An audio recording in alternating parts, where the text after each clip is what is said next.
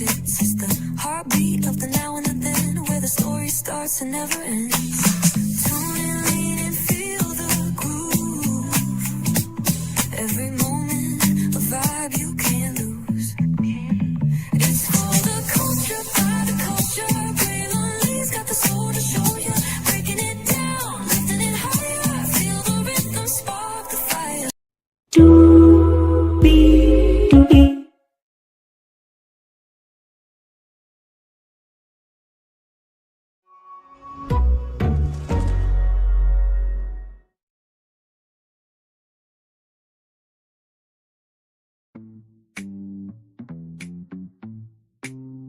Well, hello to you, and you. Welcome into another edition of Brainley's Virtual Tour Live. We are live on tour for the second to last time of the year. Tomorrow is New Year's Eve, everybody. Yes, indeed. So, the year's almost over. Now, I'm going to be real with y'all. I tried to look for like 7 destinations. I'm like, you know what? I ain't really seeing nothing. But I saw these 2 destinations. I'm like, we can at least talk about 2, right? I feel like on the second to last day of the year, we can chillax a little bit, right? Just a little bit. Just a little bit. So, with that being said, higher is waiting. Lower is available. But either way, we gotta go on tour. Yes, indeed, we do. Let me take down this iconic intro. If you see that virtual tour background, yes, you do. You hear that virtual tour music, yes, you do. And then there is me. Hey, everybody, welcome in. Glad to have all of you here in the building with me. It is 20 degrees right now where I'm at. So, by the way, if you are in Times Square, Ryan Seacrest should be doing a rehearsal tonight. So, I know that people are already gathering for tomorrow night in Times Square, but Ryan Seacrest does a rehearsal the night before New Year's Eve. I saw an article apparently that there's going to be a second ball drop in July, right? So as soon as the ball drops, it's going to be red, white, and blue for America turning 250 years old. So there will be a second ball drop. It said in the newspaper that I read it was supposed to be like at 12:04 a.m., but we'll see if there's a second ball drop or not. But either way, there will be another ball drop in the middle of the year. So let's talk about Tyler Perry, Stefon Diggs, child. So here is this here, right? Okay, for me, it's takeout.com. Text messages show Tyler Perry's latest accuser asked for money before filing lawsuit. New details have surfaced in the legal dispute involving Tyler Perry and his sexual marriage accuser, Mario Rodriguez. According to alleged text messages obtained by TMZ, Rodriguez appeared to reach out to Perry for financial help weeks before filing his lawsuit. Several of the messages were reportedly sent on August 31st. It began with Rodriguez explaining that he had not been feeling well and was dealing with dental issues. In the text messages, Rodriguez allegedly acknowledged that he had previously promised not to ask Perry for anything.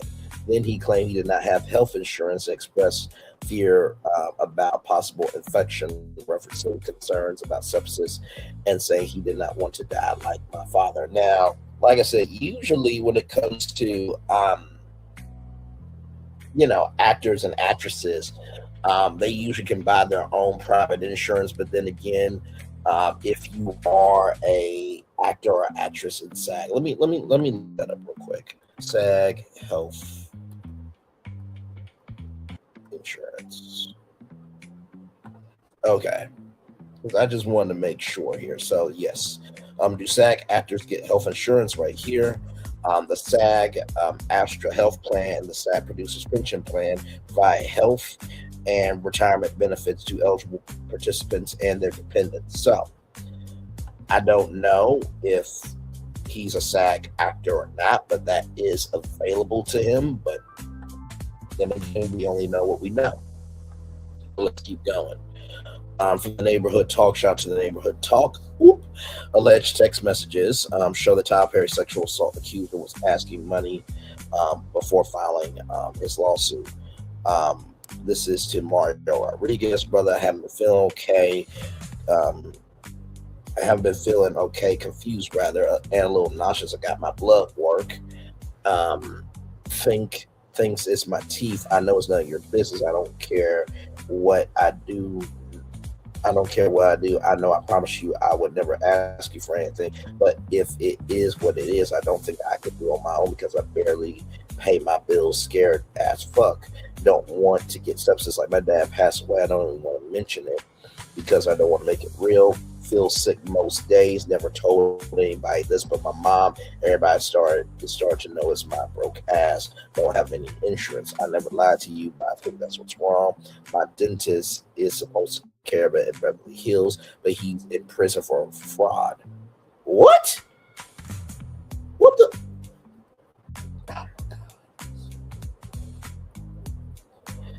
So the person you're going to, right, is in prison for fraud, and you're reaching out to Tyler Perry. And this was weeks before the lawsuit was filed. Okay. I have always been healthy, but lately I've been waking up confused and ditzy and a bunch of stuff. I just can't go to the doctor because I can't even afford. I don't want anything. I just want to be okay. Scared, brother. So all these messages, right, in the gray are Mario Rodriguez, right? So then, as we can see here, August of 2025.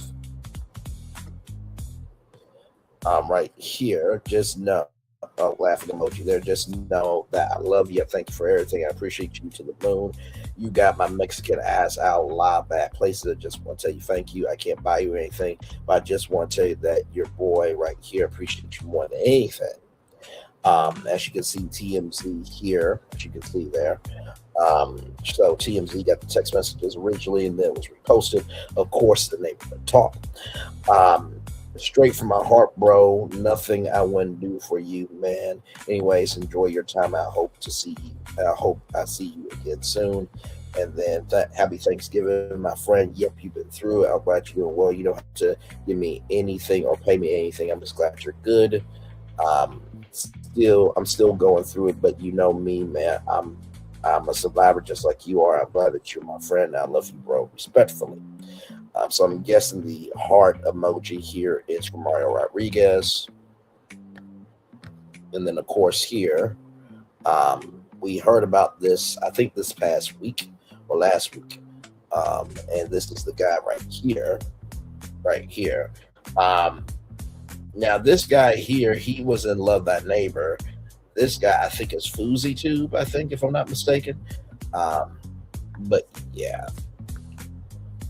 He reportedly told Perry that he was scared and wanted reassurance that his condition was not serious. Additional text messages from earlier in 2024 allegedly show a much friendlier tone with Rodriguez, flanking Perry, expressing affection and appreciation for him. The messages surfaced days after Rodriguez filed a lawsuit accusing Perry of sexual assault, sexual battery. In the filing, Rodriguez claimed that Perry made unwanted sexual advances and alleges that the filmmaker grabbed his cream stick during one encounter. Perry has strongly denied the accusations. His attorney, Alex Shapiro, Tyler Perry's attorney, Alex Shapiro, rather, dismissed the lawsuit in a statement to TMZ, calling it nothing but a $77 million money grab scam. So there is that. Child, listen. He was an extra. Virgo Vision nominee. Do you know something, child? And welcome, man. I think this is your first time here. Do you know something? Because if you do, let us know. Like, listen, everything is alleged on this channel, okay? Listen, everything. Although we do our research very thoroughly over here because we do not want to be a toss-away or Malacco scam, okay? Or a nosy person that it fell into her own hole. Hang on here. I'm gonna click your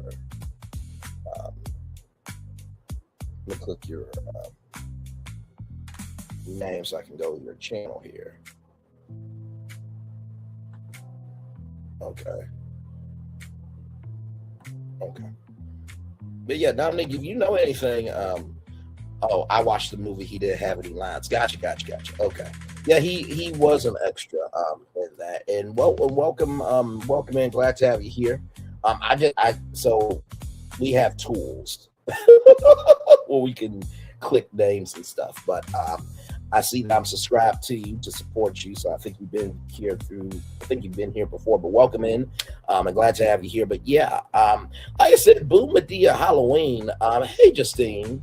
Okay, got you, gorgeous, got you. Hey Justine, good to see you, my friend. Good to see you. You've been on here before under Dominique. Understood. Well, welcome back, and glad to have you here. Like I said, it's very interesting, right? And I know that whenever a victim comes out, especially with the Me Too movement that happened, right? And that movement needed to happen, just like, with what P. Diddy went through, that he put himself through, and R. Kelly, and, Charlie Rose, and Matt Lauer, and Harvey Weinstein. We didn't really see a lot of women go through the Me Too movement. And what I mean by that, y'all, it's not women who went through the Me Too movement in terms of giving their testimony, but we're talking about women that have been on trial, right? So we have not seen that. You know what I mean? Not to say that women are not perpetrators, because they are, but usually it's more men than women. I will say this. I think two things can be true, right? I think it could be true that he needed the money, but also too, he felt disrespected. Now, everybody else is going to be like, well, if you felt disrespected, then why would you ever consider like reaching out to him for money? I think that's a very, very, very valid question. With that valid question, that doesn't mean that if behavior has changed, that you could feel comfortable to reach out to them. So that's my take on it. Of course, we have to just wait and see if there's any more intel. Of course, the documents are not out as of yet. My man, Document Tings, who also has a YouTube channel, by the way, just put out an album too. So shout out to Document Tings. He's on Twitter. I think the last thing he said, let me go to Twitter here.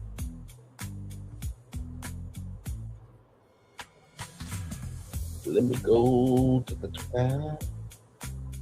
Let me go to the tab. Because I think he said when the documents are out that he will drop them. But let me make sure there's no update.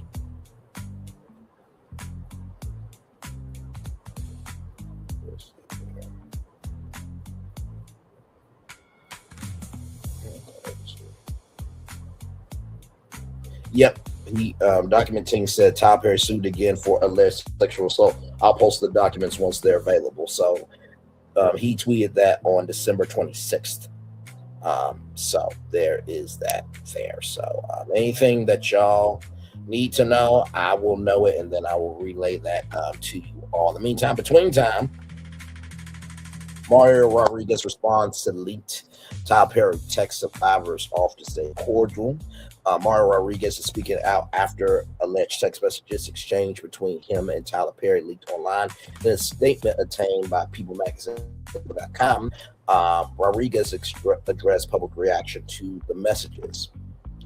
I briefly want to respond to what's being said about me right now. He said, people are pointing messages where I was polite, grateful, or vulnerable, and trying to use that to discredit me.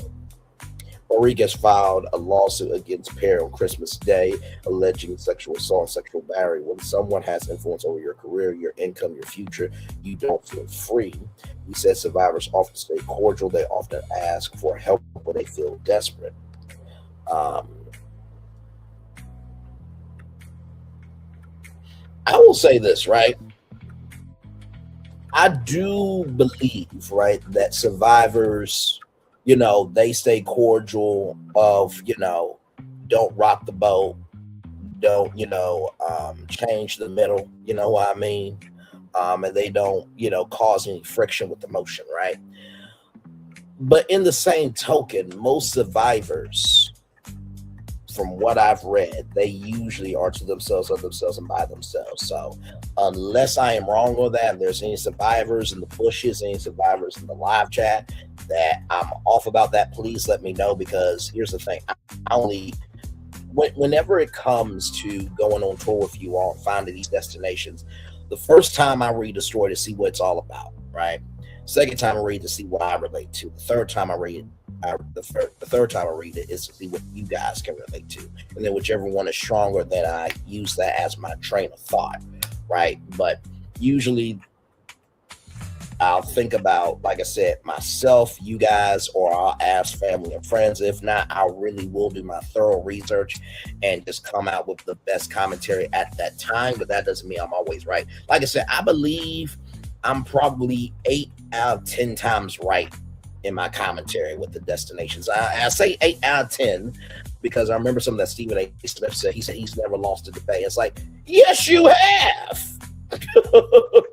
But then I had to think about he's never lost a debate in terms of preparing for the debate. So that's why I always say I never lost a tour, because I've always done research for my tour. But I don't really know if survivors really ask for help when they feel desperate, because usually that trauma is too triggering for you to ever ask for help. But that's just me. I could be completely wrong. He added that does not mean abuse didn't happen. Continued financial support and access are not inconsistent with abuse. They're often part of the power dynamics that follow it. Rodriguez, a model who previously appeared in a small role in Boo and Medea's Halloween, is seeking $77 million in damages. Perry's attorney, Alex Shapiro, has denied the allegations, previously calling the lawsuit nothing but $77 million money grab scam. Leaked text messages appear to show Rodriguez referring to Perry as friend in late 2024 and discussing his health and financial struggles. In one message, Rodriguez allegedly wrote, "Just know that I love you. I thank you for everything. I appreciate you to the moon." And another, he added, "I can't buy you anything, but just know, I just want you to know how much I appreciate you." So that is the latest on that. Hey, Nikki News, good to see you, my friend. Can you believe, like, this is the second to last day of the year? Like, and this is the thing, I could not find a lot of destinations for y'all, but I saw Tyler Perry and everybody talking about the text messages. I know about Giselle, this, that, and the third. But y'all, I'm gonna be real with y'all. I watch Bravo for y'all. I really, really do. That's it, right? And I'm gonna tell you, if I could like have Brayley's virtual tour awards, right, and I could give the award for the most patient subscriber, is this one, because I still haven't gotten an answer on Beyond the Gates, right? And I want to do Beyond the Gates. I really, really do. But I know a lot has happened. Okay, I know that, Grace has been kidnapped. I know that, Leslie's mom was a part of the group that, Miss Tooney was a part of. I know there's a lot that went down. Okay, I know there's a lot that went down. But I also, too, don't want to feel inauthentic to the community. And Beyond the Gates is a community, okay? So I didn't want to be inauthentic and jump right back in when somebody who's been following it since I dropped, I'll be like, "What you doing covering it, damn it? You ain't covering this, that, the third." I love you so much. I really, really do. And this is the thing about me and Nikki News, right? You know what she said. She says she's given up on Beyond the Gates, but she hasn't given up on me. I'm going to say it 2 more times. She's given up on Beyond the Gates, but she hasn't given up on me. She's given up on Beyond the Gates, but she hasn't given up on me. And I'm going to tell you this right now. With everything that I have went through on YouTube, and really, if I might add, all of it really unnecessary. But in the same token, it was necessary because I got to see who really was for me and who really wasn't for me. But we're almost getting to that big goal. You see the total view count, okay? We're on our way there. But the blessing of all that was I did, thank you, very unnecessary. Because let's be real, before anybody was on a panel for Saturday mornings, I was the only male on every panel. Let's get that straight. That's not to negate any other males jumping on panels and stuff. Okay? But this one was in the trenches. Every time. Every time. I mean, every motherfucking time. So far be it from me to feel a way of, okay, cool. You are now the only male on the panel after the storm is gone. Okay. Okay. Okay. And there's nothing wrong with men on panels. But what I'm saying is, it's quite interesting to me, right? That subscribers and panelists feel like they have the energy to hold their own like the rest of us do and feel like that should be recognized. Let's pull up your resume. Let's pull up mine. That's all I'm saying. No disrespect at all. You know, I mean, I've been holding it down over here, but the blessing of what is getting ready to happen for 2026, and I'm really am excited for 2026, like Nikki New said, is all the views leading up to this big goal has been because of other content. Y'all remember my 5 statements? Y'all remember when I said my 6th statement, this was going to prove who's a real content creator, who ain't a real content creator? Y'all remember when I told y'all that shit? Some of y'all were confused on like, why does Prayla keep saying that?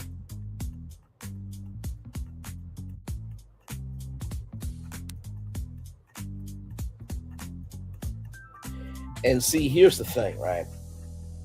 There's nothing wrong with covering what you cover. Nothing wrong with it at all.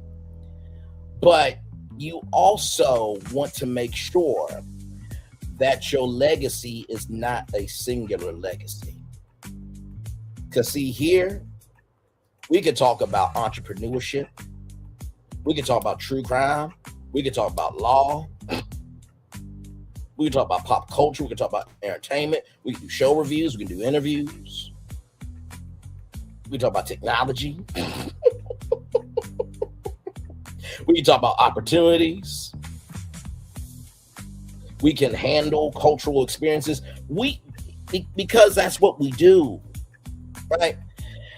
And I'm saying this to you all to let you know, if you're going to move to the higher that's waiting for you, you have to be about it fully. You can't do a 5th quarter or a half of it.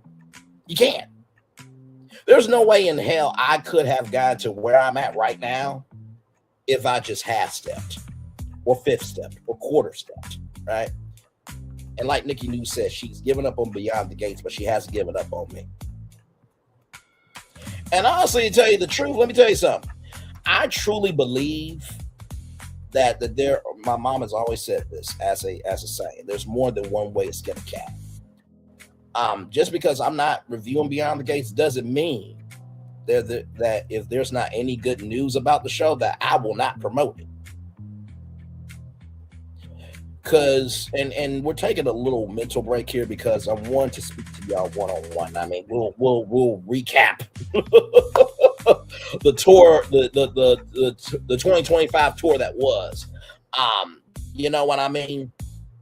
And during that time, that was a really rough time mentally because the very unnecessary energy that I was given on YouTube, even though I did nothing wrong to nobody, not here, there, or anywhere, right? I was reviewing Beyond the Gates. And you know what it gave me the energy of? You good. It's rough right now. Storm is around you. But God said, hold up. I'm in control of this. Go the fuck to sleep. And let me tell you something. I did 40-something episodes of that. And I believe that was a period in time to show me, hey, you not done. You know, your torch might have been put out, but this is your exile island, redemption island, isolation island right now. To use some terms from Survivor, they don't use isolation island, but I'm saying isolation island because sometimes in life, if you're making too many connections, you forget your own frequency of who you are. So I was pissed off, upset, and everything else because I'm just like, I know the good to fuck damn well. Y'all are not listening to somebody who wasn't in the trenches with y'all, but you're turning to get somebody who's been in the trenches with y'all. That was my real frustration. But then I recognized, you know what? God didn't stop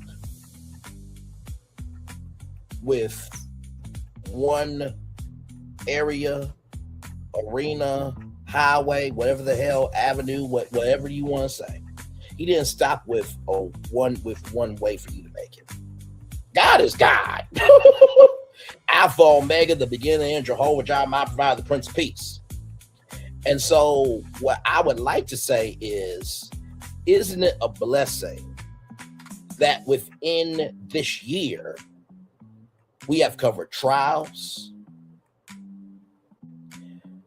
we got to cover a black soap opera and support in the beginning, and we've been able to showcase so much black excellence that regardless of what we do, as long as we are good over here, I can be at peace with that. That's a blessing because not everybody can say that. And the real test of somebody is not so much the quantity of what you do, but it's the quality of what you give. Because if any one of the cast of Beyond the Gates came on and said, hey, before we get started, I just want to let your audience know you're the shit. I watched your tours, and yes, I watched your Beyond the Gates reviews, and you should have kept doing them, but you also are the shit in everything else you do.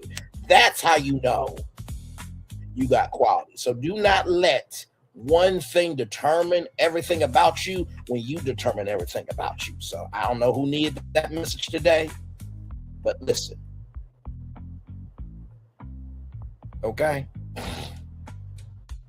I hear you. I see you. I feel the love and send it right back to you. All right? Let's keep going because, child, that's not all that happened today. Woo, child, that's not all that happened today. So here is this here from Media Takeout once again. Here we go. Now popped off today. Okay. Now his brother Stefon Diggs, I think, got fired today, if I'm not mistaken. But Cardi B's boyfriend Stefon Diggs strangled woman and paid off victim.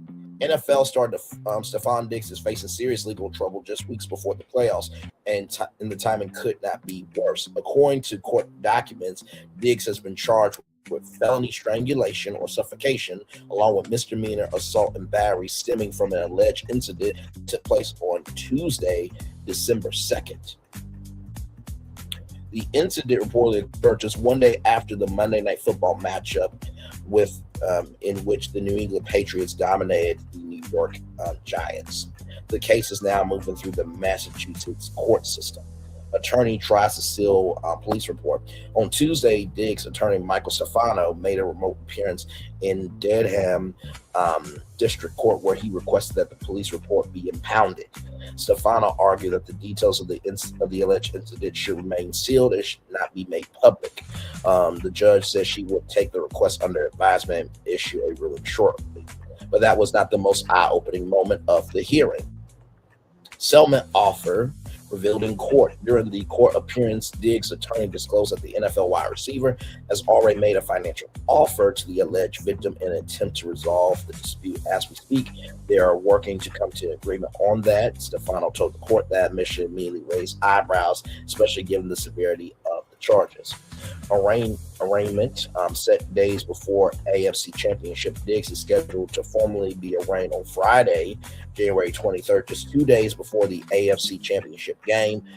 So for those of you who don't know, AFC, NFC, there's two different divisions, and the winner of the AFC and NFC, they go off and it's the Super Bowl, right? is set to be played. The timing put both Diggs and the Patriots organization in an uncomfortable spotlight during one of the most critical stretches of the NFL season. New England recently clinched its first AFC East division title since 2019 and remains in contention for a first-round playoff win, rather. That will require a Week 18 win over the Miami Dolphins and a loss by the Denver Broncos, rather. Stefon Diggs facing criminal charges after alleged dispute with private chef. New England's Patriots wide receiver Stefon Diggs is facing serious legal trouble after prosecutors charged him in connection with alleged altercation involving a private chef at his Massachusetts home. According to court records, Diggs has been charged with felony strangulation or suffocation, as well as misdemeanor assault and battery, following an incident that allegedly took place on December 2nd at his home in Dedham. Allegations stem from dispute over pay. According to the criminal complaint, the alleged victim was working as a private chef for Diggs when a dispute arose over money that she believed she was still owed. Court documents stated that the disagreement began with text exchange regarding pay. The chef told police that Diggs later entered her bedroom where the argument escalated. She alleges that Diggs struck her across the face. Oh my. And attempted to choke her using the crook of his elbow. Okay, wait a minute. The crook of his elbow. I need to know where that's at, because, like, is this the crook right here? This part right here? Is that the crook? We're gonna find out right now. Chat. That is just the inner bend. Okay, so this is the crook of the elbow right here. That's the crook right there. Okay. Oh Lord. Okay. The alleged victim did not immediately report the incident. Police said she came forward on December, not September, child. Listen. December 16th, my bad for that, y'all. December 16th, initially expressed hesitation about pressing charges due to Diggs' fame. She also told authorities that she believed she was still owed money for her work at the time of the alleged incident. Diggs denies all allegations. Diggs is scheduled to be arraigned on January 23rd, just days before the AFC Championship game. His attorney has indicated that Diggs denies the accusations. The New England Patriots released a statement addressing the situation and confirming the player's position. The New England Patriots are aware of the accusations that have been made regarding Stefon Diggs. The team says Stefon has informed the organization that he categorically denies the allegations but supports Stefon. We continue to gather information and will cooperate fully with the appropriate authorities and the NFL as necessary. The team added it will not comment further due to the ongoing legal process. The case is still developing. At this stage, no trial has taken place, and the allegations have not been proven in court. Diggs remains active with the Patriots as the legal process unfolds. It remains unclear whether the NFL will take any disciplinary action pending the outcome of the case. As always, all defendants are presumed innocent unless and until proven guilty. The takeout will continue to follow this development story and provide updates as more information becomes available. Well, yeah, I know. So what do I have to say about the story? You know, we had Michael Vick and the Dogs. We had Ray Rice and DV. We had Antonio Brown and all of his antics. And all those men got consequences, right? And the only way that we will ever know about this is if there is in-house footage. You know, depending on your level of fame, you know, everyday people have cameras inside their house, especially if they're working remote. You know what I mean? They have a home with they have a primary home for their, you know, bills and everything else. And then there are some people that they can have a business PO box where, you know, it's not their actual address. But with that being said, usually depending on the level that you are, whether you're just an everyday person just trying to make $1.15, or you're able to make millions of dollars out of millions of cents, you have a security system. So unless camera footage comes out, I think that would be the nail in the coffin. First of all, on top of all that, I don't think it should take anybody to slap somebody across the face and be in the crook of the elbow, right here, the crook of somebody's elbow, over a pay dispute. First of all, text messages can be altered. That's one. Number two, I don't care how friendly you are with your staff. There should be a house manager, right? That is and like I said, this is just my opinion, y'all. So please give me love, grace, and space here. But there should be a house manager that should be the intermediary between the employer and the employee.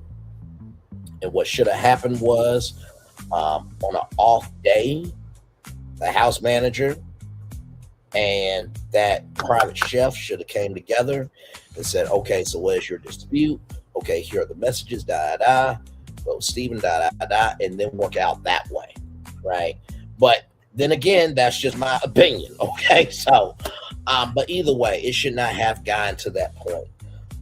You know what I mean? So yeah, I do think a house manager would be a good idea. And by the way, that's not to say that you should not be involved with your staff. Like, for who I am, right? When Brainley's virtual tour makes it, when I make it in media, I'm going to be the same Braylon. Like, hey, how's it going? How are the kids this out there? Because I'm just a genuine kind person. But for every level that you are at, it requires a different access.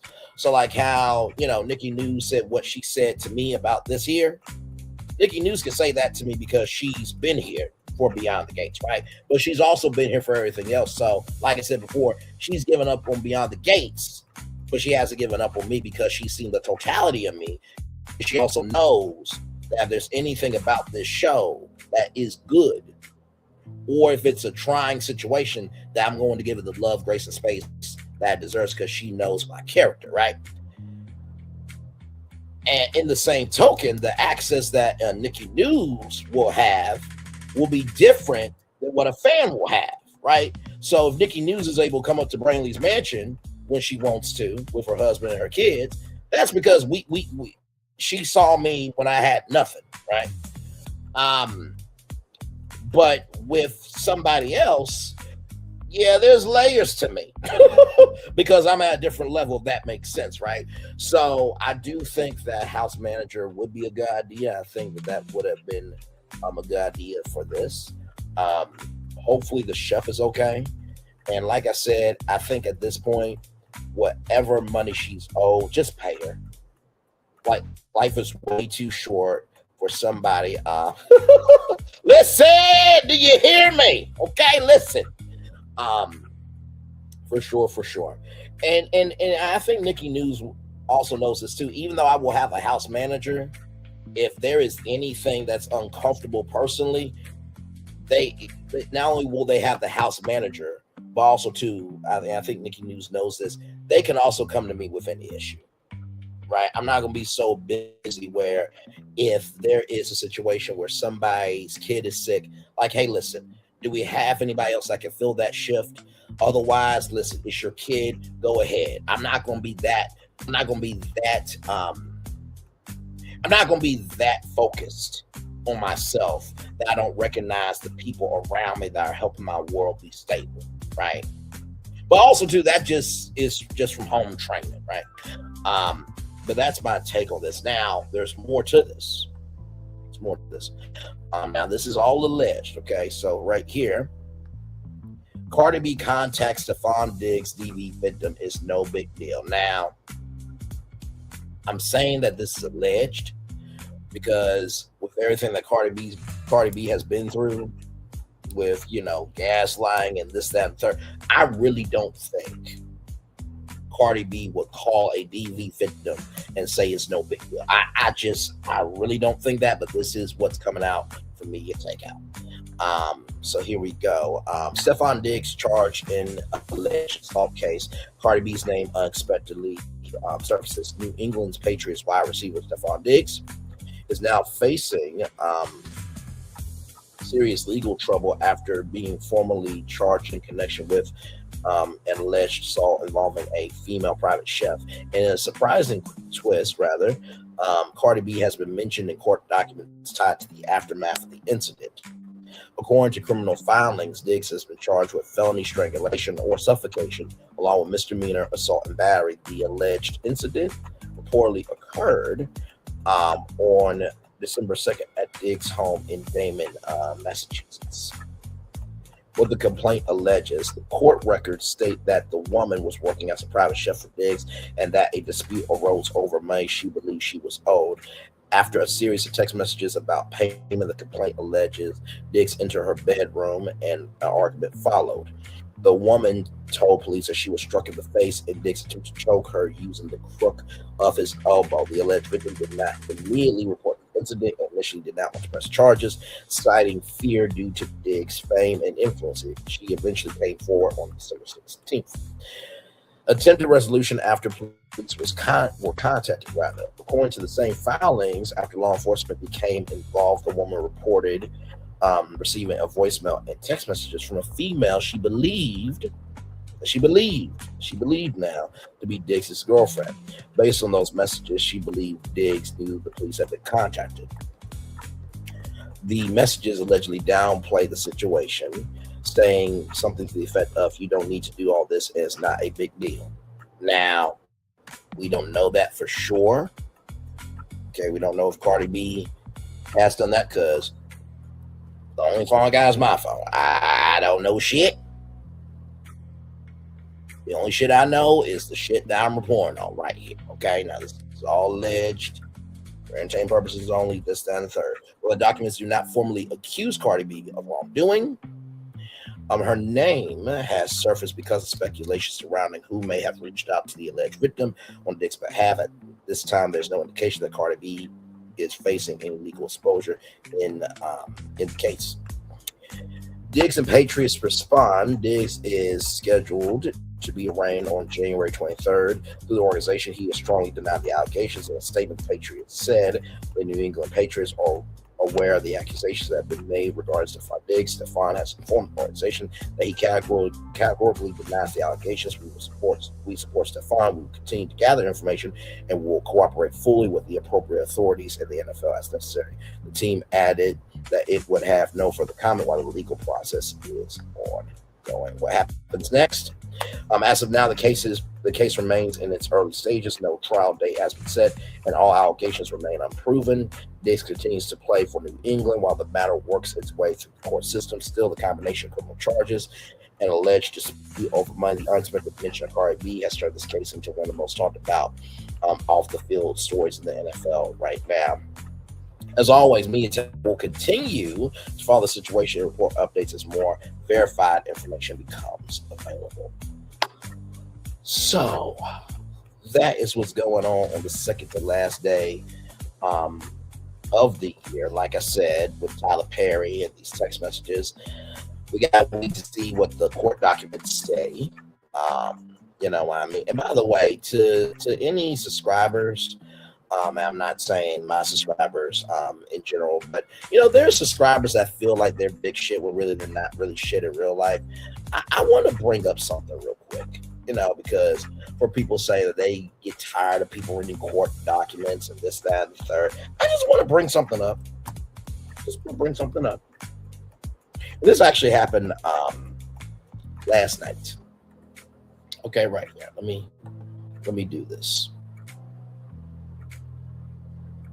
Because I think some people like being stupid to hear their own selves talk. And I love you. We never stop praying for you. I know you in there charming whoever crosses your path. Reading right here, motion to reinstate jury verdict. So this is Pam Esquire reading a court document. Okay. Emojis. I love you. We never stop praying for you. Tori said, LMAOOOOO. I charm who I would like to charm. So this is Pam Esquire reading a court document. So could every subscriber just shut the fuck up on this shit? Please and thank you, because I sincerely, like if there's a content creator that you don't like them reading court documents, cool. But like until you can do what they do, then shut the fuck up talking. I'm not talking to Nikki News. I'm not talking about in my chat, in my bushes, or on the replay. I'm talking to rabid, deranged, and delusional subscribers that they think they got the gumption to be somebody. Okay, because I'm just like, really? We're upset about people reading court documents. There was a whole case with PD. Did you have the energy to hate on what PD did? Because if you didn't have that energy, you can't talk about shit when it comes to other people in court documents. I don't want to hear it. Okay? So, listen, just because I don't say everything doesn't mean I don't see everything. Okay? Mm-hmm. And that bullet ain't for you. Don't pick it up, child. Please don't.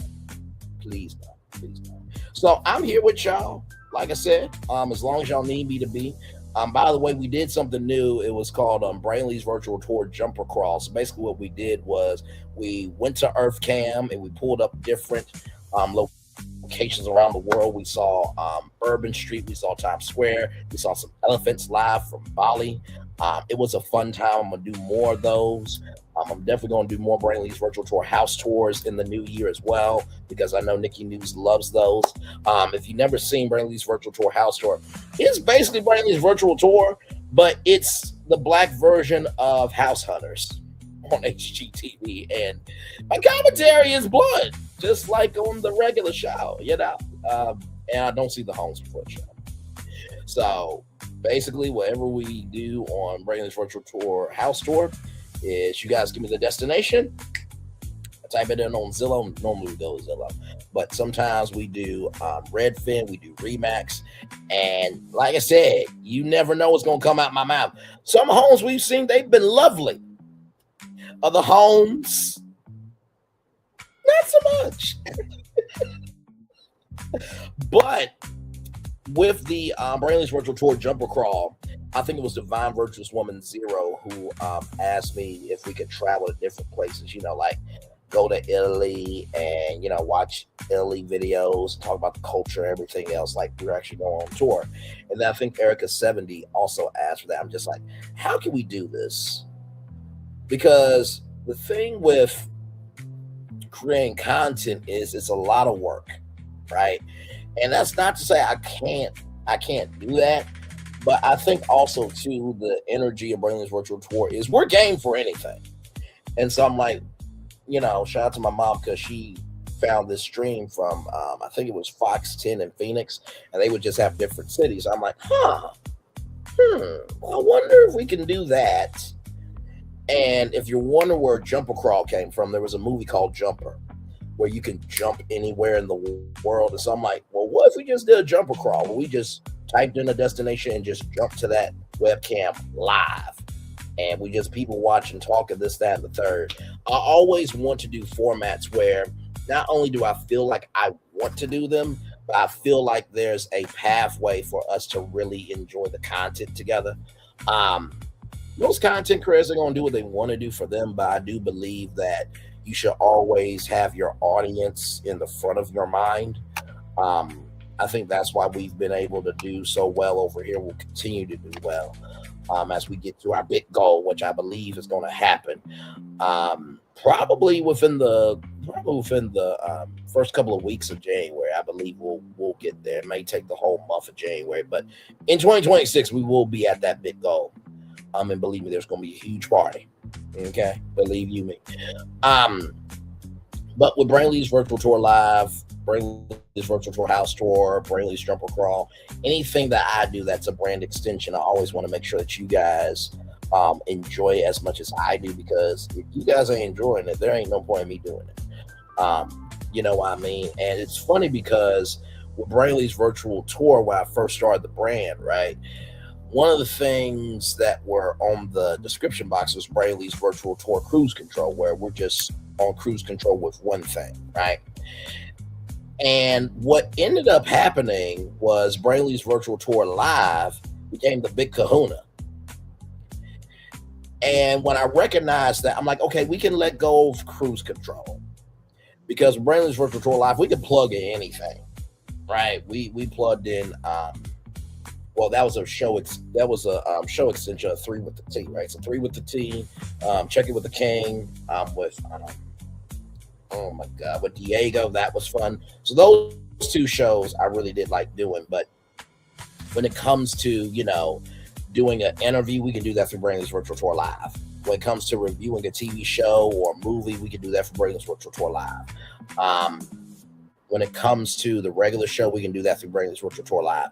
So Brainley's Virtual Tour Live is a great conduit for all of our content because we can do anything because it's about going on tour live in real time about what you guys are traveling to virtually. And the house tour, it really started off as like, okay, we need to expand. But also too, I really do love the house tours because y'all get to see a different side of me. And then, the jumper crawl is basically bringing travel to all of us live. You know what I mean? And I will say, like, if you really pay attention to this channel, you really do get to know the real me. I mean, of course, there is amplification or a Braylon-ification that's amplification and Braylon put together. So it is a personality here, right? I have to give you some oomph, right, for you to stay tuned in. But it really is the real me, right? And Nikki News was with us, I think the weekend before last with Ready to Love. And, I said to the audience, like, if y'all really want to know my take on relationships, watch the Ready to Love reviews. Because I actually do drop a lot of knowledge. But also, you get to see a whole different side to me. And I do me a whole different side of me. Like, you get to see me. Not that I don't shade on my after show reviews, but with Ready to Love, it really is about Black love. So I give my own commentary on what I think relationships should be about. But also, too, I give the perspective of, okay, let's go beyond the show and let's really get real here. And that's the thing that I really do love about our channel is that you get to see a little bit of everything at Braylon. You get to see him angry, you get to see him upset, you get to see him disgusted, you get to see him happy, you get to see him shady, you get to see him laughing, you get to see him happy, you get to see him melancholy and choked up and everything else. And I'm very proud of the fact that as a Black man that I have been able to be human on my own channel. And I don't think that really gets discussed enough on social media because we're not supposed to be strong and be this, that, and third. But to see a man be able to go from covering the whole trial to being able to talk about deep subjects like we just talked about here, but then jump to pop culture and entertainment and then talk about entrepreneurship and give away opportunities and then be able to interview people and you're on the same channel. Like the channel hasn't changed. If anything, I will say this, right? This was the very first background right here on the highways and byways of the possibilities of what could be. Y'all remember this one. This was the first one. And then, of course, we needed to jazz it up a little bit, being live from Vegas. And then, of course, we needed some more fireworks. And, of course, we did that with Disney, of course. But then I'm just like, you know what? We really are about our business, so we need a studio that reflects it. So, like I said, the package may change, but the soul of who we are, that ain't gonna never change, right? And I will venture to say, I believe I cover a lot more of Black culture than anybody in this broken sector, this former broken sector of Love and Marriage Huntsville. And I really do believe I cover a lot more Black culture than most Black YouTubers. Now, that's not to say that the other Black YouTubers do not cover Black culture, right? But we are a very media foundational channel over here. Like we talked about the NBC Universal spinning off the cable networks, right? And that was a big story. I'm surprised not a lot of people talked about it because Bravo could have been a part versus it, right? We also talked about the Warner Bros. Discovery, split. And we covered the Netflix purchase of Warner Brothers. So we cover really big stories over here that you won't hear about. I can't tell you how many stories we've done on children. I can't. It's countless. I can't tell you the amount of times we talked about very heavy, subjects about DV and mental health and everything in between. But women's rights, oh my lord, I've been so informed by all the destinations we went to. So we'll get into that a little bit more. But I wanted to just say that with this channel, I am very proud of the evolution of our channel, because in the beginning, it wasn't like what you're seeing now, the nighttime background, everything. It really was, hey, I'm Braylon, you, nice to meet you. I got something to talk about, you got something to hear, and let's go off and see what can be. And to go from that to where we are now, I'm very humbled, very, very humbled. You know what I mean? So, but we'll get more into that tomorrow night on New Year's Eve. Which, by the way, I believe I'm probably going to start broadcasting live around 8:00. So have your food, have your drinks, have your champagne. I'm probably going to have to buy me a bottle of champagne tomorrow, and then probably we'll see what I can do for food as well. But yeah, we're going to have a New Year's Eve party tomorrow. We always do one. Now, I did learn my lesson. I can't play Dick Clark. You know what I mean? Not that I can't play him, but I have to, be sparingly with that, because I really was pissed off with YouTube last year, but I've learned my lesson, right? So, but we will have a good time. I think that'll start at 8/7 Central. So we'll be live on YouTube all the way up to midnight. So we'll talk about all the destinations that we've traveled to, some of the big moments of of the tour that was 2025, and also too, if you want to come up and give your thoughts on any of the tours that I've done, my takes, any memory of me that you remember throughout the year, we're gonna have a good time. So, with that being said, we're going to take a little bit of a commercial break here. We're going to play our anthem, and we will be back right after this. We are live on tour. Like, comment, share, subscribe. We're back right after this. Roll it.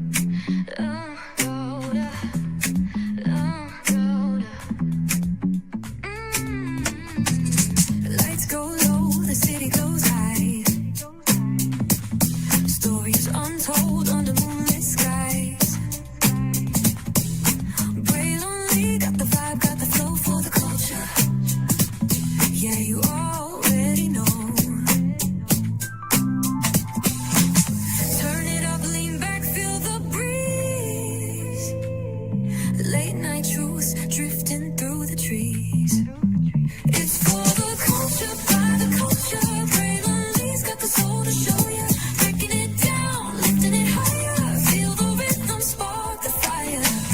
Headlines flip with a soulful twist. Behind the scenes where the magic sits. It's the heartbeat of the now and the then, where the story starts and never ends. Tune in, lean and feel the groove. Every moment, a vibe you can't lose. It's for the culture, by the culture. Braylon's got the soul to show ya.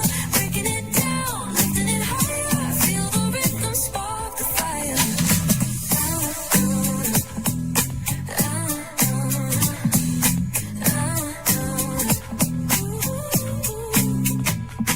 Hear the whispers in the city's hum. Echoes of stories where we're from. A beat, a step, a voice so clear. The pulse of us, it's all right here. We got soul, we got flavor. Every moment is a savior. Every experience is an overcomer. Turn it up, feel the glow, let the rhythm flow. Spotlight shining, we in the zone. This is the place where the culture's grown. Stories untold, now they're coming alive. Braylon Lee got the vibe tonight. One thing to know and two things for sure. Higher is waiting and lower is available. But either way, we gotta go on tour. It's Braylon Lee's virtual tour, where the culture makes it smooth. Feel the love, feel the truth. This is us, this is you. From the unknown, the unembraced and more. This show, this brand and the possibilities of what can be is all here for you. I'm just a kid from the rock, trying to be a rock for people, trying to make it best they can to become. Being moved is a creator of power to lift up all of us, not just a selective few. For the culture, by the culture, here we be, Braylon Lee, bringing life to trust and belief. It's entertainment, news done away with. Literally, spotlight sharp like a diamond shine. We see the stars, but the stories align. Deep in the soul where the heartbeats find. The pulse of the people redefining time. And just a pro tip, people have to earn the right to hear your story, but in addition to that, people have to earn the responsibility to be a part of it. Just because we are not seen by everybody doesn't mean we are not been seen by who needs to see us. Noise equals attention and sound equals purpose. Anybody can be a creator, but it takes a somebody to be an artist.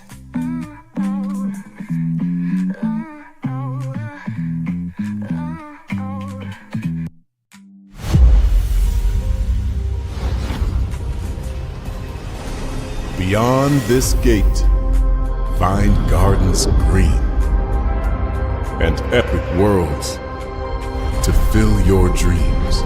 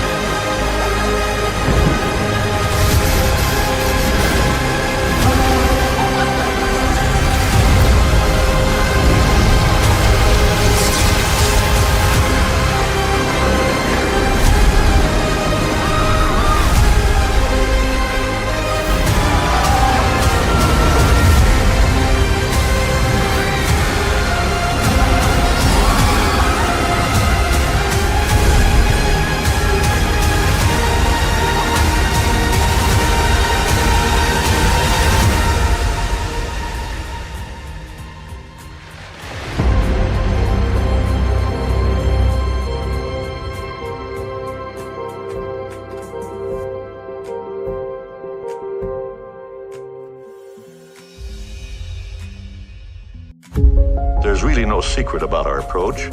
We keep moving forward. With the hope that it will be a source of joy and inspiration to all the world. In Disney's 102-year history, there have been many defining moments and countless achievements. Today, we celebrate another thrilling moment, the creation of a spectacular new Disney theme park resort coming to Abu Dhabi.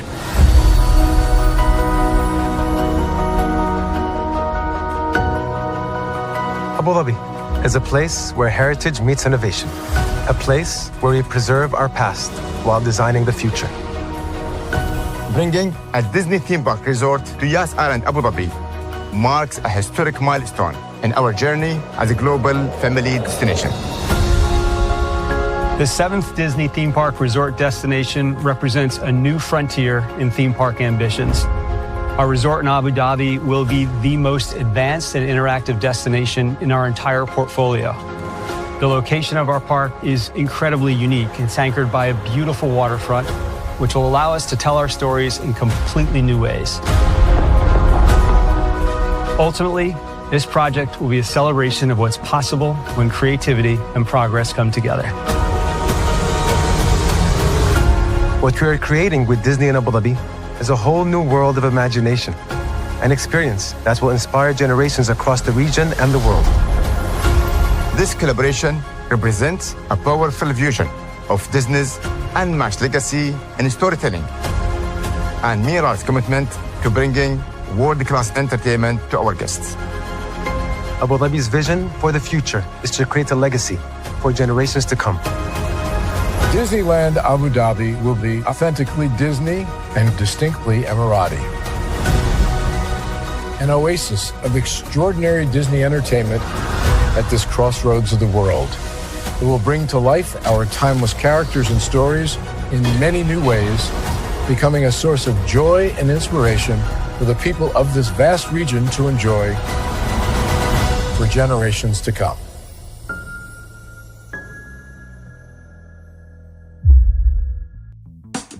Caesar. Just look at him. Politician. General. Author. Ruler. Man.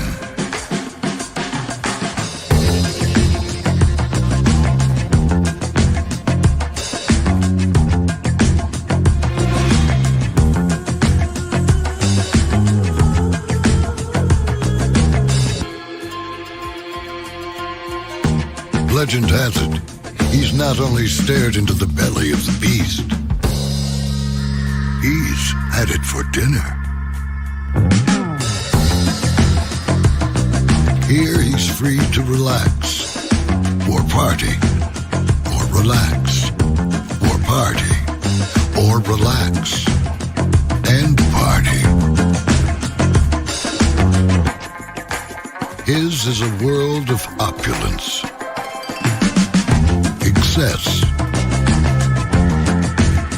and the occasional impulse buy. Not one to rest on his laurels, he's famous for ushering in a new age of entertainment. So, for anyone seeking a place where the sun never sets on a good time, all this awaits.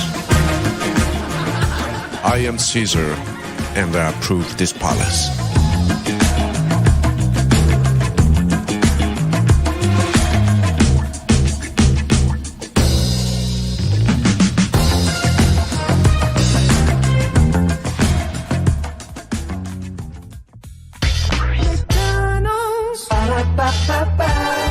I'm loving it.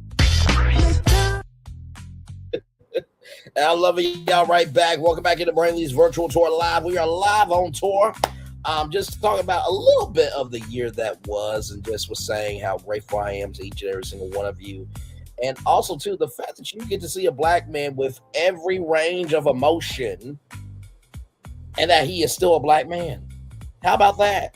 Because like I said, that doesn't get taught enough on social media. We're able to go from really complex, complicated, and sometimes very culturally triggering issues to pop culture, entertainment, and just having a good damn time. And you're on the same damn channel. You ain't had to change it. I haven't had to kowtow, do this, that, and the third just to be around anybody. And do you notice, right? Even though I'm not around a lot of people, that don't mean that I don't support people. I can hold my own and support other people and still be cool with myself. Like I said, we're about to get to a very big goal. Because I decided I'm the operator of my soul. Nobody else. I am. I didn't let other people's definitions define me. I defined me. More than anything else, I recognized that just because other voices were never heard in their real life doesn't mean it should stop my voice from voicing out things that need to be voiced out for. When you let other people's thoughts dictate your movement, you've already lost the plot. With that being said, let me turn on my camera now because we done the whole show for over an hour. Yes, we have. Yes, indeed. Yes, indeed. Yes, indeed. Yes, indeed. Yes, indeed. We are here chillaxing. Second to last day of 2025. And then it will be a brand new year tomorrow. Like I said, we will be here live making it do what it do. And like I said, should be a good time had by all. So yeah, I'm excited.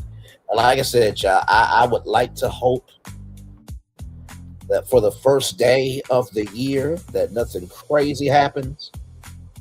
But then again, I gotta remember the world we live in.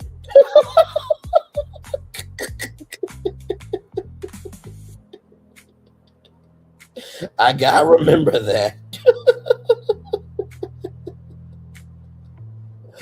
I definitely have to remember that for sure. But it's all good in the neighborhood. And, you know, like I said, even though you may not have gotten everything that you wanted, you're still here.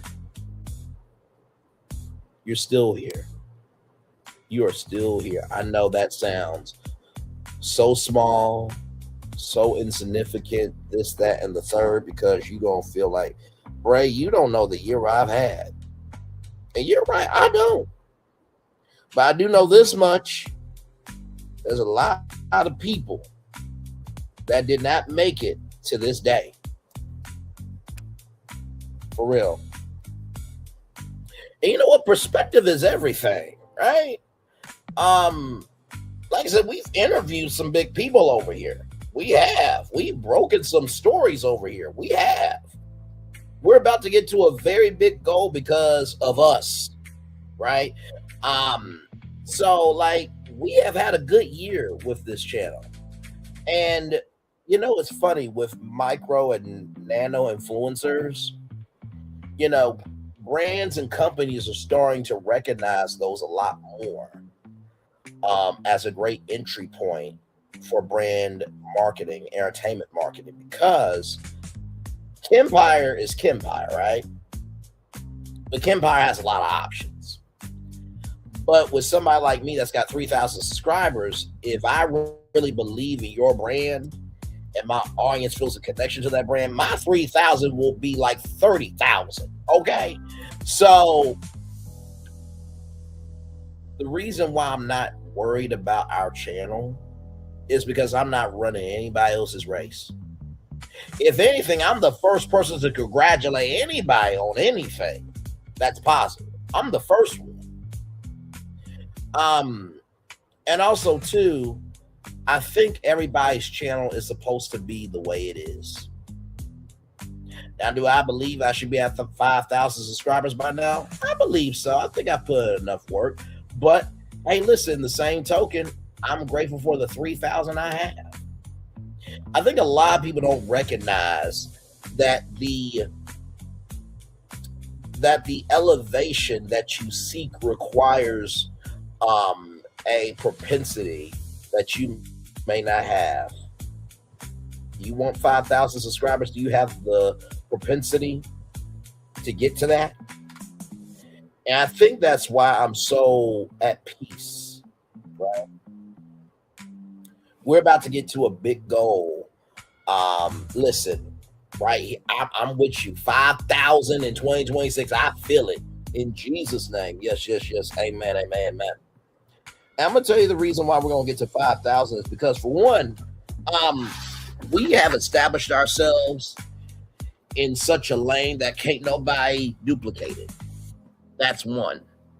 Number two, you know, we have been able to regulate the wins and the losses enough that we have a computer operating system or soul operating system to know how to navigate.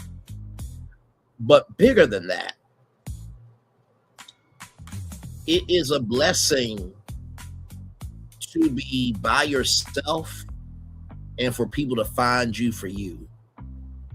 It really is a blessing for people to find you for you. It's a blessing that people can find you for you.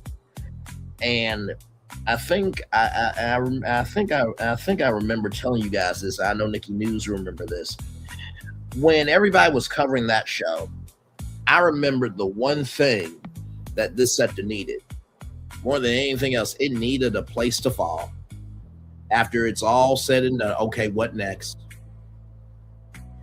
And we've never moved off of that square of being a place to fall. Not one time.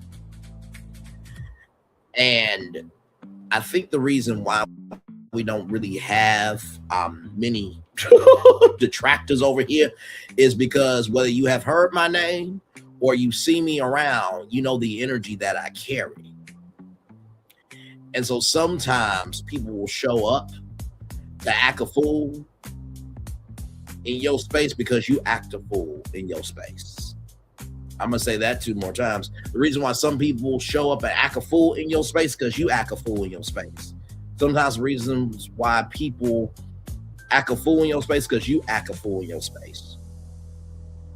But if you give a fuck about your space, if you give a fuck about the energy you give, and if you give a fuck about what you are distributing to the people, they will match the energy. Because I can bet you this, there's been a lot of other channels that, you know, that people have went to, and they probably compared it to Braylon. You know what? Let me go back over to Braylon. Braylon ain't that bad. Now, he talked too damn much, but he ain't that bad. But also, too, I think sometimes when you have never had an energy of peace in your life, you don't understand how to navigate it. So it's better to not watch. It's better to not listen. It's better not to understand because you never had it. But the curse of that is the more you move that energy, the less time you have to be in peace with it. That's just being honest. Because I know Nikki News is a watcher of YouTube and she watches many other YouTube channels. And I'm not saying this is the greatest, bestest, this, that, and the third YouTube channel of all time. But compared to some other people,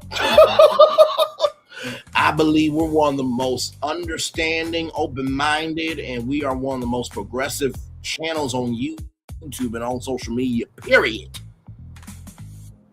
Because we don't just follow what everybody else is following. I mean, of course, we cover the mainstream stuff, sure.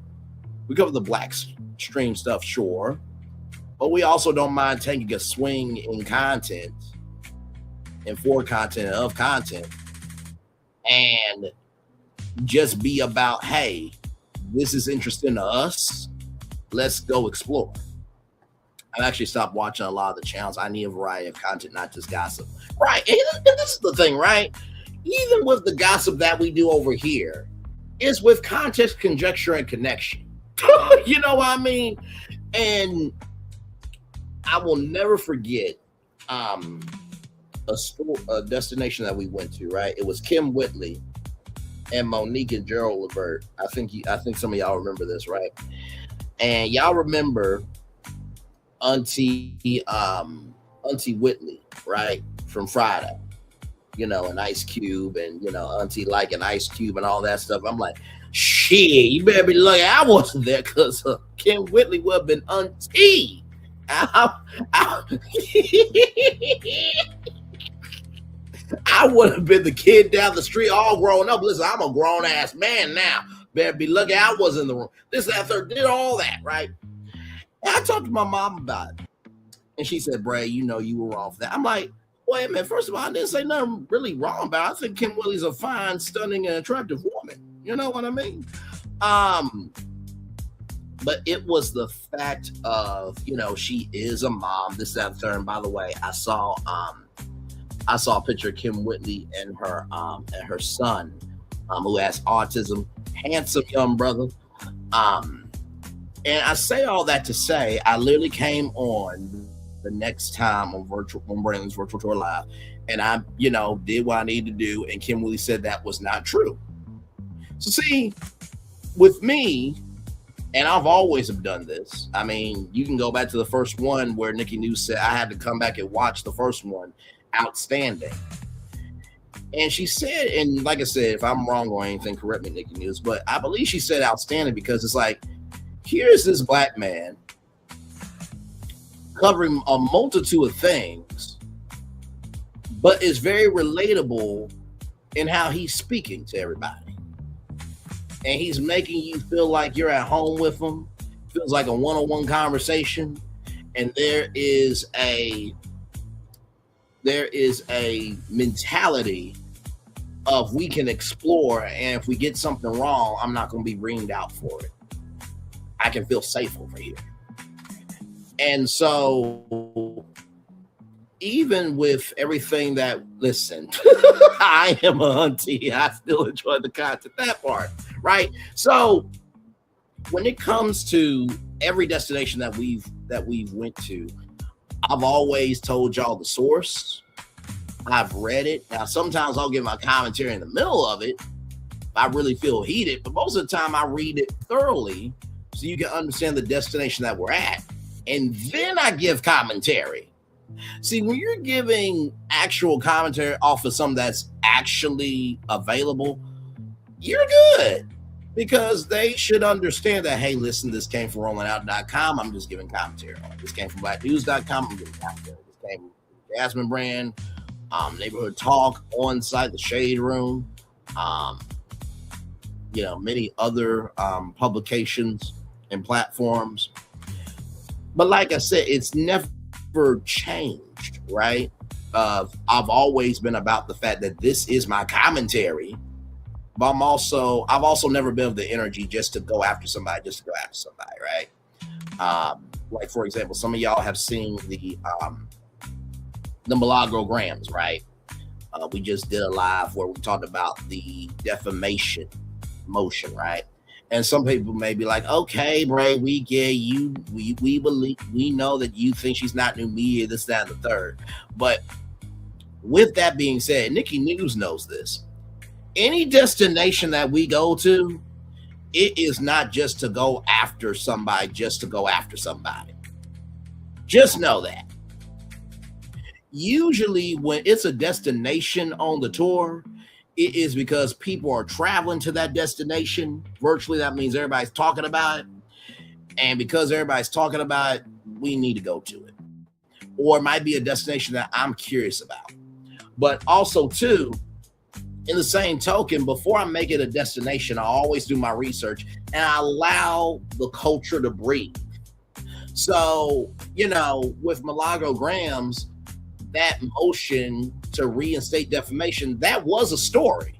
That wasn't going after Milagro just because I don't like her.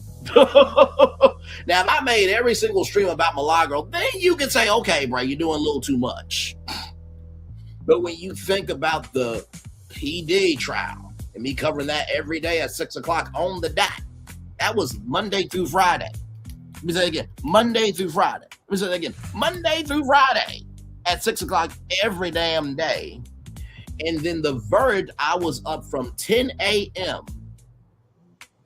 to 7 p.m. that Friday. The Jonathan Majors case, right? And also two big moments like the DNC, the Kenya Moore confessions thing, where some people thought I was a Kenya Moore hater. I'm just like, I don't think y'all understand what I do. I cover cultural experiences. Like even Nikki News was like proud of me that night. Not that she's not proud of me all the time, because she is. But when she came into the chat, she was like, yeah, this channel is hot tonight. Like, no, this is what he does. Like, he's not hating on Kenya Moore. Now, he's hating on what she did. A lot of people were hating on what she did. But that was because we were covering Roa. and that was supplemental content relating to what we were talking about. You know what I mean? Yeah. And that's the thing. Like, I think some people don't get the fact that just because you're covering something means you're this, that, and the third. No. And if you go back and watch those lives, which I did just for the fun of it, it really was 50-50. And there were some people that, I'll say this, there were some people that didn't like me because they had a painted broad brush opinion of me. But there were some Kenyon Moore stands that stayed in that live with me because they felt my energy of, oh, wait a minute, this guy ain't hanging on Kenya. He's just giving commentary on an experience that we're all experiencing. And even Team Twirl was pissed off that night. That was only a 1 minute and 49-second clip. So, you know, just because somebody's covering a cultural event doesn't mean that they are this, that, and the third. It just means that they are about their business. And I think because we have had people not be about their business, it gives this impression of, oh Lord, here they go talking about this person, even though everybody's done with it. It's like, y'all do realize there are things called follow-ups stories, right? And like I said, when it comes to Milagro, I think that let me go back to it.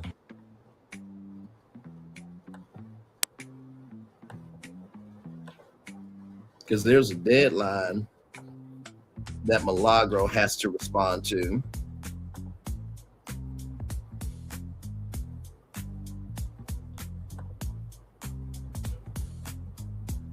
Let me make sure here.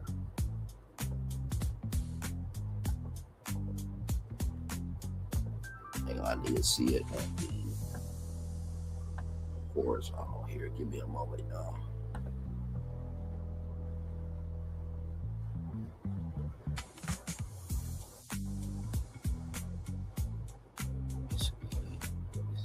Let me see.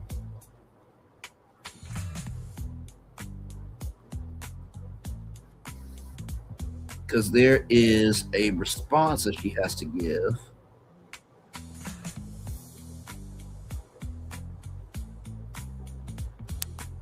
Oh, where is it? Hang on.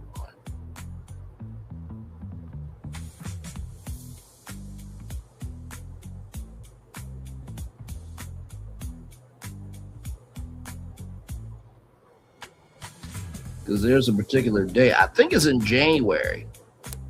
If I'm not mistaken, I think it's in January of 2026.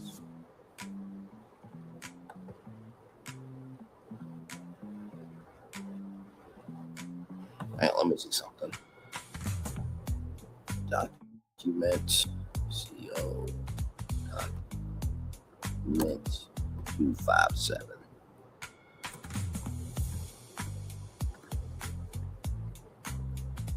Okay, let's see. Police monitor. No.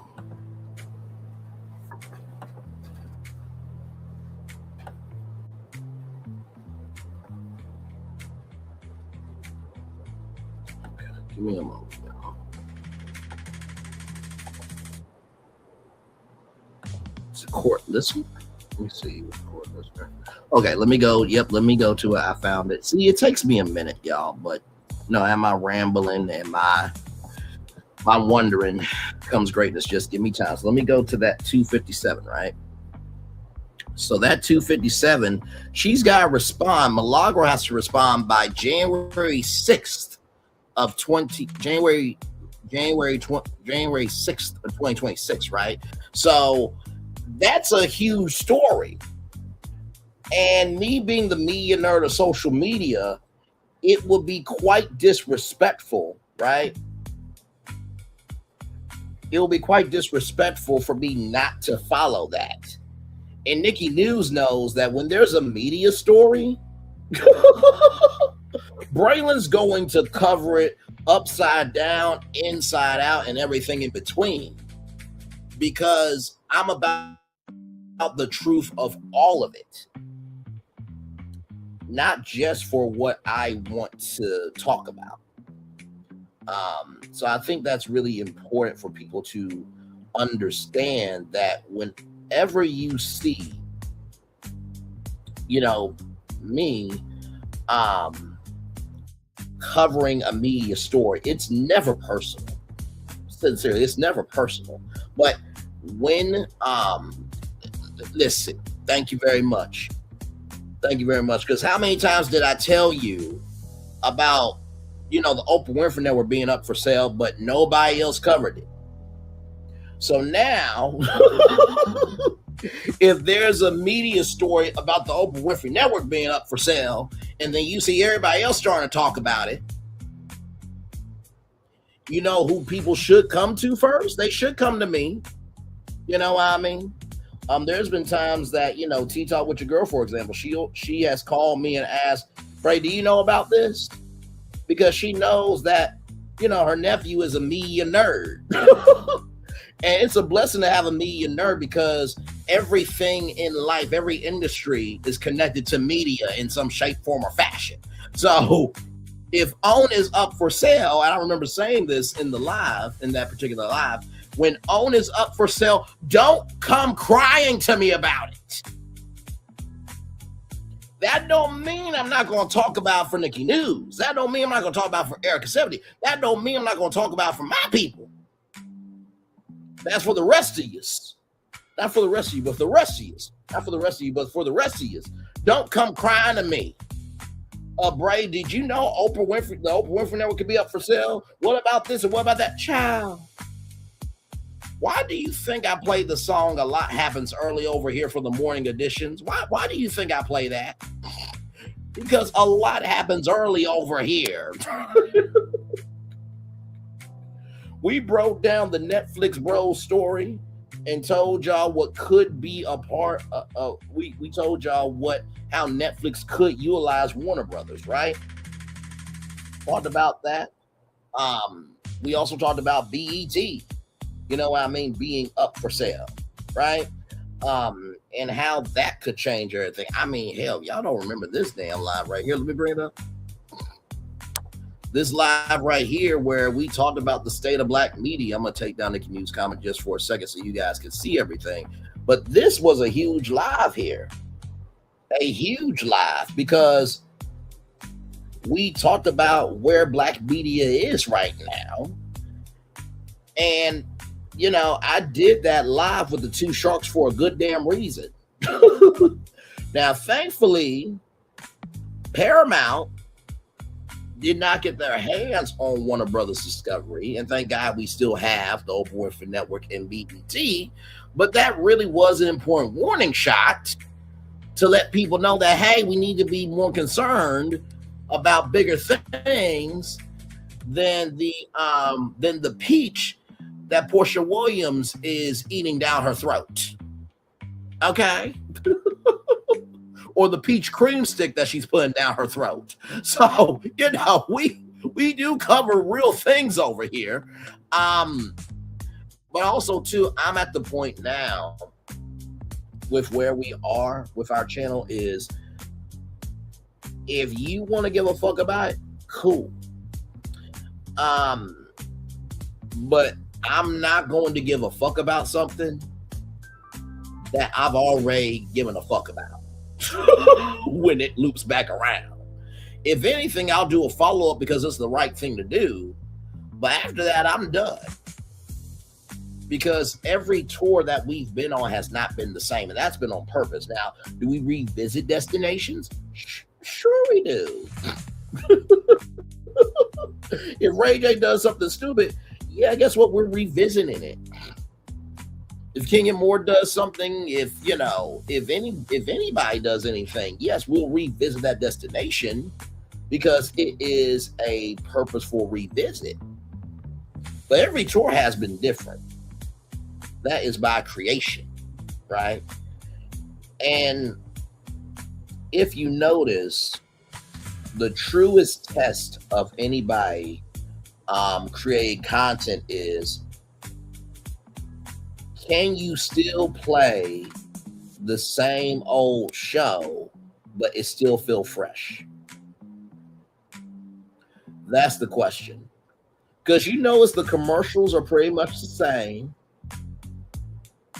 but the meat of the show is every time I throw a virtual steak on the grill, it's got a different flavor. It's been seasoned different. Every steak that I've put out virtually, it's different from the grill. So, and I think that's the reason why people still come back, because it's like, whatever Braylon's talking about, at least he's going to be honest about it. At least he's going to be upfront about it. And at least I can feel something real from it. So.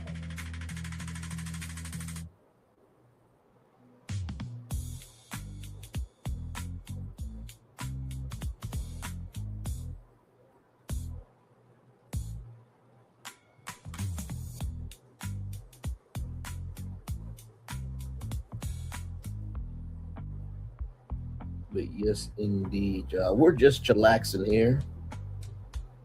Glad to have all of you in the building. Yes, indeed. Like I said, we'll be off of here in just a little bit, y'all. We're just chilling out. But yeah, those were the only 2 destinations that I saw, this evening, that I just felt like, okay, you know what? These 2 destinations are really important to people. And also, too, I don't mind doing 2 destinations either. Like, the only reason why I do like 7 destinations is because you guys deserve a full show. You know what I mean? But the blessing of, who we are is whether it's 1 destination we focusing on or we're doing 7, you're still getting a good show. And like all the shorts that I create, they're basically from the show you just watched. That's it. None more, none less. So you really are never missing the show. If you really want to know what happened, just go to shorts. It'll be there within a few hours. Now, I haven't been able to do shorts recently because StreamYard has this new thing where, depending on your plan, you can do as many. You can only do as many shorts as your plan allows. You know what I mean? So I gotta wait till next month to do some new shorts. You know what I mean? But still, like, every short that we've done has been from the show you watched. And that's why I put so much energy into the live shows of, okay, let me make sure that I'm saying everything I need to say, this, that, and the third. So that way, when the short comes out and you see, you're like, oh, damn, that's got some bite to it. Well, yeah, you had to watch the live show or to see it. You know what I mean? Also, too, shout out to How I See It TV, because How I See It TV, she did not know this, but when she gave me Brainley's virtual tour destination roundup, she was helping me out at a rough time in my life as well. Through that very unnecessary time I went through. But she helped me out tremendously too. And even though I haven't done a virtual tour roundup in a long time, when I did those virtual tour roundups, it was gratifying to be able to have another way for people to see the tour. Because even in the virtual tour destination roundups, you still got that same tour energy. It was just, it was just managed. Because I can't do a full tour in a virtual tour destination roundup. You know what I mean? That's what the tour is supposed to be for. But I love the fact that people got the chance, to see where we went to for the week. You know what I mean? So, and like I said, I do believe that, this brand is going to be something bigger than I could ever think of. And I really believe that. I really believe that this brand, Brainley's Virtual Tour, the TV show, I believe that all that could really happen. I really, really do. I feel it from you all. I feel it for myself. And, every time that, I do the Tubi and the Peacock thing, that is just speaking it into existence, right? Because like I said before, if you have a dream, you should be about your dream. So could you see this on Peacock? For sure you could. Could you see this on Tubi? Absolutely. Could you see it on Netflix? Yes. Could you see it on Stars? Absolutely. And the blessing of, putting that in front of what you do is that when you finally get to that dream come true, you'll know how to handle it. You know what I mean? So, like I said, I hope that in due time we'll get some brand deals. You know what I mean? Because I would like to do a KFC stream. Sure would. Get paid $500 to just eat KFC and do my show and do my regular show. Absolutely. I would love a Universal Studios vacation in Orlando for free. Absolutely. As many times as I played that. I would love to, do a full week of shows from the Coliseum at Caesar's Palace. Much as I play, I'm Caesar, I approve this palace. But also, too, in the same token, I just love the commercials because I just love the commercials. Right?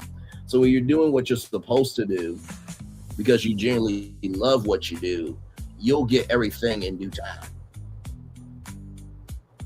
You will. That don't mean you won't get frustrated along the way. Because I'm not gonna sit here in front. There are times where I'm like, well, damn, I should be getting more brand deals and more content creators and me should be collaborating and this, that, and the third. But also too, I'm not hating on anybody rising up either. And I think that's the problem with some people is that, when you are wondering why, when it's somebody else's time for them to get to where they need to be, why everybody is supporting them, look at how they've been supportive when they had nothing. And maybe that will tell you why people are supporting them. Everything I'm doing because I genuinely love what I'm doing. So when I finally get that Caesars, Coliseum deal, it's because sincerely, I really do love Caesar's Palace. And we did a whole Vegas live, rebranding all those hotels. That was a fun time as well. You know what I mean? But yeah, just recognize that when people are rising up, just look back at how they treated people. Because I do think sometimes we do have misplaced judgment and anger. And I think that's why people give me a lot of love, grace, and space. Because, yeah, I do believe I deserve more. But also, too, and I don't think there's anybody on YouTube that could ever say that Braylon has been a hater on anybody. Not one time. Not one time. No, not one time. I don't know if the company still offers brand deals for CCs, but A Game used to give them to many black CCs. Okay, I'll have to look into that. Thank you for that. I'll have to definitely look into that. And like I said too, it's not that I'm not, picky for anything, but also too, I do believe that the platform we have is valuable enough where I have the right to be picky. Does that make sense? Like, if it's not like, I'm not one of those people where it's like, it better be $50,000. If it ain't $50,000, I ain't taking it for shit. It's like, no. If it's, they're a supplement company. Okay, gotcha. I'll definitely look into that. Thank you so much. And love you for that. You know that. But yeah, if I see like, okay, you know what? Maybe it might be a $750, deal for me to do something. Listen, that is $750 more than I had before. You know what I mean? Hey, Mars, welcome in. Glad to have you here. But yeah, I'm not that unreasonable where I won't take something that makes sense. Right? Like I said, I'm not picky, but I have a platform that allows me to be picky. Because like I said, what we do over here, it's a premium show. You know what I mean? We talk about things to a particular audience that Netflix, Hulu, HBO Max, they have not been able to produce. And so when you're able to produce something that they can't produce, yeah, you do deserve to be picky. You do deserve to be judgmental. You do deserve to, twerk the fence, as they say. You know what I mean? So yeah, I think anybody should be protective over what they Stefon is not here. We talked about him, but he's not here. Child. Oh my Lord Jesus. 5 people in the building here with me. Thank you all so much. I appreciate each and every single one of you for being here. Glad to have you. We're just chillaxing. We talked about Tyler Perry and Stefon Diggs this evening. A lot going on with those two. And like I said, if there's any update, I will bring it to you live, of course. You know what I mean? So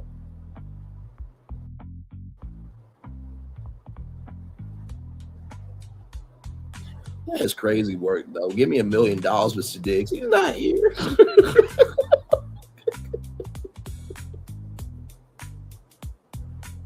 Oh, my Lord Jesus.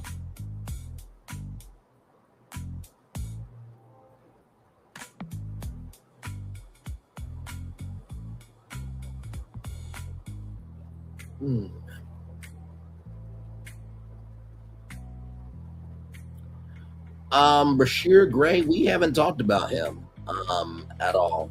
Not that I know of this year, no. I think we might have talked about him once in passing, but I don't think we've talked about him as a destination this year. Not that I can think of. I mean, I do a lot of shows in a week, so sometimes they'll run together, but not that I know of. Yeah, so. Well, hopefully he's doing okay. I saw a recent video of Orlando Brown. I think he's stable now. He's having a fried chicken restaurant, so he's making it do what it do for himself. And I do hate that happened to Orlando Brown, because when I saw Raven's home, I was excited to see Raven, Eddie, Chelsea, and even Kyle Massey's character, Corey. I was excited to see Corey in that team, because I grew up on That's So Raven. You know what I mean? So when I saw, those two going through what they were going through, I'm like, damn it. It's been an easy check for y'all.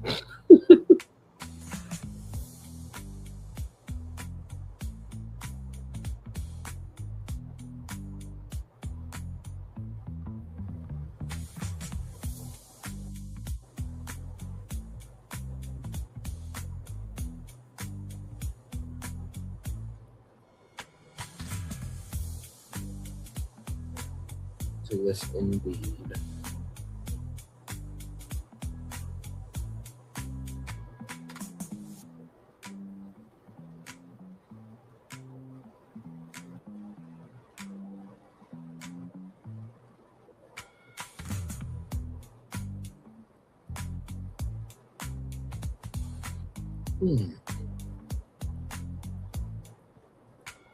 Yeah, but I think we'll round it out to a 2-hour show, and then I'll give y'all the daily motivator, and then we will head on out of here. But yes, indeed, the second to last day of 2025. My Lord Jesus, it's been a whole lot to this year. It's been a whole lot. But I will say, I think with everything, yes, I did see that. I watched it. Interesting interview. I've heard of, by the way, Walter Hampton was a guy that used to know Tyler Perry back in the day, and he was on Toss Away K's podcast. I did watch it. I thought it was interesting. Didn't really want to give energy to that, because I feel like, for one, even though that was his story, we're following the story as it develops. And so, when you're sitting down with somebody who, lost in court, that can make your story diluted. I thought it was an interesting interview nonetheless, but I'm following the Tyler Perry story as it's happening. With the facts as they are in real time. But I did see the interview and thought it was interesting nonetheless. So.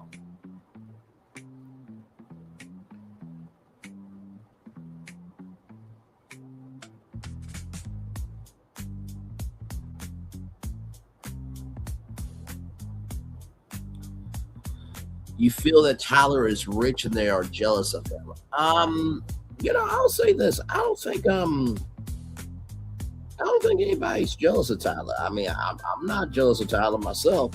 And I was just talking about this with Nikki News and our people here.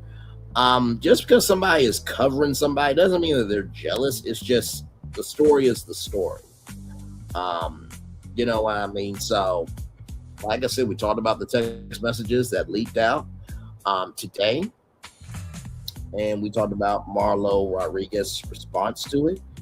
And we'll just have to see what the end is going to be with that. Like I said, when the court documents are available, we will read them live, of course, right here for all of you, and make it do what it do. But no, I don't think anybody's jealous of Tyler or hating on Tyler.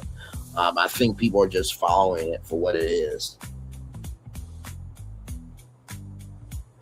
I do not know that. Nope. Nope. Mars in N92Y2C is saying this. That is not Braylon Lee saying that. Okay, I just want y'all to know that. That is also not Nikki News saying that, nor Linnell Stiller saying that. Okay, that is Mars who is saying that. We do not know that.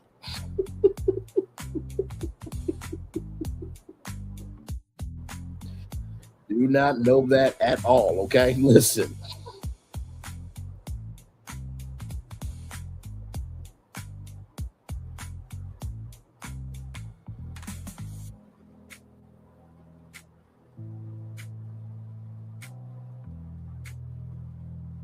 Uh-huh.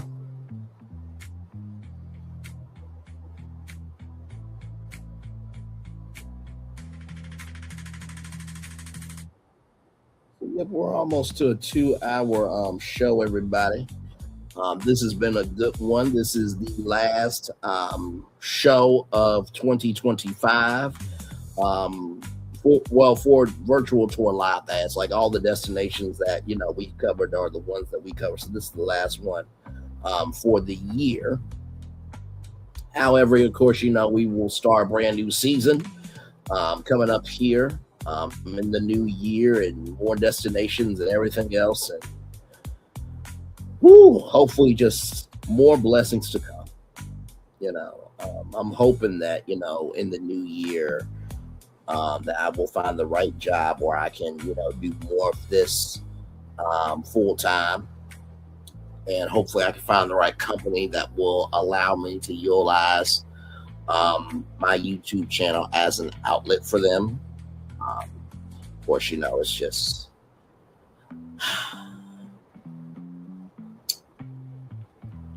patience is a muscle that gets stronger with use, in the words of Robin Roberts. But I do hope in the new year I find the right job, because I feel like I've proven myself more than enough this year, and I know once I get to that big goal, after that point, I'm done proving myself. I feel like if you cannot see on my resume that I've made it to 1 million views, and that I've held my own, and I'm my own brand, and this, that, and the third, and I can help you, at that point, I don't know what else to tell you. I just really don't.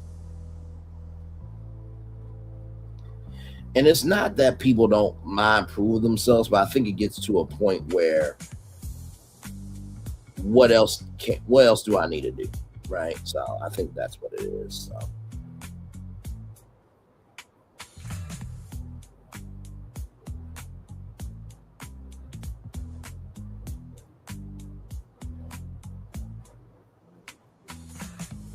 But all in good time, everybody. All in good time.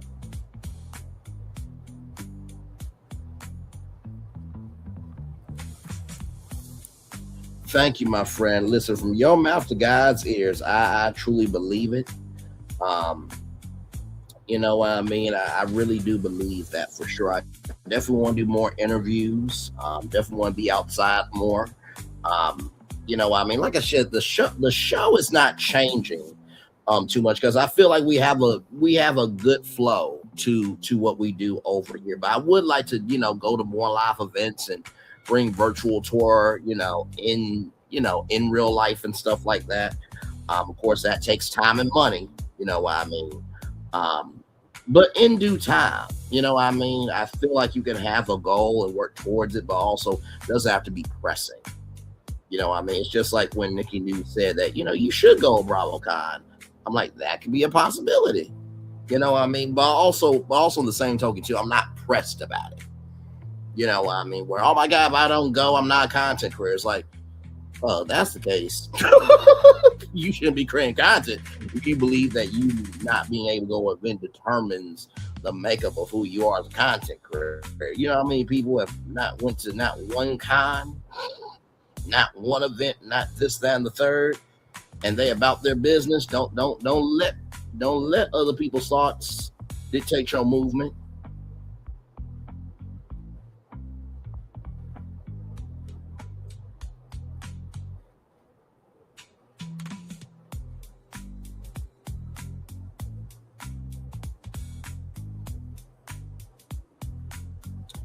And I was saying to a coworker, I was saying to a good friend of mine today, actually that I hadn't seen in a while. I said, the blessing of this is that when I do make it, I'm going to always have work because of my own works.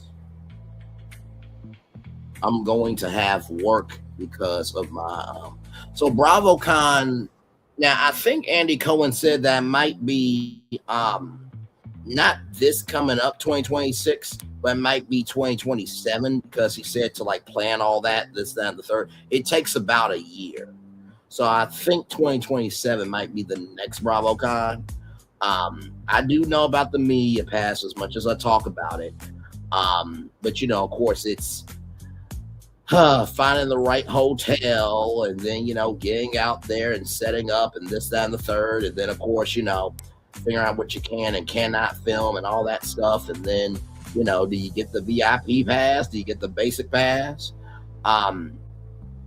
Because like I said before, when it comes to Bravo, I really watch it for y'all.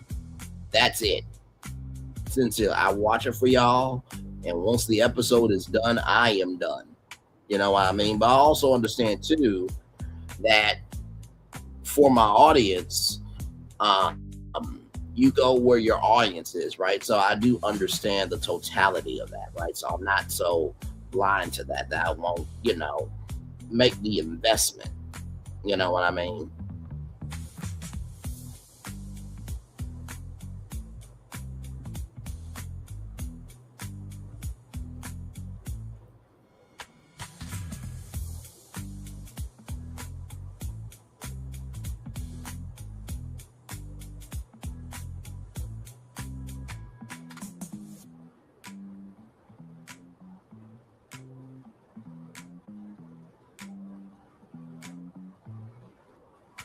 Yes, indeed.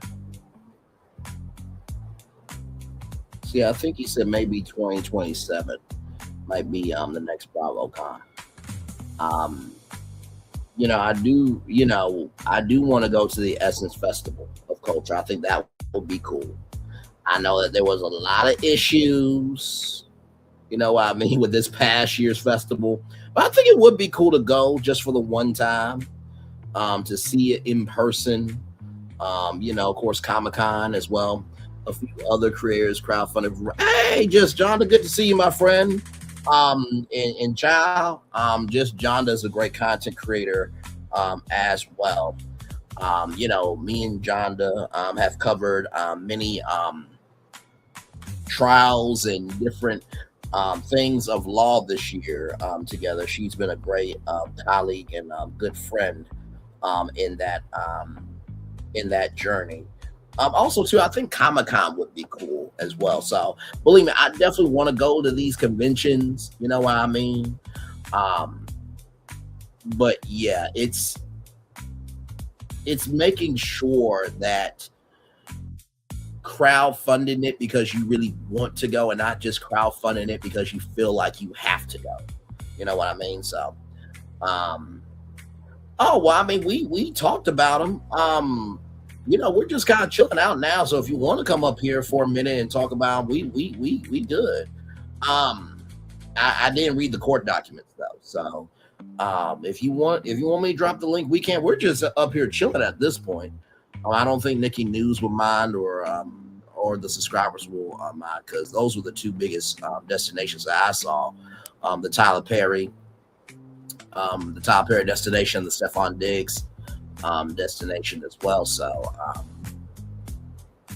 yeah. So yeah, I definitely want to do more cultural events. Like I said, I want to be able to do those events because I genuinely want to, not because I feel like if I don't go, then I'm not going to be yeah, I can drop the link. But yeah, I want to be able to go to those events because I want to, not because I have to. You know, I mean, just like with Wendy Williams, you know, she did her talk show because she wanted to, not because she had to. And I feel like no content creator should ever just, you know, go to something just to exist. Because if people can't love you for you and love you for what you can do, it's no point. It's no point. Hey, welcome in. Sorry. Hello, can you hear me? Yes, I can. Loud and clear, beautiful. How you feeling? Good, and yourself? I'm doing very well. Second to last day of the year. I know, and it is going out rough. Like one thing behind another. The hits just keep on coming. I mean, I even had family stuff. You know, a tremendous loss in my family yesterday. And thank you. And then of course, following the culture. I mean, woke up this morning and saw Richard Smallwood. That was like a punch in the face. Right.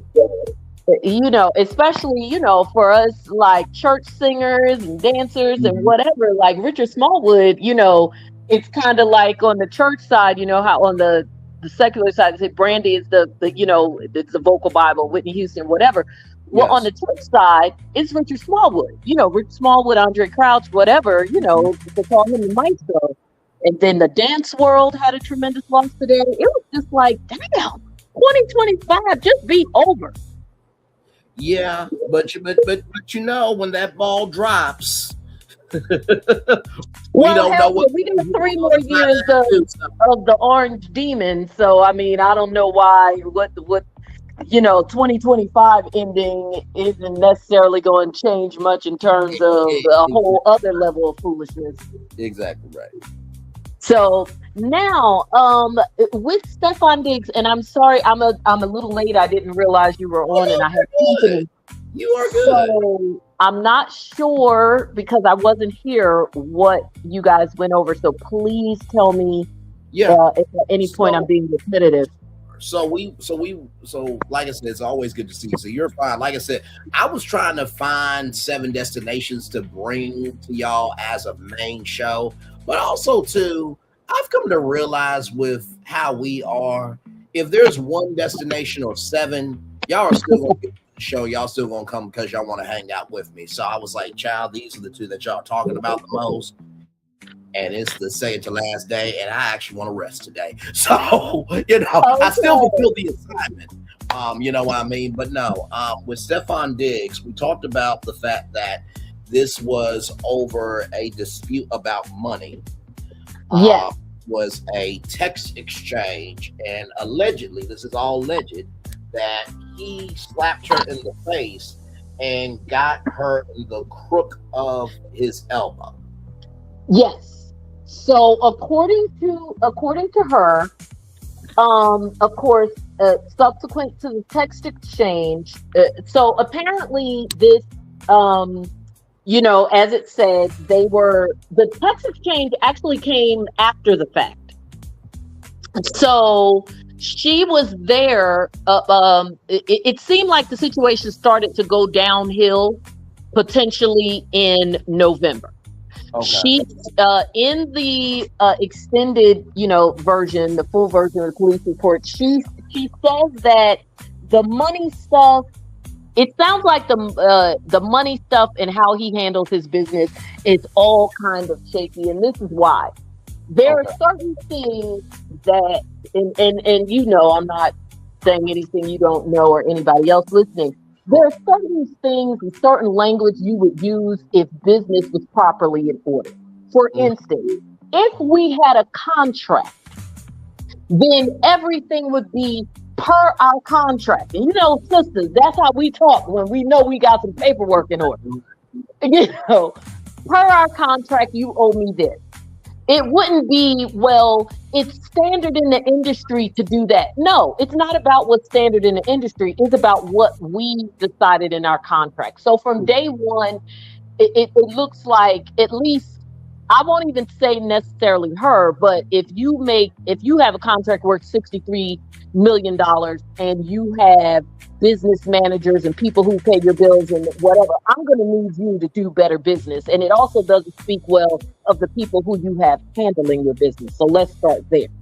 And it's interesting you bring that up, because I was saying in the commentary before you got here, I was saying to Nikki News and to the Virtual Tour family that I would assume at that type of level that you can have a house manager.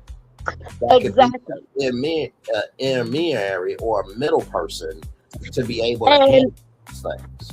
Exactly. And it sounds like, especially based on both the text messages and information she gave to the police officer when she initially spoke to him, that there was a person who is his designated financial person, because he sort of loops that person in at the end, but not all the way. Like, okay, you know what I'm saying? Like, call Nancy, but then I call Nancy and Nancy says, well, he didn't sign off on it. So, okay, why the hell did you call Nancy? Tell me to call Nancy type thing.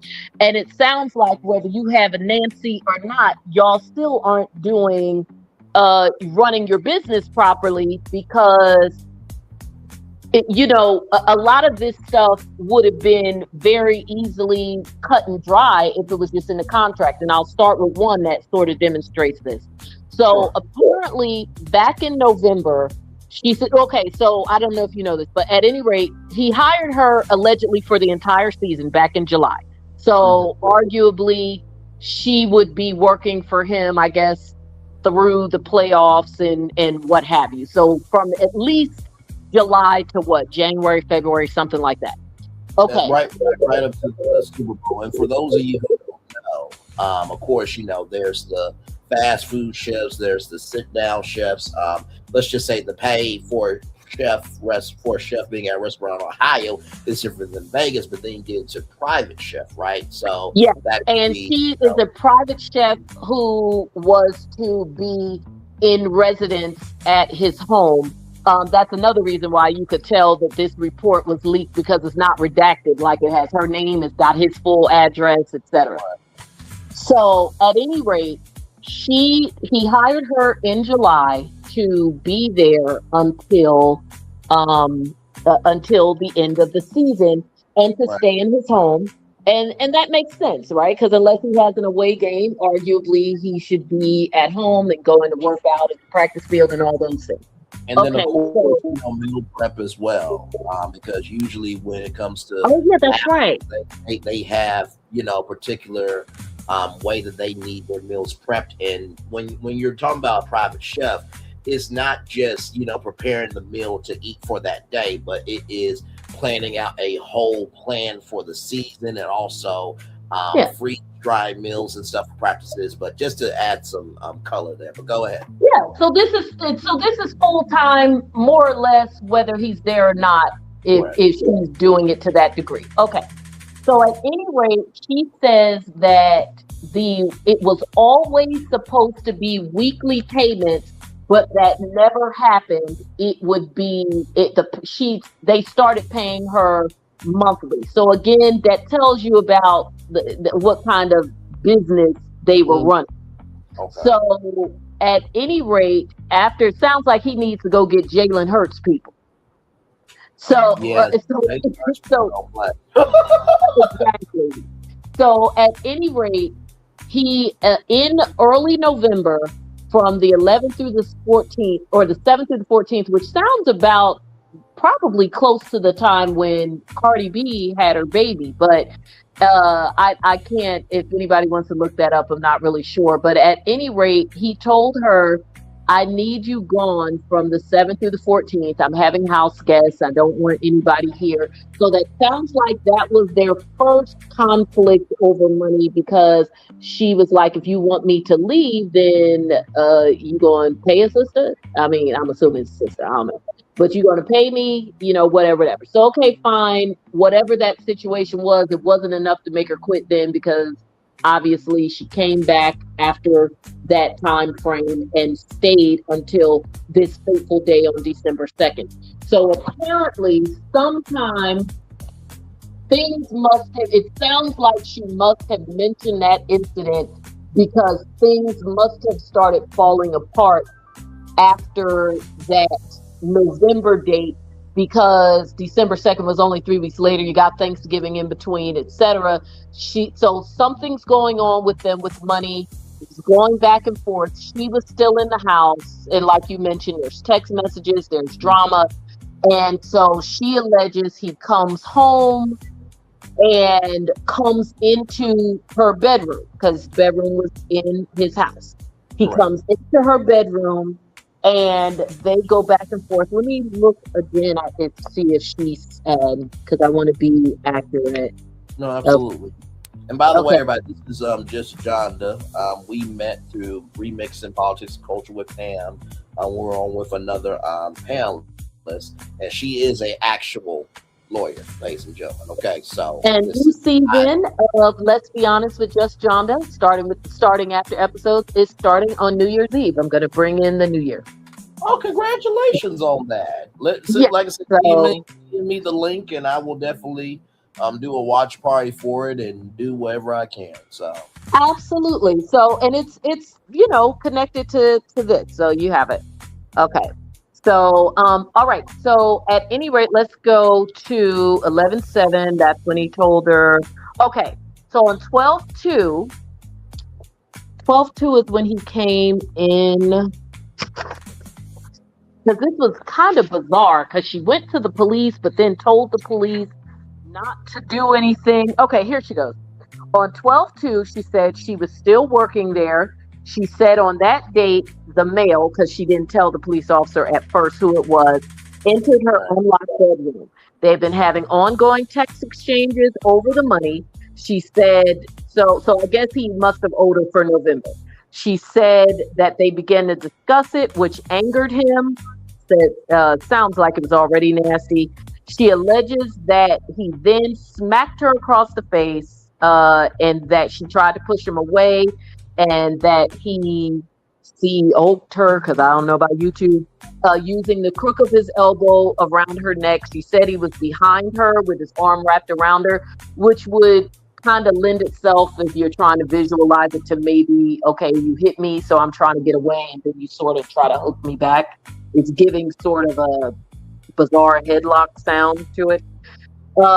She said that she was having trouble breathing, almost blacked out. She tried to pry him away. He tightened his grip.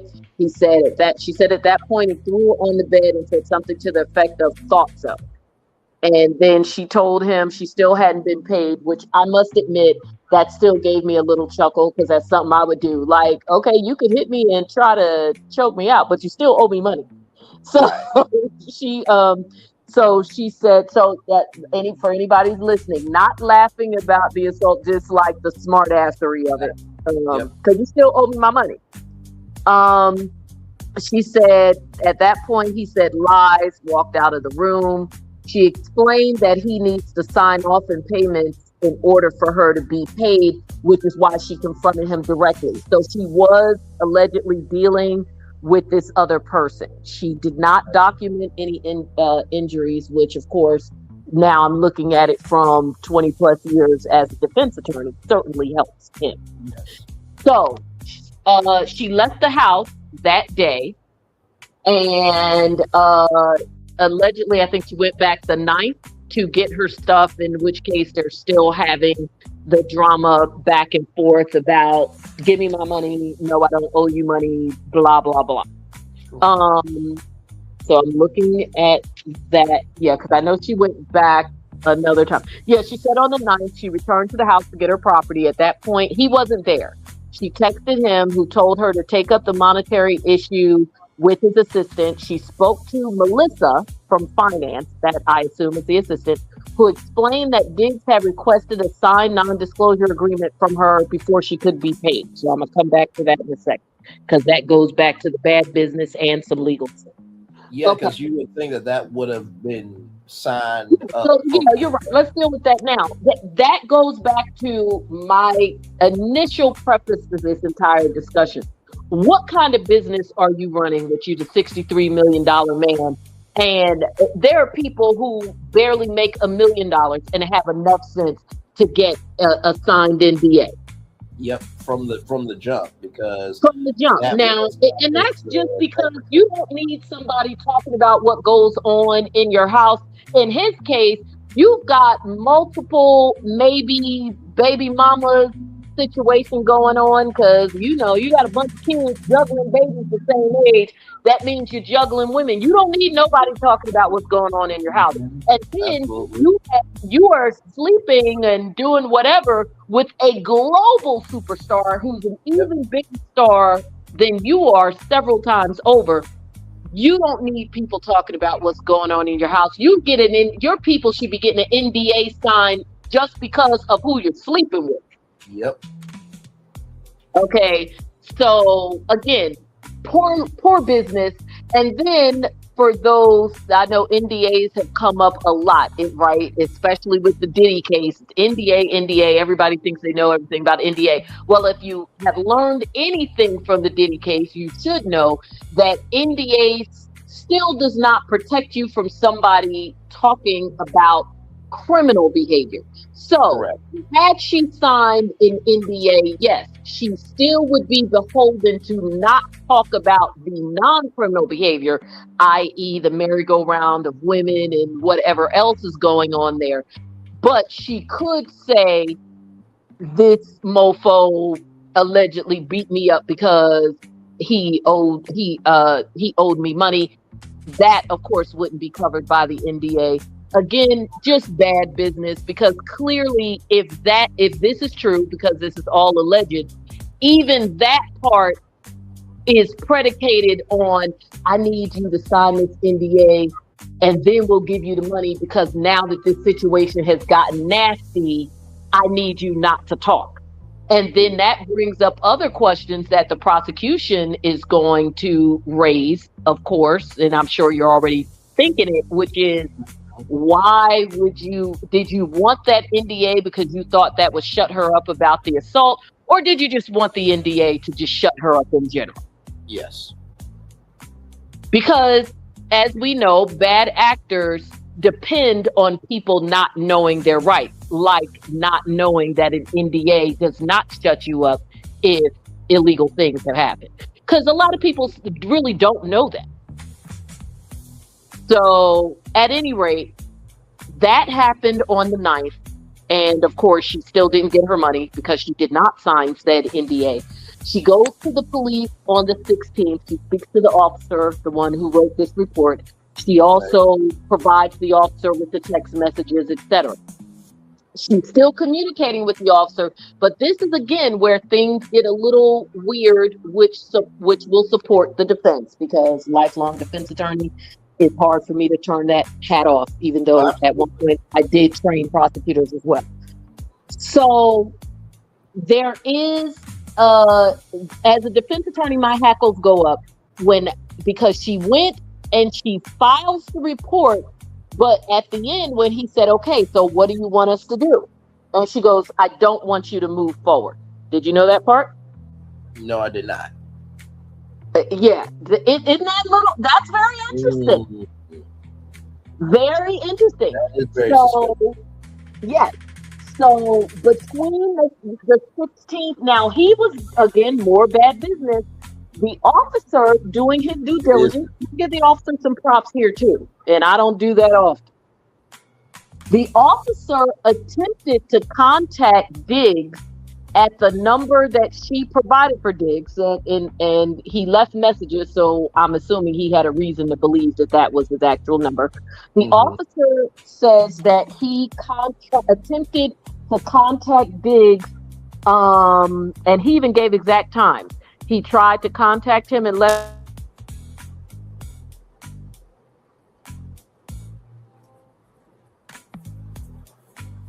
Hang on, everybody, for 1 second.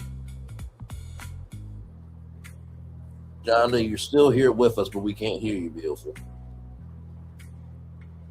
And it is interesting with that part of it that that she did not go forward that detail that just John talked about, that even with all of this, there were particular things that, determined if it could or could not move forward. Because the thing that really got to me was, now, like I said, I'm not wealthy yet, nor famous, but I have the mindset of it, right? And John will be back up here in a minute. Even with me, even though I'm not there yet, I know that, okay, I need a house manager. Okay, I need, a publicist. I need a good PR team, because Braylon says a lot of shit out his mouth. I do need a quality agent that understands that I make the majority of the money, but you will get a very good salary with me. Same thing with a manager. And, I remember Steve Harvey saying that you need a consigliere who, signs, who reviews everything, and then is counsel, but you have domain, because as Taraji B. Henson said, you have your manager take a cut, then your agent take a cut, then your PR take a cut, and then by the time it gets to you, you ain't got none. You know what I mean? So, like I said, we'll stay here for a little bit until just John comes back up here. Okay, here we go. Okay, you're back, beautiful. I think you were at the part where you were saying that you were asking me, there was something, did you know something that I did not know? I think you were at that part of it. Yes, can you hear me? There was some weird stuff going on. You're good. You're good. With my phone went out, which is what I had you on, and I forgot that I was running out of steam. Is the volume okay? Loud and clear. I'm on my laptop. Loud and clear. Okay. So I believe I was at the point where she tells him, I don't want you to move forward. Yes. Which is concerning. At least it should be concerning for the prosecution, because I know that for me as a defense attorney, I'd be all over that. Because why? You came to me.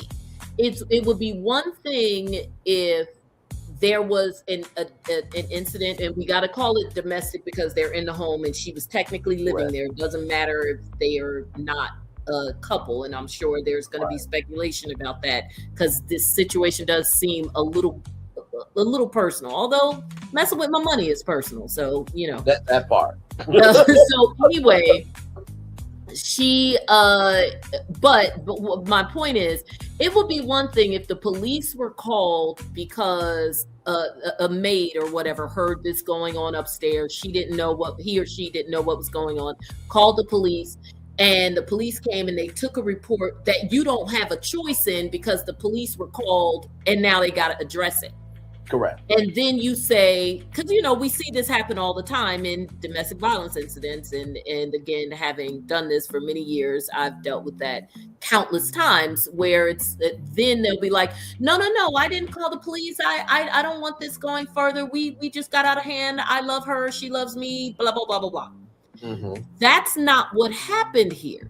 She went to them. So you come to me, you ask, take the time, you ask for it, because there's a whole production. I just didn't waste you all's time on it. She asked for a female officer, the whole 9 yards, and they did what they're supposed to do, make you think of Law and Order SVU, right? I want to speak to Olivia.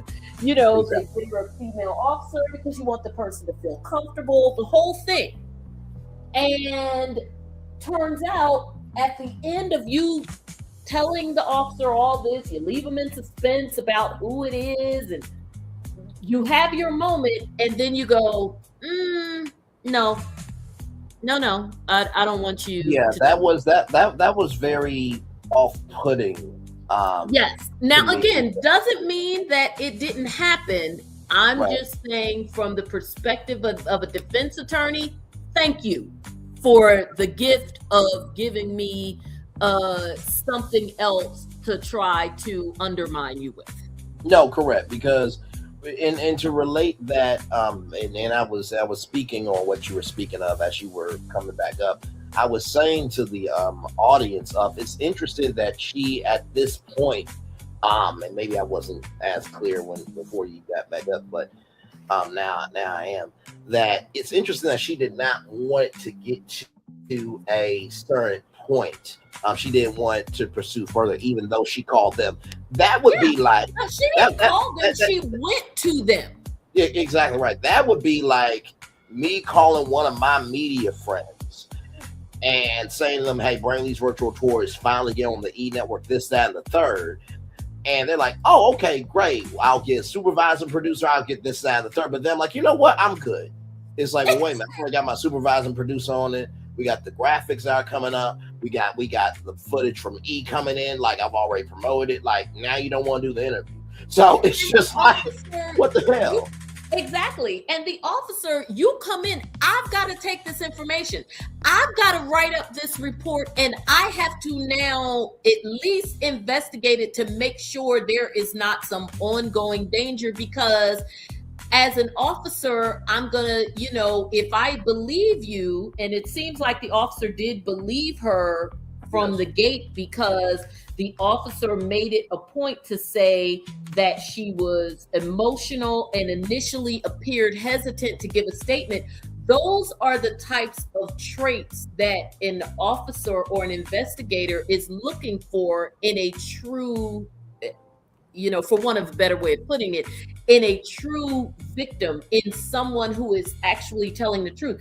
That is why the officer took the time to mention what her affect was, because that's what it is, her affect. They took the time to mention what her affect was in the report, because how you behave, as we know, is an indicia of whether or not you're being honest. Correct. And so here you are giving the indicia of honesty. You're displaying all the traits. You're hesitant, you're emotional, you know, the whole 9 yards.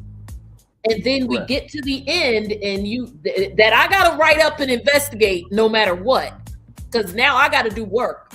And you say no. Yeah. That and now moving on, because I know we beat that to death, but this next part is going to bring us right back here as well.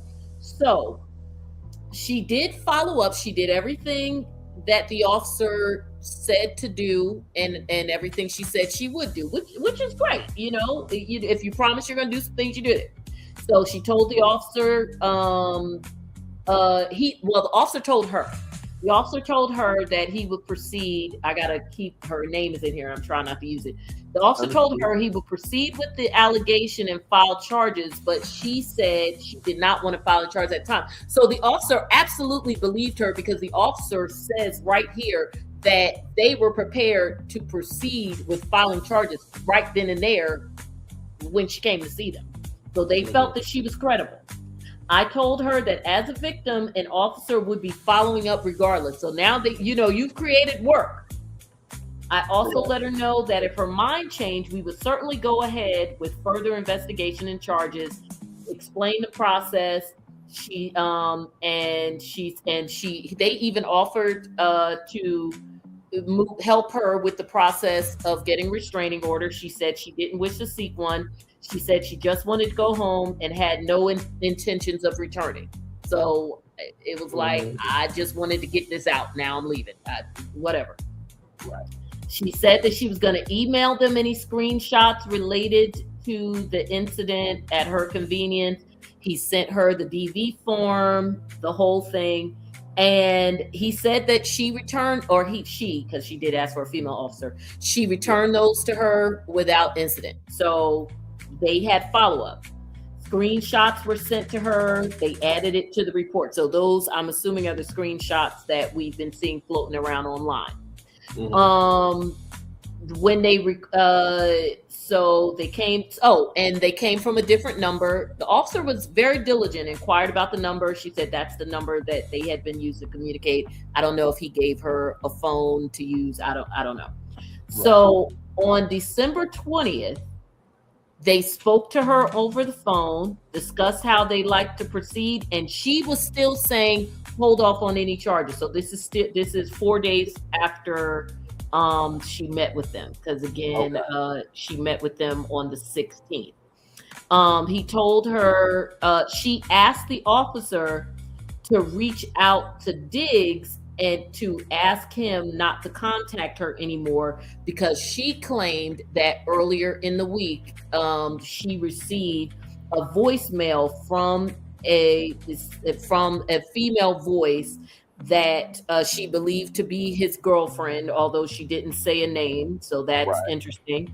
And that those messages said, you don't need to do this at all. That's not a big deal. So at that point, she had a concern that the police had contacted him, and the officer said, no, we have not contacted him. Now, in that instance, if that's true, let's face it, this is the Boston area, it's the Patriots, and I am not going to believe that there are not people in various places of law enforcement in and around that area who does not let the Patriots organization know if there was a potential issue with one of their players. Now, will we ever be able to prove it? No, but we do know that those things happen, and they happen regularly. Oh, absolutely. And on top of that, I wanted to bring this up too, because we read that part of it, not the report, but we read an article that said that allegedly it could have been Cardi B. And I said, y'all, we got to let this thing play out, because we don't know. Cardi B was not actually mentioned in the court documents. But I also did say to give love, grace, and space to Cardi B after everything that she's went through. I really don't think she would tell a woman that you don't need to do this. Now, we do know that, let's face it, Cardi B has gotten in trouble for fighting her for her man. So we know that if she down for her mofo, she like DMX. She down for it, like DMX said. However, that being said, her voice is pretty distinctive. So that's a really interesting statement, because on the one hand, I think what is leading people, well, let's say two things. One, people are messy. So if she says a girlfriend, they're going to automatically say Cardi B, right? Just because mess sells. That mess sells articles, mess sells and drives clicks and views. So of course we know that clicks and views come into play with this situation. So we know that, right? Now, so that's issue one. But two, her voice is so distinctive that if it's Cardi, just say Cardi. But again, because we know that he like Tupac and he get around, right? And she lived in the house. If there's other girlfriends, she would know their voices as well. Amen. Yes. Okay. Amen. You're right. So for us, we may be thinking Cardi because A, it makes the story juicier, and B, and we know Cardi be down for her men, and C, of course, she has a distinctive voice. But you got to remember, for somebody who lives in the house, any of his women's voice would be distinctive to her. No, that's very true. Not to mention too, because she is the most known right now. Yeah, but that's for us in the public. But what I'm saying is, if the chef is saying it sounded like it sounded like his girlfriend, the chef could be talking about any number of chicks because she knows the voices of more women than we do. Correct. So I just I'm thought agreeing with you. I was just adding that for context, but no, I'm with you. No. You're absolutely right. The world is going to say Cardi no matter what. It sells and it's a better story. And technically, she is the public girlfriend. So for now, unless another name is attached to it, that blame is going to be sat on her doorstep no matter what. She's stuck with that. You wanted the world to know that that's your man. Well, if a phone call was made and it wasn't you, it's still going to be you. Correct.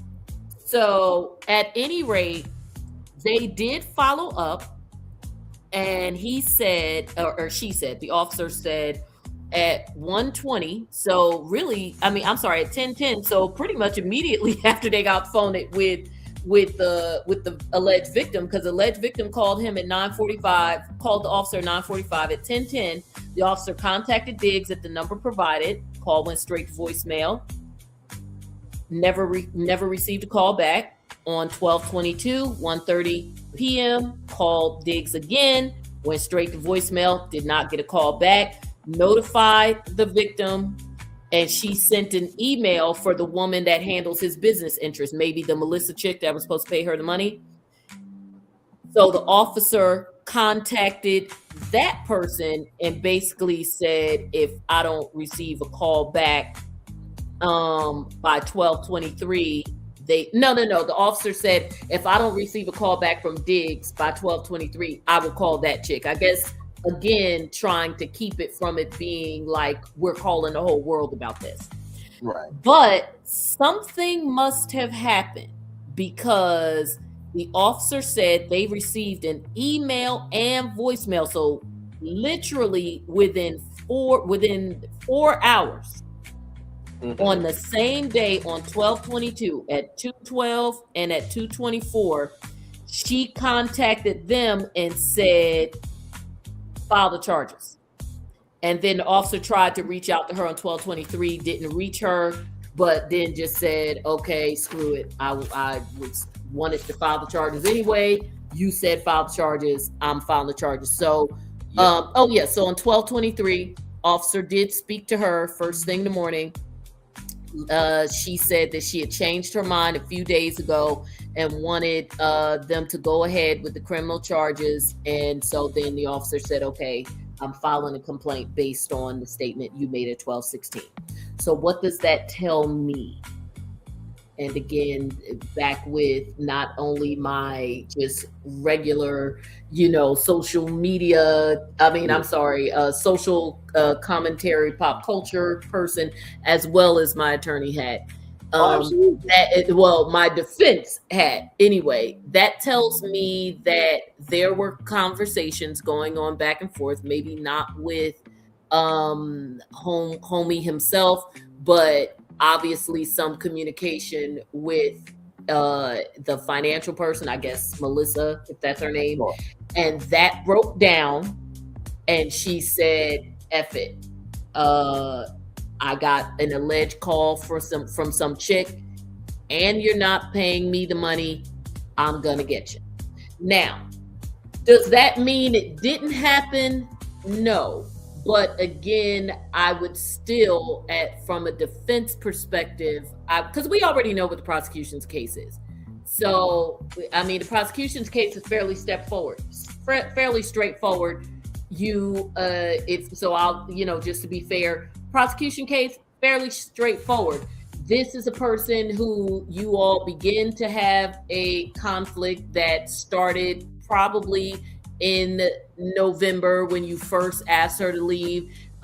Clearly, if we're at December 2nd and she's saying you owe me money, that speaks to the fact that not only did you not pay her the money that she asked you for, but you must not have paid her for the rest of November. So the situation between you all got contentious, and that you, again, we're going with stereotypes, right? So for those listening, I'm not saying he is this person. I'm being the prosecution.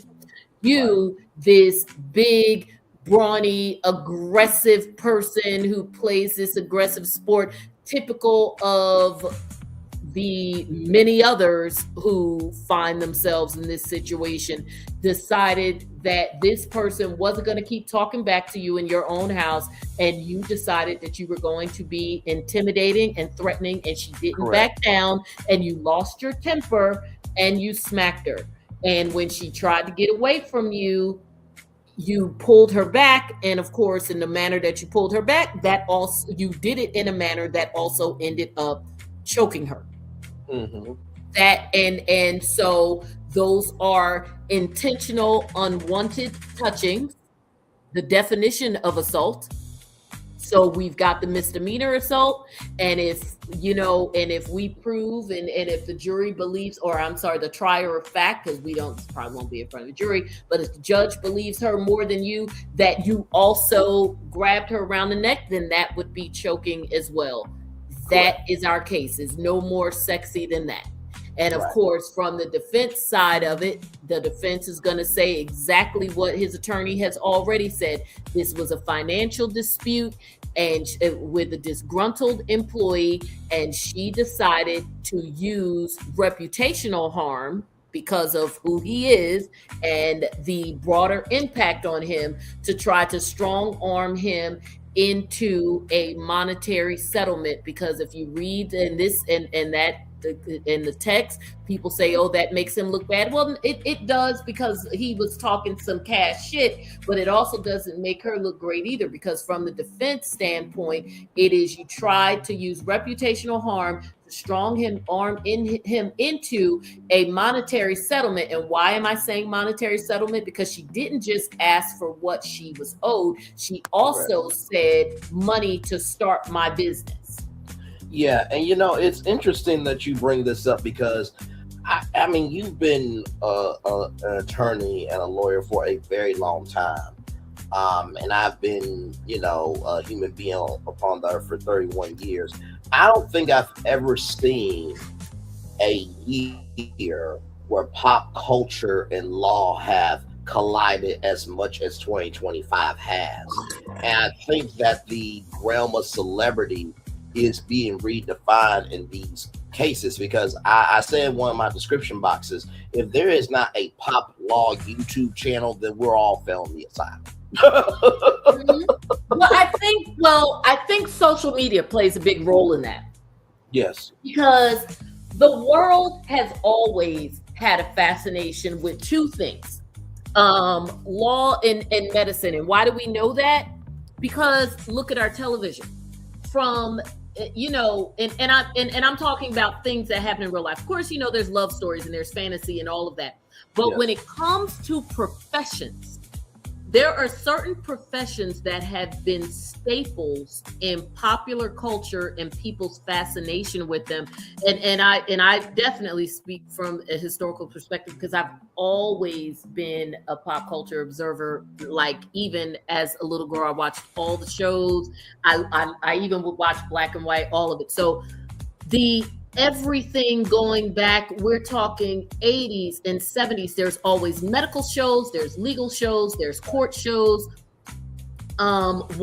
Even with soap operas, when they build the soap opera town, the two main things that are the bookends of them, even if it's a show like, let's say, Bold and the Beautiful, one of the main bookends is that it's a fashion company, but you also have hospital and police station or district attorney's office, depending on the show. You have shows like Law and Order. You go all the way back with the medical shows, even from black and white to, coming into the 80s, and Dr.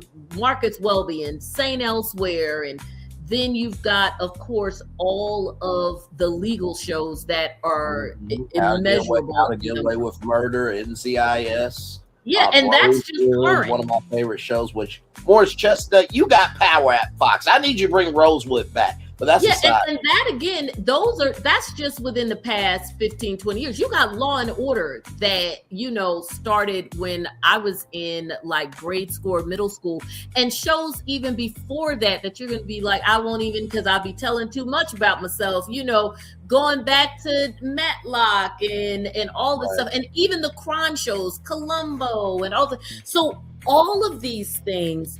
And so I say all that to say that these are areas where pop culture has always had a tremendous interest. And that's why when celebrities get in trouble, or somebody in the pop culture realm, and there is a way to report on it, it captures the world, like the Lindbergh baby, because you had the modern media age hitting right around the same time as all of that.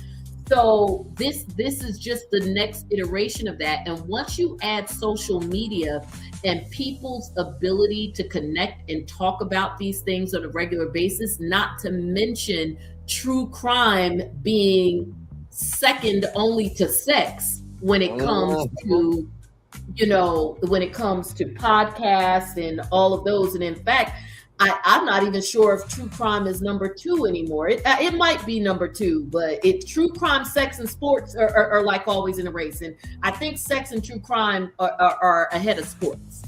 Yes.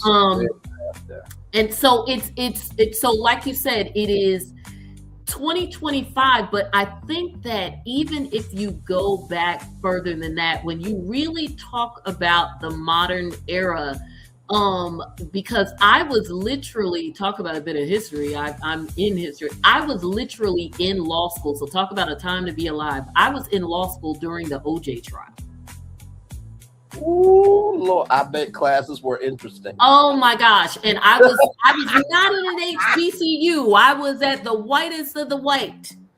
And so these folks were so nasty when that verdict came in that we had to have an assembly about it at a law school. Oh, Lord. And I literally went to the microphone and called everybody out. There were people who didn't even know me that met me that day, because I literally just finger pointed and did not give a damn, because I said, for all of you who are so up in arms about this, shame. I remember my own words, shame on you. And that says something about you, because whether you believe he did it or not is irrelevant. What that defense team did is literally what we are here learning to do every goddamn day. Correct. And they did it effectively, and they did it well. It has absolutely nothing to do with whether or not he did it. And you all know that, because criminal law, even if you don't plan to be a criminal attorney, criminal law is one of the mandatory things that you take your first year of law school. All lawyers, all law students take it, because it is on the bar exam whether you intend to ever enter a criminal law, enter an appearance in a criminal law case in your life or not. Criminal law, civil procedure, property, contracts, and torts are required.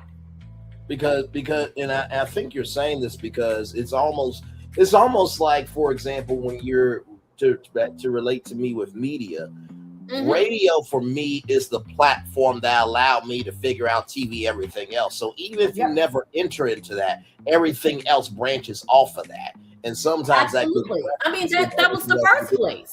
Yes.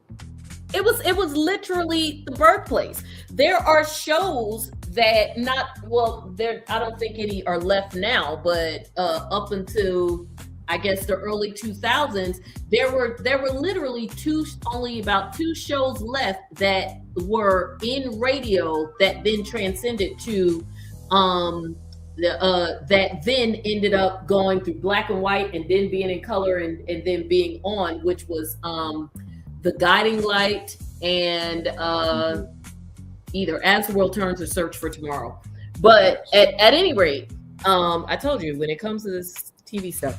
But at any rate, the point is, I do agree with you about the intersection, and I think that social media is what makes it feel like, oh my God, 2025 has been the explosion. I think 2025 has been, quite frankly, more people that we know, one behind the other. Because there's been cases throughout. I mean, obviously through the 90s we had OJ, which there's a lot of people who, there's people on social media who are freaking millionaires that weren't even alive during that. But we had OJ, and we had several other trials. And then you got to remember, the R. Kelly trial was during tail end of COVID, because I reported daily on the R. Kelly trial during that, and that was tough at that time because you didn't have like somebody taking the time to tweet every word coming out of the judge's mouth, and that was in federal court, so I had to read everything every day and then talk about it in my podcast. But that R. Kelly, that was tail end of COVID. You had Orlando Bloom. The housewives stay in court. Remember, there's podcasters now who have now blown up, literally built their platform off of the fact that them heifers were already in court, the two ladies that run the Bravo docket. And then what do we have? But I do agree with you. This year has been the explosion because it wasn't just people that some people know and some people don't. It was people that everybody knows all at one time. Because now Diddy technically ended in, I think the Diddy trial was technically over in 2024, but I believe didn't his sentencing bleed over into 2025? I believe so, because I was here that Friday. I was up from 10 a.m. To 7 p.m. No, you know what? You're absolutely right. Diddy bled over into 2025 because the Cassie lawsuit was November of 23. The raid was in spring of 24. The indictment was actually the trial was in 2025. The indictment was in September of 24, and the trial was in spring of 25, because remember, it was summertime when everybody was standing outside the courtroom because everybody was sweating. Yes. Yeah, so he was sentenced in, I want to say around September, because remember, did he actually? It feels like he's been in jail for a long time, because technically he has. He's been in jail for over a year, but he was in jail. He's been in jail for over a year because he didn't get bond. He actually wasn't convicted until June. Now I remember, because I couldn't report on it. My daughter was graduating. He was convicted in June and sentenced in September, October. Yes, correct. And not to mention, too, during that time, I was. Y'all want to talk about creating content? This was on top of the regular schmegular shows I would do. I was live every day.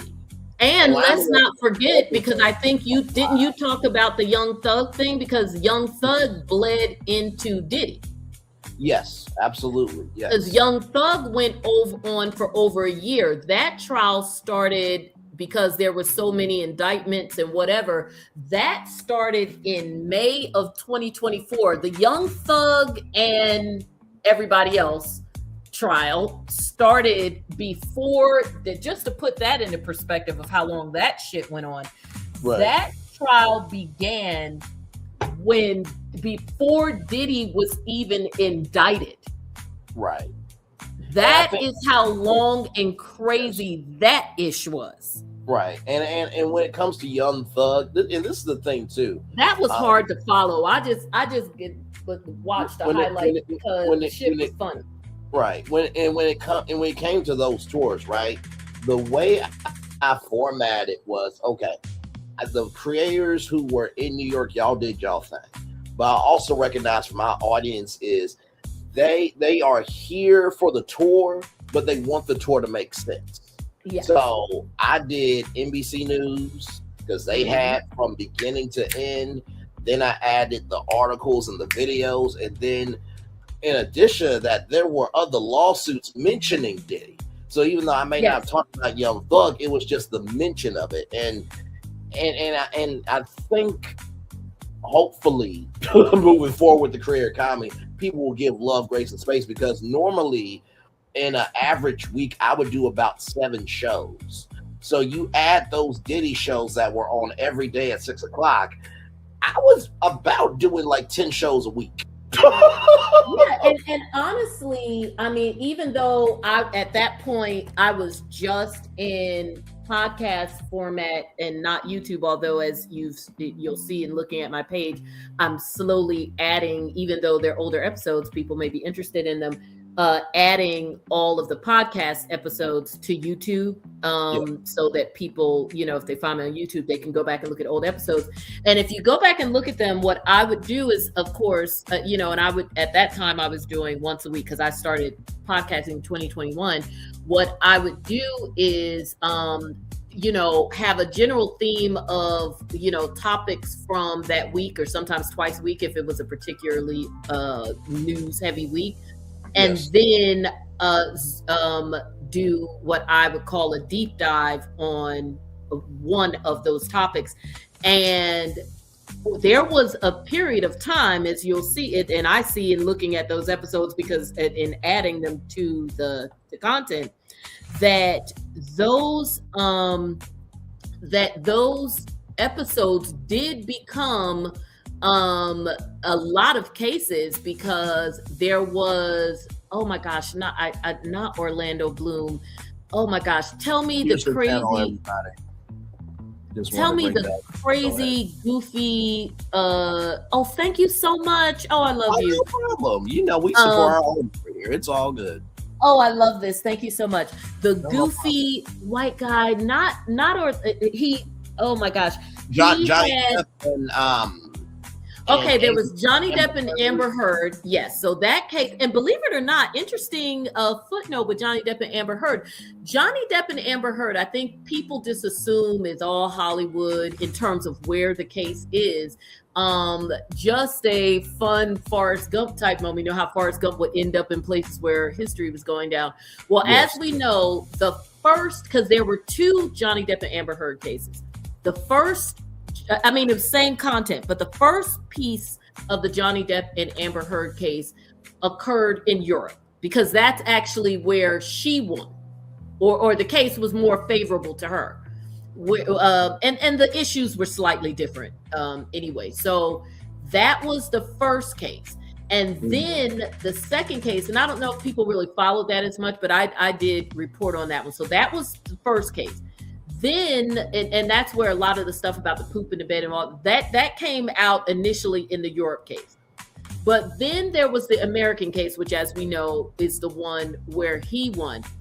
That case, the cameras were in the courtroom, so I don't think people even paid attention to where the case was physically held, because unlike the European case, we were all able to be there, so to speak, because it was a state case, and in state cases, you can have cameras in the courtroom with judge's permission. That case was right here in Fairfax, Virginia, a courthouse I go to regularly. So I would go there and see the line down the block for people to get in just to go to that case, which was a pain in the ass. And thank goodness for having an attorney badge, because and then at a certain point they did realize, do a separate line, because you were holding up people who are trying to get in the building for legitimate court business. And with that being said, I wanted to ask you this. See, God knows everything when it's supposed to be time. Do you believe that because of the year that has been 2025, and for content creators, that some content creators like, Pam Esquire and others who have been about this, versus people like myself, and that's not to downgrade what we do, but y'all, there's a difference between electing yourself to talk about something and being about the business.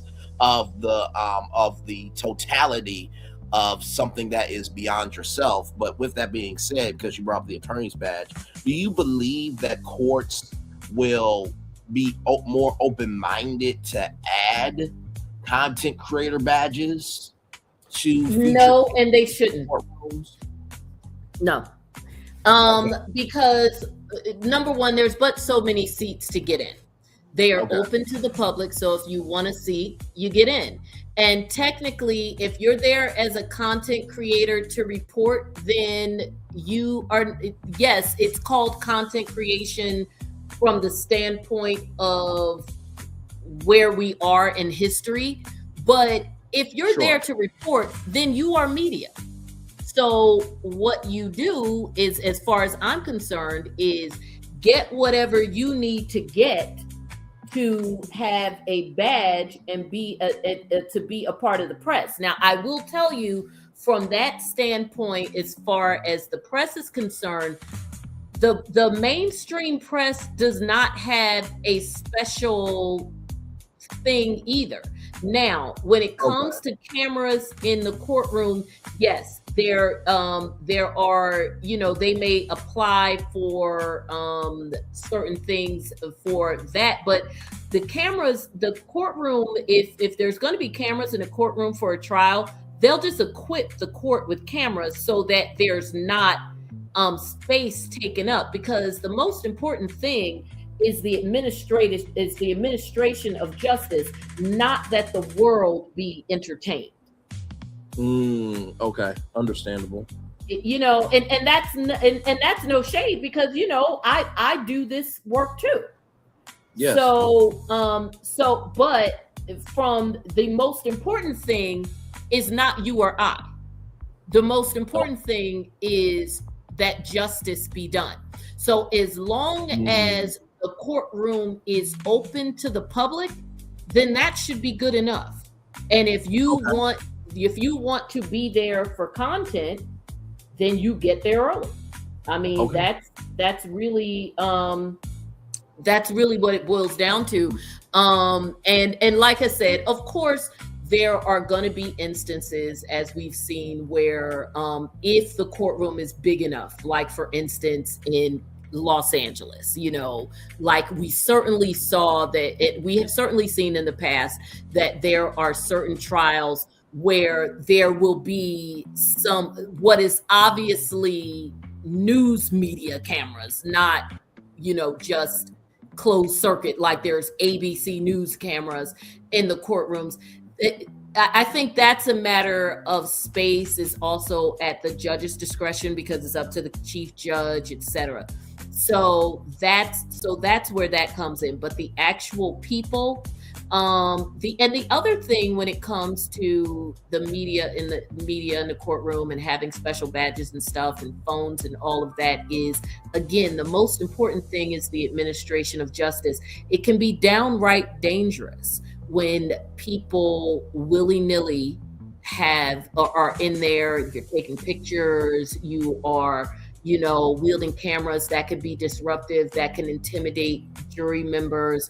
It can just make people feel uncomfortable. You have police officers who may have to testify. Their identity is important, you know, so there's a lot that goes into it. But again, it is open to the public. Even with these federal cases, the only difference with the federal and the state, although not every state allows cameras, that's a state by state thing.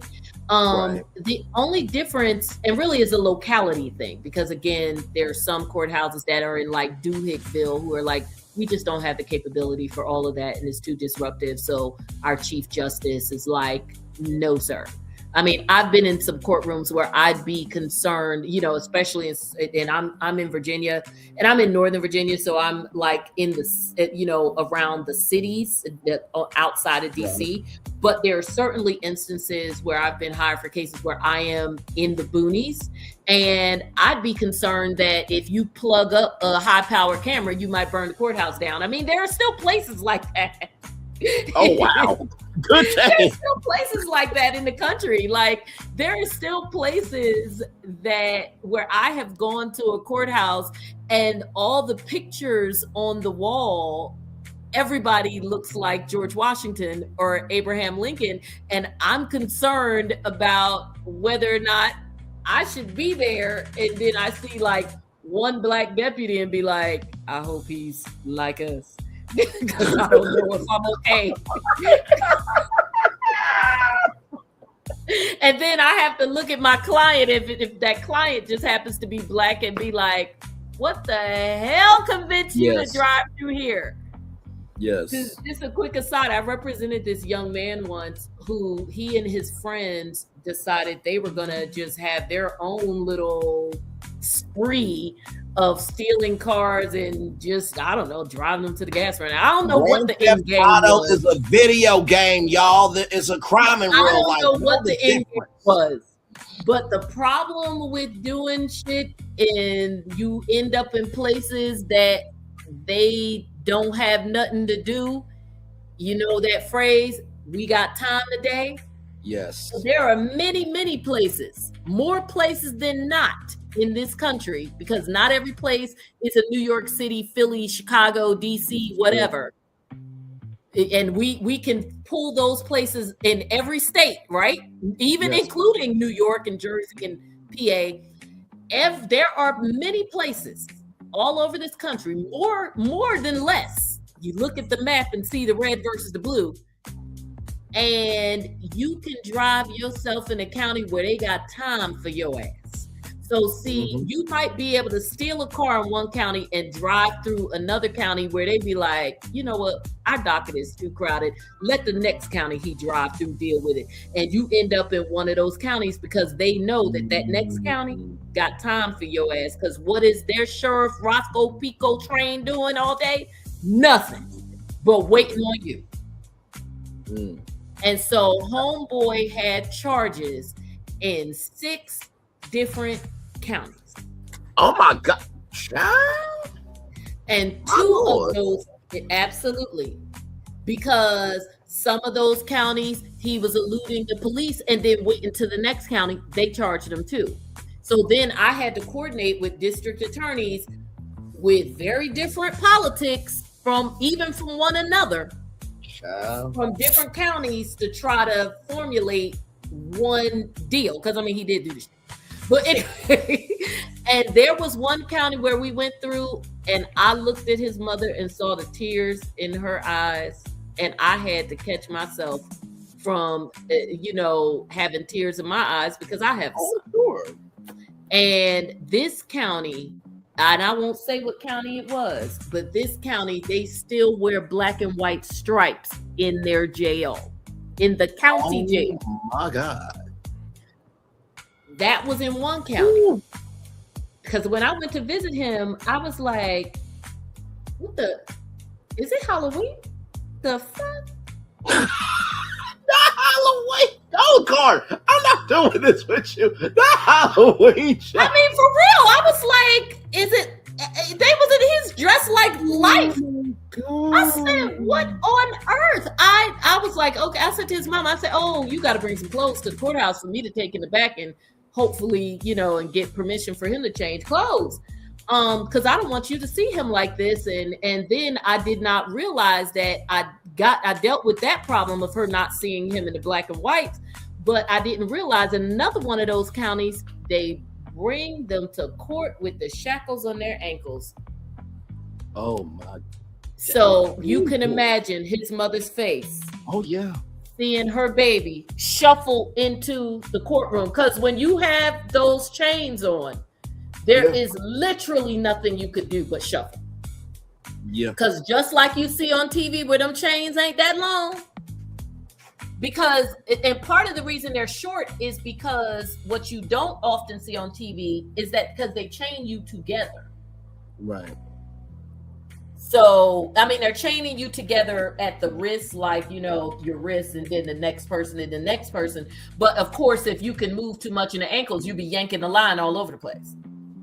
So, and of course, it helps the deputy, even if it's you, keep better control of you because your feet can't do too much. Right. So, but anyway, I say all that to say that there are places where trying to get cameras and media and social media and all that into the courthouse is the least of your effing problems. Oh no, absolutely. And listen, this is the blessing of finding your people. And this is literally on my dream board. Somewhere, someone is looking for exactly what you have to offer, not fifth, not quarter, or half. The reason why sometimes people who might have a short attention span is because they don't know how to utilize people who might be long-winded or who might take some miles to be able to get to the point as a tool. But because we have created that space over here, sometimes it does take you a minute for the point to. And I'm not saying you are a long way, but no, that's fine. I already know I talk too much. No, child, same. Nice to meet you, Brandon. I'm glad to have you here. But no, I say that because I think sometimes we live in such a society that we want it surmised, but we don't want to dig deep. Yeah. And digging deep can actually save us a lot of, financial hell and every other type of hell. But I appreciate you going down that path of the content creator badge, because I just kind of thought that with the year it was, maybe it wouldn't be, an official badge, but at least a conversation could start, because but your media that popped up, this year, that it could be an inkling. But I think the thing that what content creators need to remember is ABC is a content creator. CBS is a content creator. Right. But of course, they are long-standing legacy media. But if you are in a social media space, you acting as a commentator and you are informing or what have you, you are media, at least for that purpose. Now, you may use it in a creative way, but if you think about it, and I have thought about it, look at it this way. When you look at magazine shows, because that's what we used to call them, like 60 Minutes or 2020 or Late Night and all of those, the news versions of it. Yes. Barbara Walters, when she would do her specials, those are magazine shows, but do you think they would call themselves any less than media? Because they're still, even though they are now having more of a conversation, they are rendering opinions. Depending if it's CNN, they may be a debate. Anderson Cooper, they're debating, they're giving opinions and whatever. Joy Reid debating, giving opinions. Don Lemon debating, giving opinions. Don Lemon lately cussing mofos out, which I'm not mad at. I love this new Don Lemon.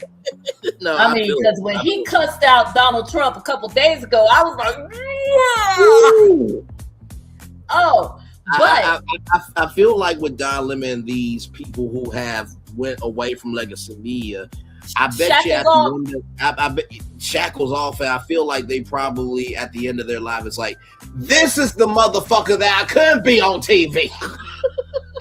That's exactly it. That's what Don Lemon. I think Don Lemon would say that. Joy Reid has certainly said that. Joy Reid has certainly said, "Oh, for real?" And when Don Lemon hit his 1 million subscribers, oh, he showed his whole ass, and I wasn't mad at it. I was like, you know what? You better just act a whole fool, because the reality of it is that 1 million subscribers that he has personally is probably higher than what he had on CNN. Yes. Because when you're on CNN, then your show is impacted by the lead-in, is also impacted on who comes after you, is impacted by who's mad at CNN that day, is impacted by the fact that you have a certain time slot. that if people aren't streaming and they just miss your show, they just miss it. You got a million subscribers because people are like, I can just come and see him any time of the day, and he's got strong numbers when he's live. Yes, and not to mention too, it's more tangible. You know what I mean? Absolutely, because he's interactive, and again, that's not even counting the number of people in his membership. Correct. Oh, he's killing it. Killing the game. He probably like, shoot, why didn't I do this shit sooner? And let's not forget, they had to pay him off. Yes, they did. Don Lemon didn't walk away without a payout because he proved that they was wrong. Yeah. No, absolutely. And I'm sure, although she hasn't said it, MSNBC probably had to pay Joy Reid as well. Mm-hmm. Because if they didn't, I'm sure there's, as bold as she is, I'm sure there's even as much as she did say, there's probably even more that she would have said. Now, her payout probably was nowhere near as big as Don Lemon because they were not on the same scale in terms of the money that they were making. But you know, you can't diss me and think you're gonna get away scot-free. And no, absolutely. You. So, but anyway, I think that ultimately people who do what you do and others, I understand not the wanting to draw the distinction between themselves and legacy media. But the reality of it is that most people with common sense know the difference. I mean, legacy media is and always will be considered, because that's just what it's been for a million years. It will always be the big 3+1, because that's the way I grew up. Because Fox, I actually have been alive long enough to know that Fox was not a part of that group. Yep. So to me, it's the big 3+1 once you include Fox, and then of course CNN, MSNBC, and the other and Fox News, which has been obviously looped in with legacy media. But again, for me, because of being around for the evolution of all that, there in my mind, it's still cable news. But yeah, technically legacy media. People know the difference. But but I think that you call yourself media because you are media, and then you act accordingly. And I think that the Combs trial especially proves that, because a lot of people, in fact, I would venture even to say most people who actually took a strong interest, and certainly the ones who took a daily interest in that trial, got their information from some manner of content creator, in my mind, a media person that's non-traditional. Whether it was something someone sent them, even if it was just snippets that they would see. And then, of course, you had the nightly news that would do the report on it. But they did not get the full breadth of it, if they were interested in it to that degree, from legacy media. And even with cases that are televised, you still have to go outside of legacy media, because they may disrupt our regularly scheduled programming for certain things, but not for the entire trial. Like even with OJ, of course, all the networks, including the NBA finals, was disrupted for the chase, but it was like they still did a box within the box, because it was the freaking NBA finals. Yes. And so they didn't just, got a contract with NBA. And then the verdict, yes, they did go live for that. But everything else, like Johnny Depp and Amber Heard, you still had to go to a cable channel that, Court TV or whoever. I think CNN maybe now, because these channels do have like CNN 1 through 20 and MSNBC 57. I think that because of streaming, some of them did run it the entire time, but But even to the degree, like we started out talking about people's interest in it now, Yes. you still have to go to alternative sources if you want to take that deep dive. And that is where content creators have the potential to win, because you don't have those obligations to running an entire network. Yes, no, that legacy absolutely. media does. Because legacy media is typically a part of an entire network. And even if you do turn to CNN or on the cable channels, you know, you have like an ABC Now that has, or CBS Now that will have the news all day as a part of a legacy network. They're still doing everything around the world. They're still not going to run one whole trial all day. Yeah, no, absolutely. And to that point with ABC News Live, NBC News Now, and CBS 24/7, even live now with Fox. I think that, you know, legacy media understood that we can utilize streaming for more cultural moments where we can't use the power of legacy media. And I even said this on one of my lives. I'm like, one day somebody's going to say, I'm live from New York, content creator for, how did I say it? Live from New York, I'm Brandon Lee, content creator for ABC News. Like, I do see that eventually happening. And they are absolutely using the people. I mean, look how many now, there hasn't been great results, because I think they have to remember that who is popular in terms of the number of streams still may not be the person for what you need them for in terms of expertise. And you probably already know, because you jumped in what I'm going to say, which is that you do see them understanding, especially to capture an audience, you know, 30 and below, that they, you know, have to put some content creators on the red carpets and at the big events and what have you. I think where the misses have been, there are some people who did it kind of right, and I'll get to that. Remind me, BET, and when you say that in a few moments, I'll go back to that point. Sure. But I think where the misses have happened is they have focused on people's numbers as opposed to focusing on the fact that while somebody's numbers may not be as high in terms of this person only having 100,000 followers or 200,000 followers, and this person having millions of followers, that the person with the 100,000 followers or 200,000 followers has the expertise that makes them being on that carpet makes sense. It makes it respectful to the people who are there for whatever the reason is. And quite frankly, that's still 100 or 200,000 people that you didn't have watching.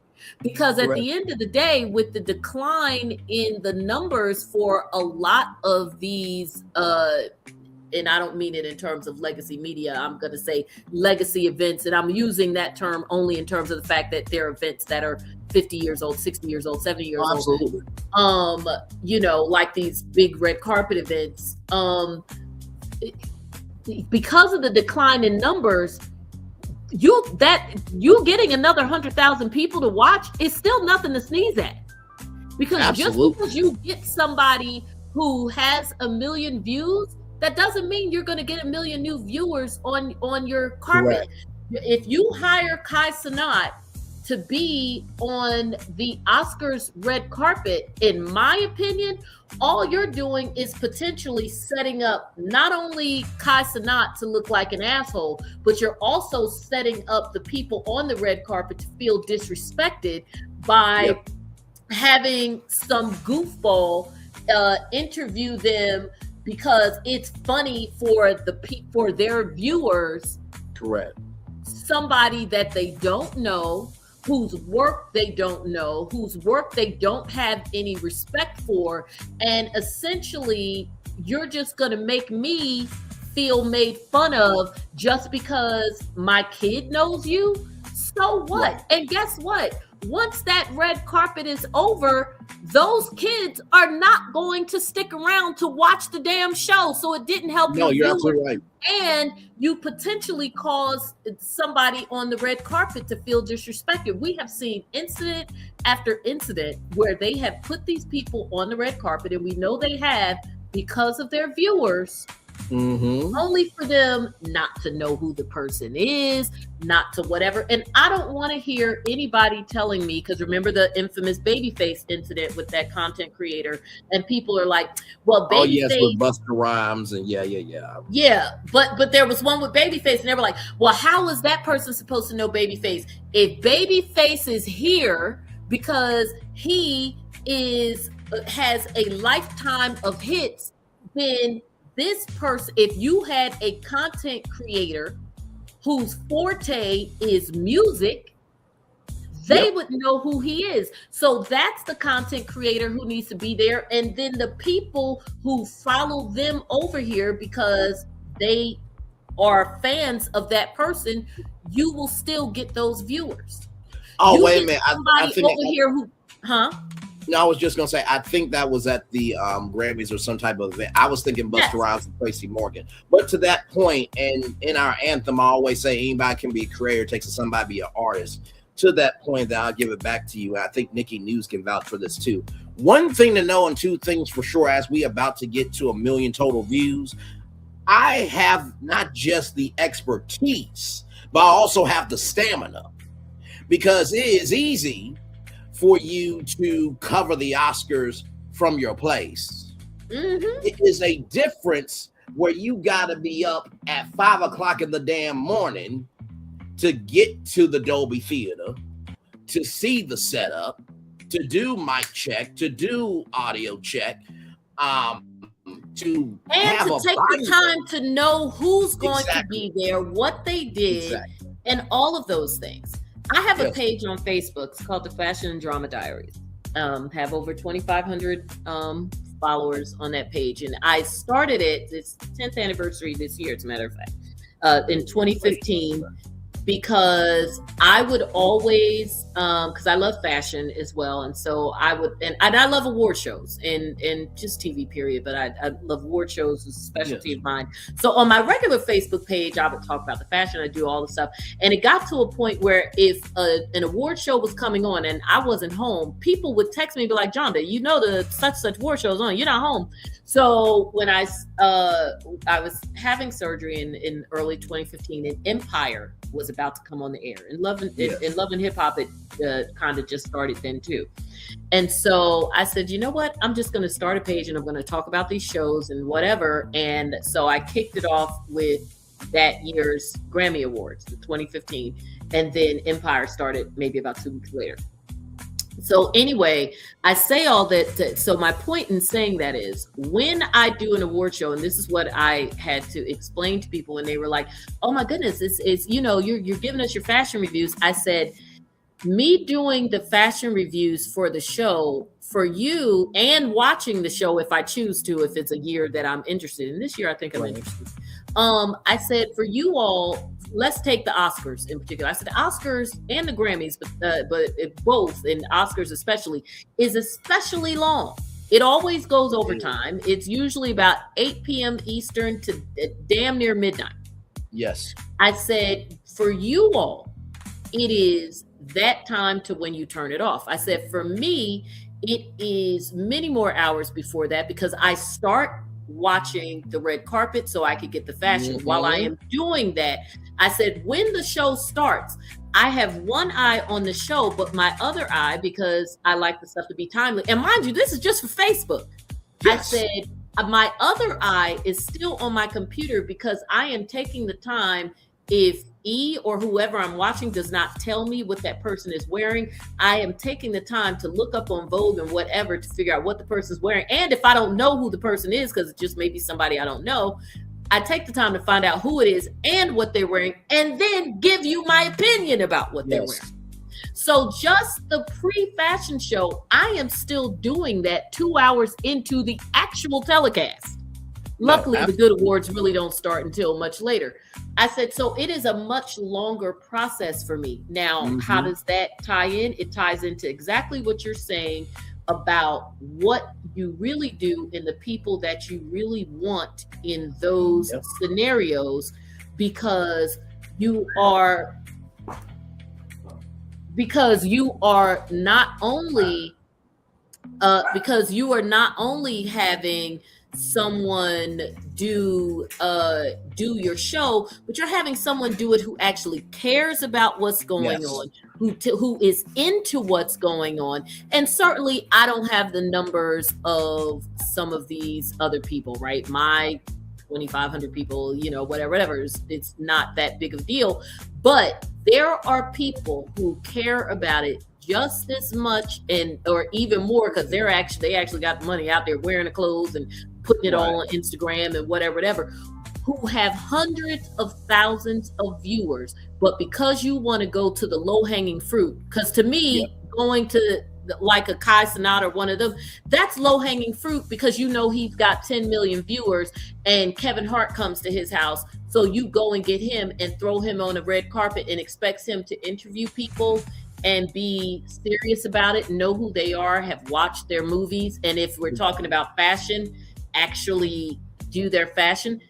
That's, to me, it's silly. So on the one hand, while I will compliment some of these entities for recognizing that they do need to open themselves up to social media and content creators and whatever, because you need the audience that can bring you. Yes. Take the time to be to use content creators that actually care about what you are doing, and actually have loyal followings and audiences who will go with them anywhere, but they care too, because if I'm watching a fashion person, it is because I'm interested in fashion. And so that means if you send them to the Fashion Institute Awards, I am going to follow them there, and then I'm going to watch your show, and now you have more viewers. No, absolutely. And not to mention too, and we've covered so many media stories over here. Nick, if anybody asked you, Jonda, or Nikki News, or anybody, does Brandon know what he's doing? I would say, yes. So I gotta be on Good Morning America for my morning hit. Then I gotta be on live with Kelly and Mark, because the morning after I gotta be live there for that. Then of course I gotta do a live hit for The View. Then of course I gotta take something for Tamron Hall. Then I gotta take something for GMA3. And it's just like, wait, how do you know all that? That's what I give a fuck about the system that is helping me elevate. Like, just Exactly. And so now I mentioned BET. BET had it. Now they've gotten it right a couple of times, but I never forget one time when I was like, gosh, you got it really right. You're going to bring some additional people over. And then they screwed it up because of homophobia in the back office.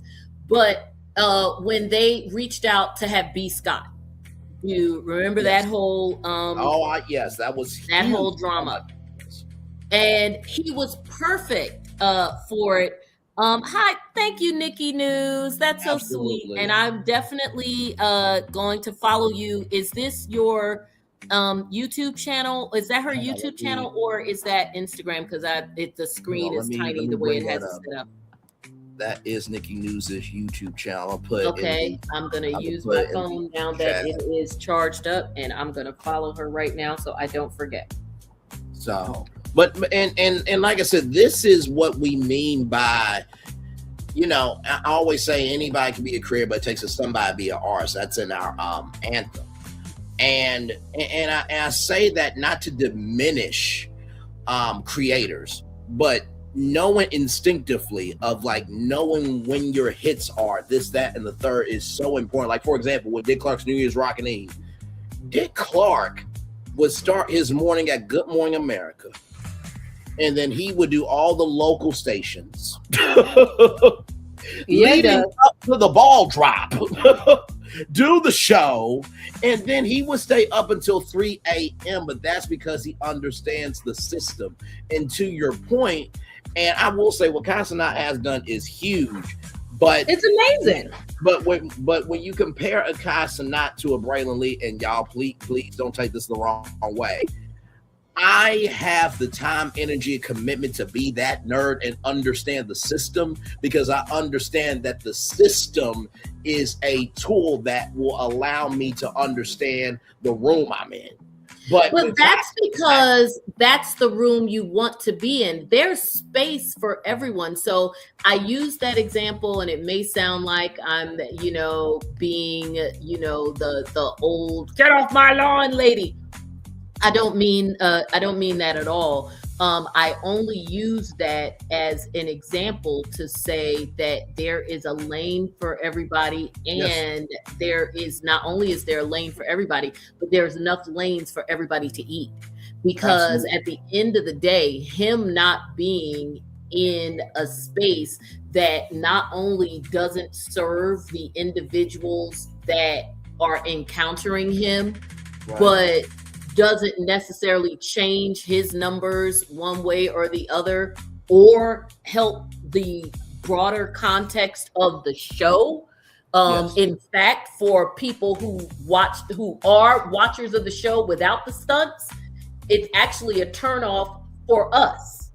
Yeah. So it's not serving. So my point is, it's not serving anyone to have people outside of their lane. And again, not suggesting that how they, like, you've had people tell basketball players shut up and dribble. No, not at all. Not everything is for everybody. He not only has a lane that has blown up for him and has given him an extraordinary place that I even, know his name with no real reason to, one way or the other.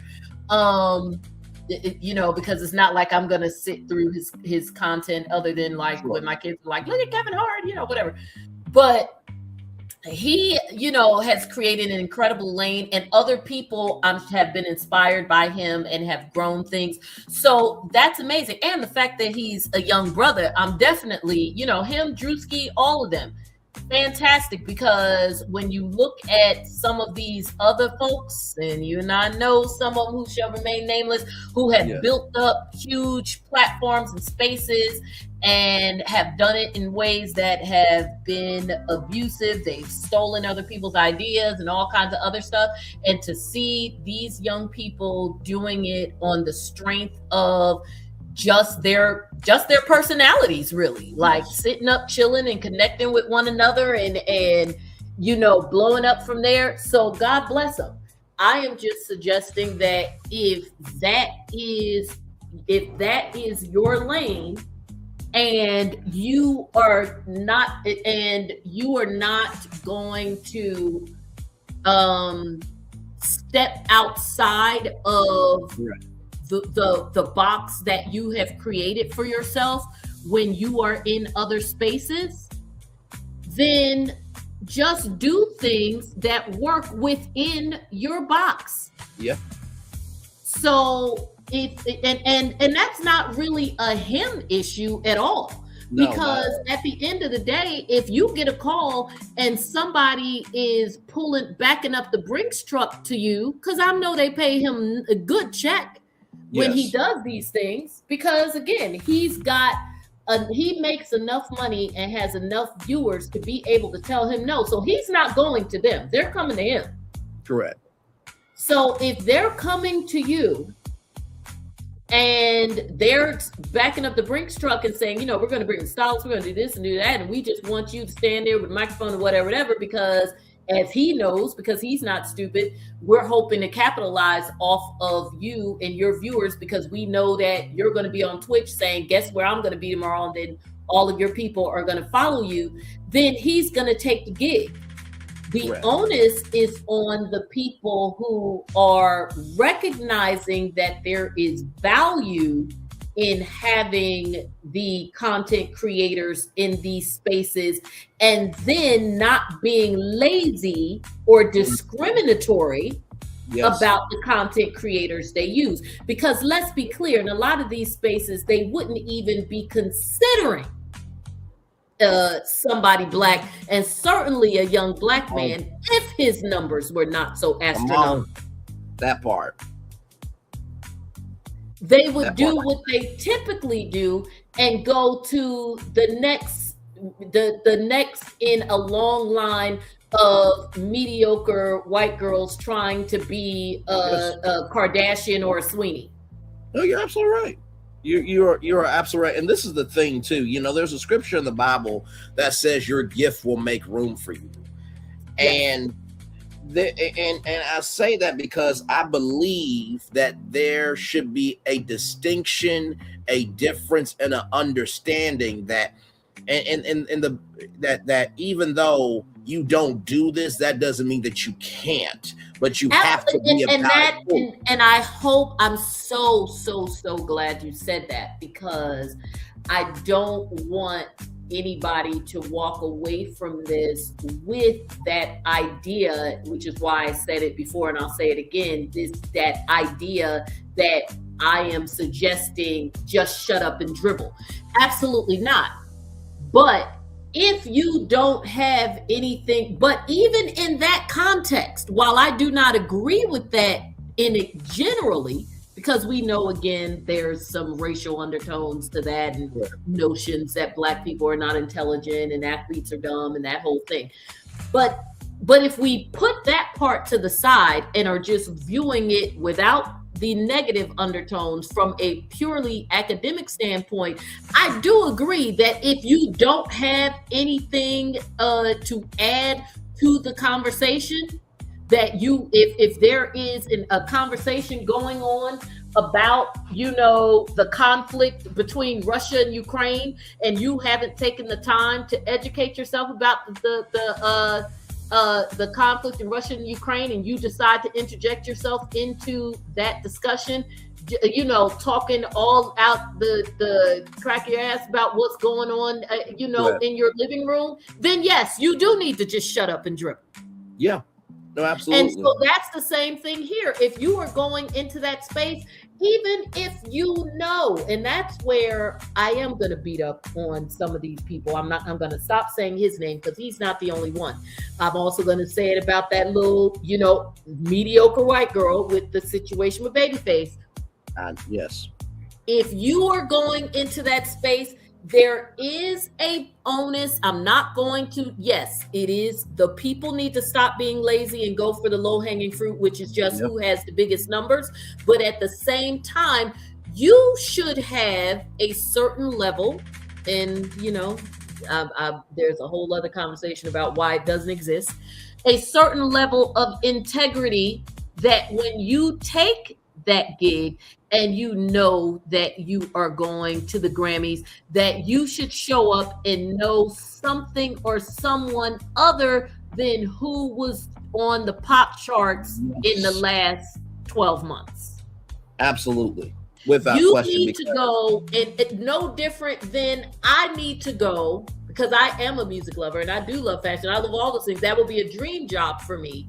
And even though I may feel like I am, I know this and that about music and I know this and that about whatever, I don't know everything. So I do need to make sure that not only do I know who's nominated, because that of course gives you an idea of who's probably going to show up. I want to know how, try to make sure that I have name face recognition, or at least make arrangements to have somebody in my ear who can help me with that, because with the technology we have, there's no effing excuse for that. And then, and on top of that, I also know how to correctly pronounce your name once I do have the name face recognition. So those things, so there is still a level of integrity that the content creator should have, as opposed to just grabbing the check. And I am not going. Go ahead. No, I was just going to say, one of the best people to showcase that you can be yourself and still have range as Michael Strahan. Yep.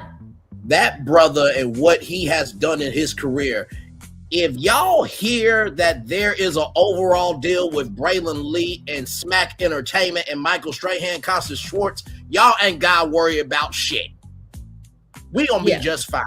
Because what that brother did, he went on the best damn sports show, period. He did commercials. His first gig was Fox NFL Sunday. Then on top of that, imagine Regis Philbin, who I'm sad that me and him have never got to do a podcast together. Because we would, a black man from Little Rock, Arkansas, and a white man from New York City. That would have been an amazing podcast. Yeah, but and Regis was hilarious.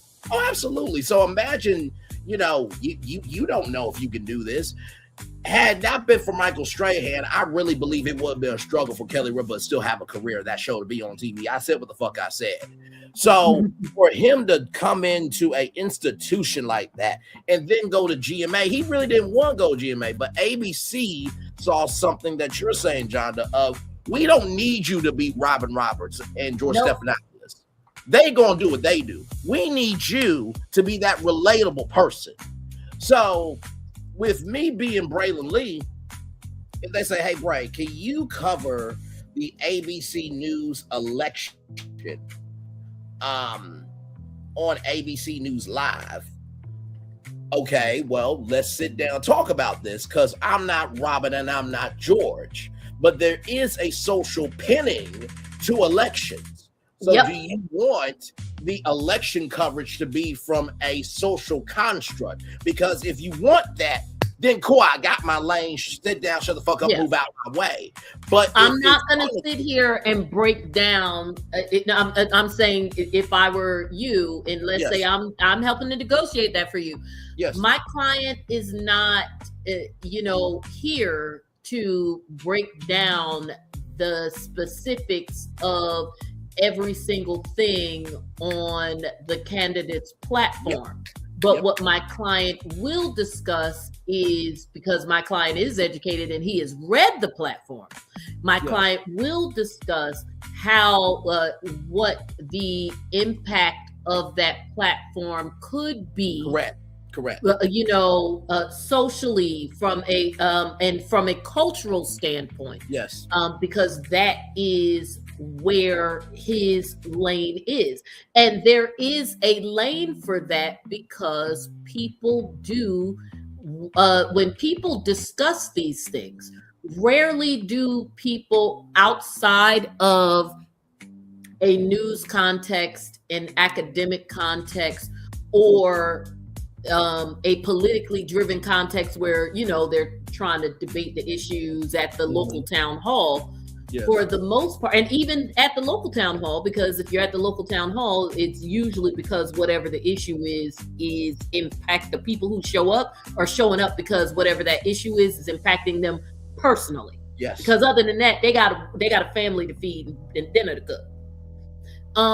So for the most part, when people, even after they finish watching, News This Sunday, or the McLaughlin Report, or any of those shows, ultimately even they know that they have to end with some kind of social commentary, because ultimately, no matter how much information you may give people from just a purely academic or informational standpoint, like we want you to know what's going on in such and such country and whatever.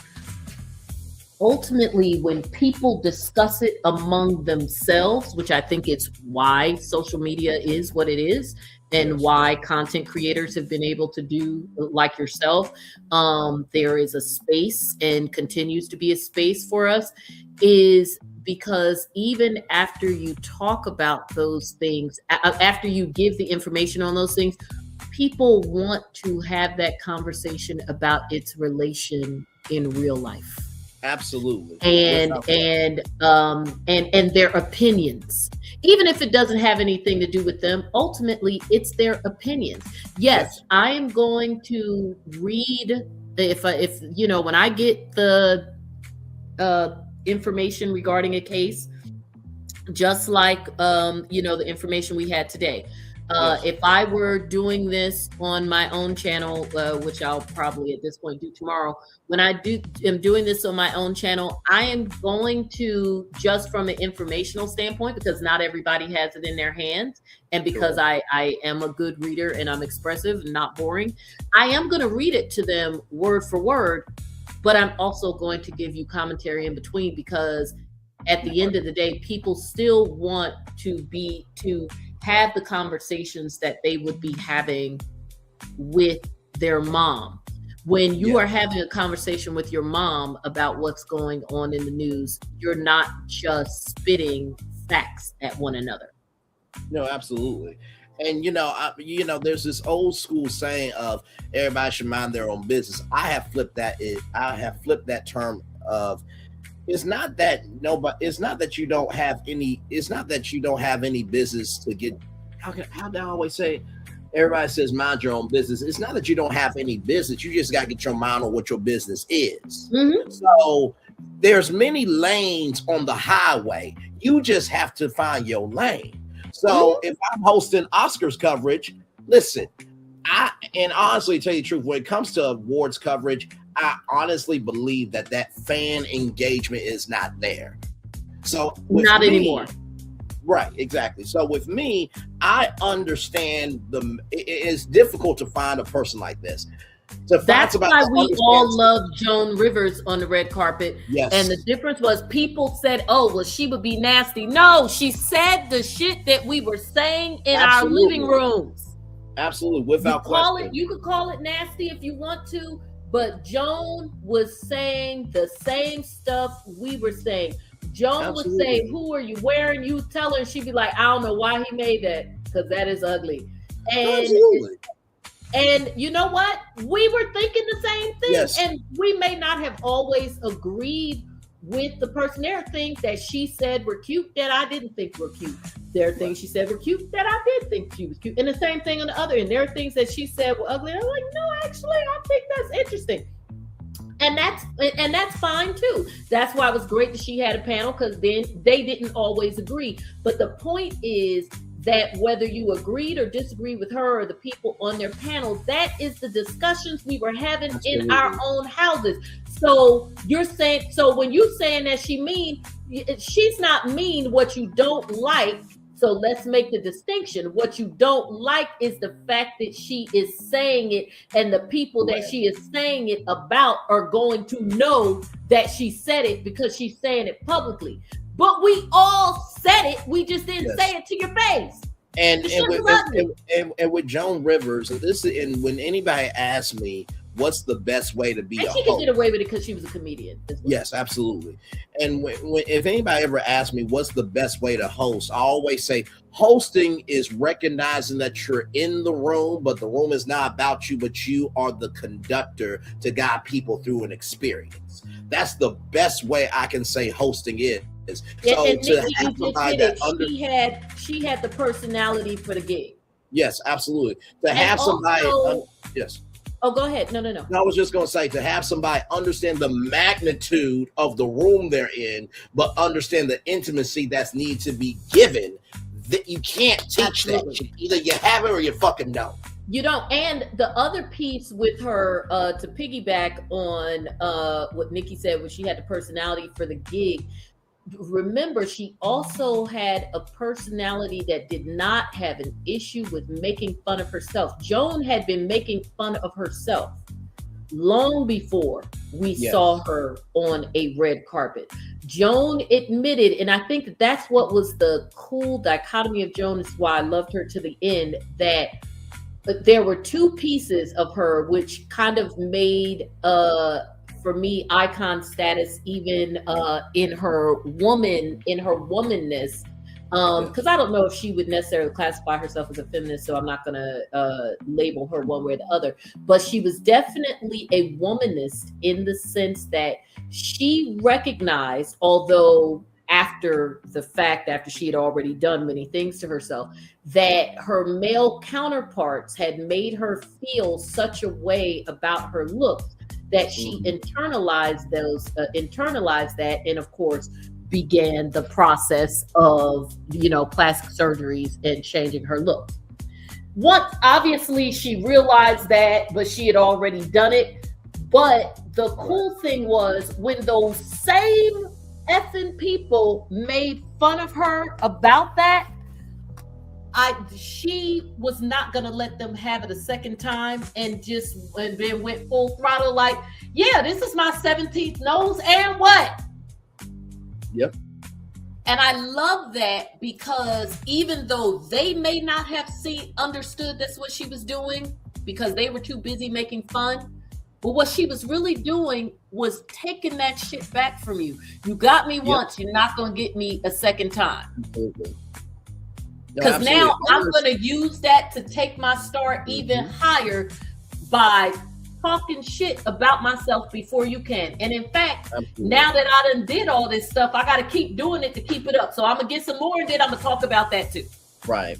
No, she utilized herself as a resource.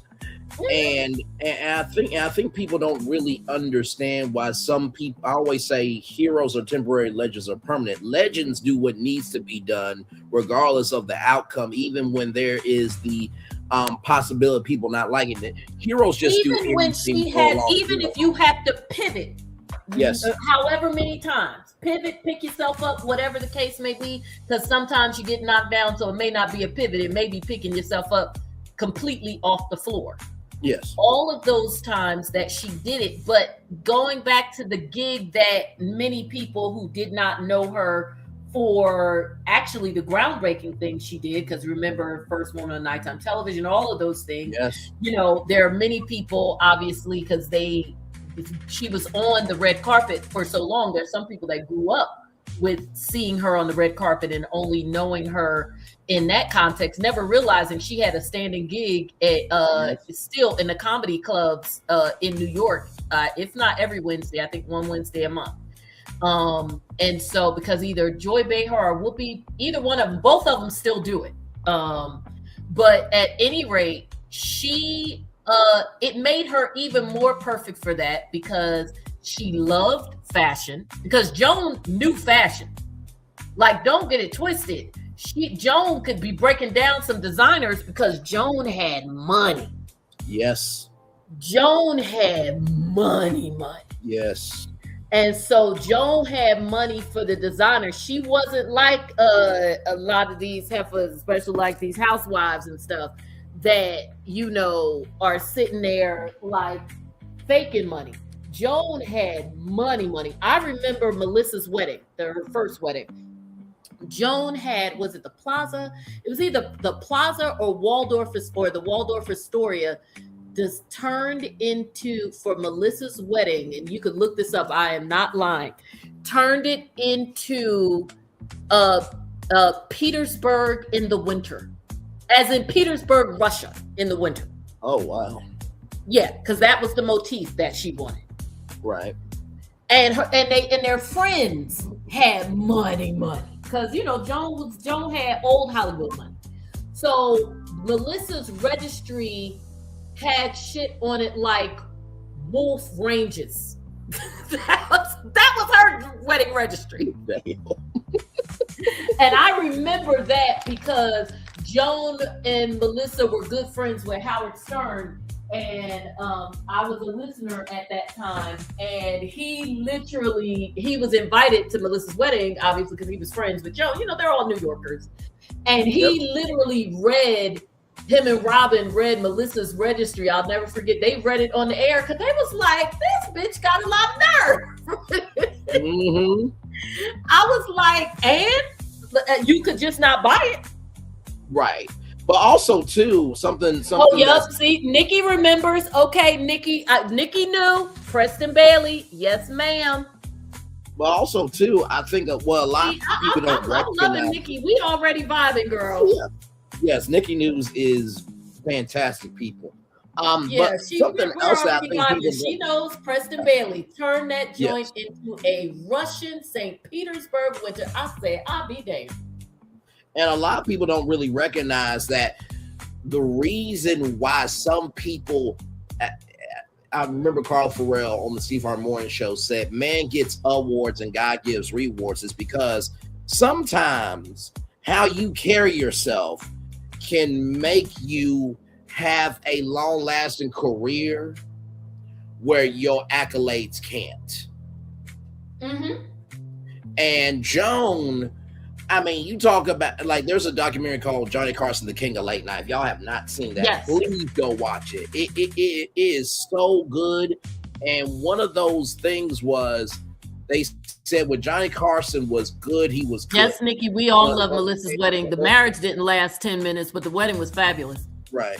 And when Johnny Carson came out that multicolored current, he was good. But when he was done, he was aloof. And I've always prayed to God, this gift that you gave me, please do not let me be so good that I can't enjoy it. And people don't really recognize the magnitude of the media industry. That's why I do get pissed off when people say, well, all you gotta do is just wake up and read a prompter, this, that. I'm like, no, their existence is determined by you giving a fuck about them. That is terrifying. Well, and people don't understand those connections that you make can be. No, go ahead. No, I would say it takes a lot of energy. It takes a lot of energy. It really does. No, absolutely. It really does. That's why you'll see a comedian and they'll go off stage and they, you know, they'll be like, please don't make me do a meet and greet. Yeah, because they're absolutely.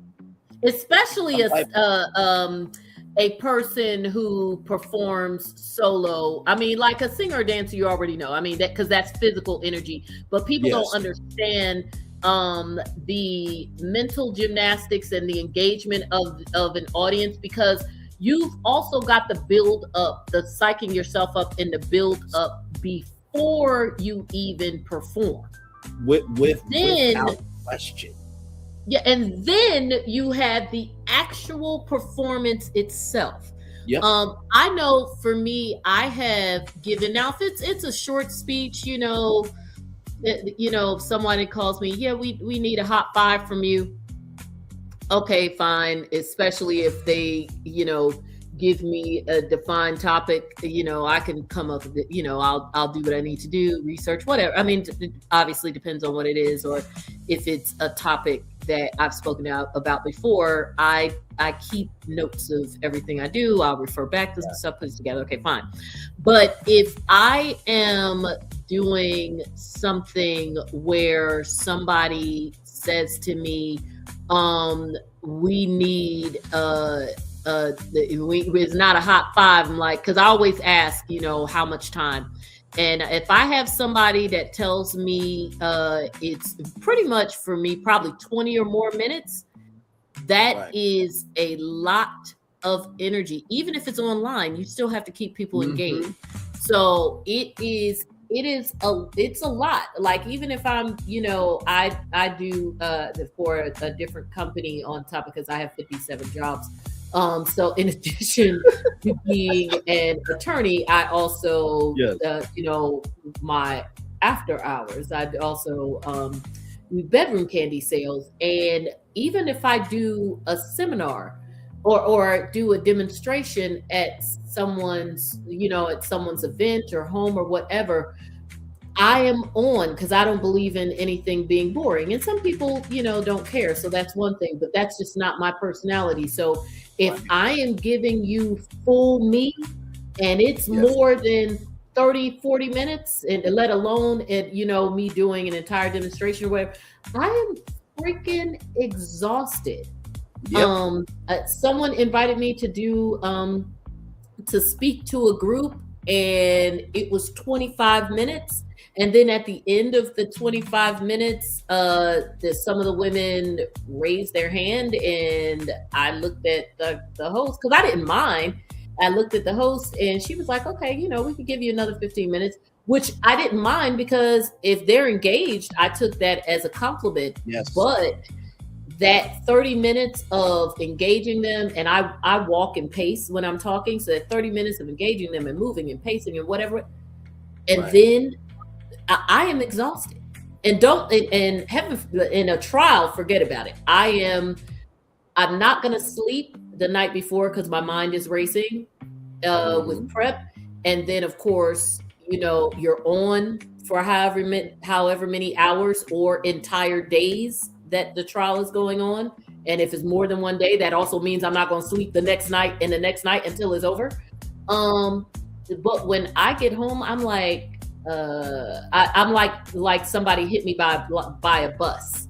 Like I got hit by a bus. And that is because if you are on and you have to keep people engaged, and in a trial, especially when it's if you know, like when it's the prosecution or the other side, if it's a civil trial, you know, whatever, I still got to be actively paying attention so that I can make sure I grab any good points, take notes, whatever, be ready for cross-examination. And then, of course, when it's my turn, I've got to be on. I've got to be engaging. If they're not engaged with me, then they're not engaged with whatever it is that I am trying to convey with them about my client. It really is what it really is. Have you ever seen Chicago? Yes, I have.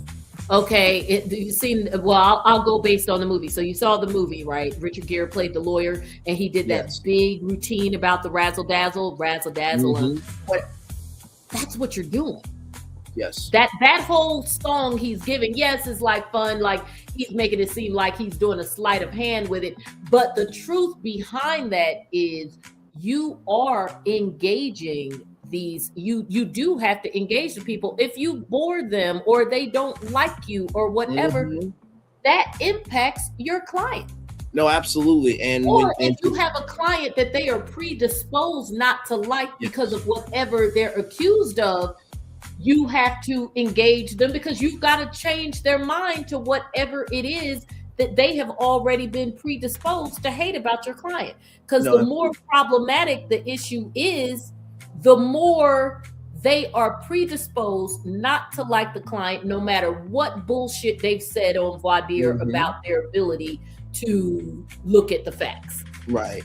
And to your points of being an attorney, also doing bedroom candy, which I've always wanted to go to one just for the entertainment, just to people watch, but that's neither here nor there. But to that, what's really funny is some of my best customers are either men or wives who are a little on the fence and connect me with their husband, and the husband, I'm like, your wife was or girlfriend was concerned about whether or not, and they're like, hell yeah, buddy. And you know what? I have never ever had a partner go, yeah, you're right. I don't think she should get that. And you know what? This is the thing too.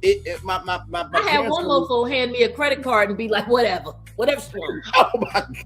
That was a good day for you for sure. No, I was going to say my parents gave me, you know, the biggest business principle that I use. Braylon, every time we give you an inch, you make it a mile.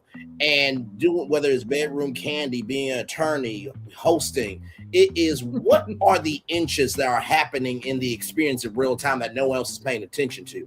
So, for example, when Ryan Seacrest is hosting American Idol, everybody sees, you know, dim the lights and here we go. Well, after the intro, which by the way, that's all prompter, everybody.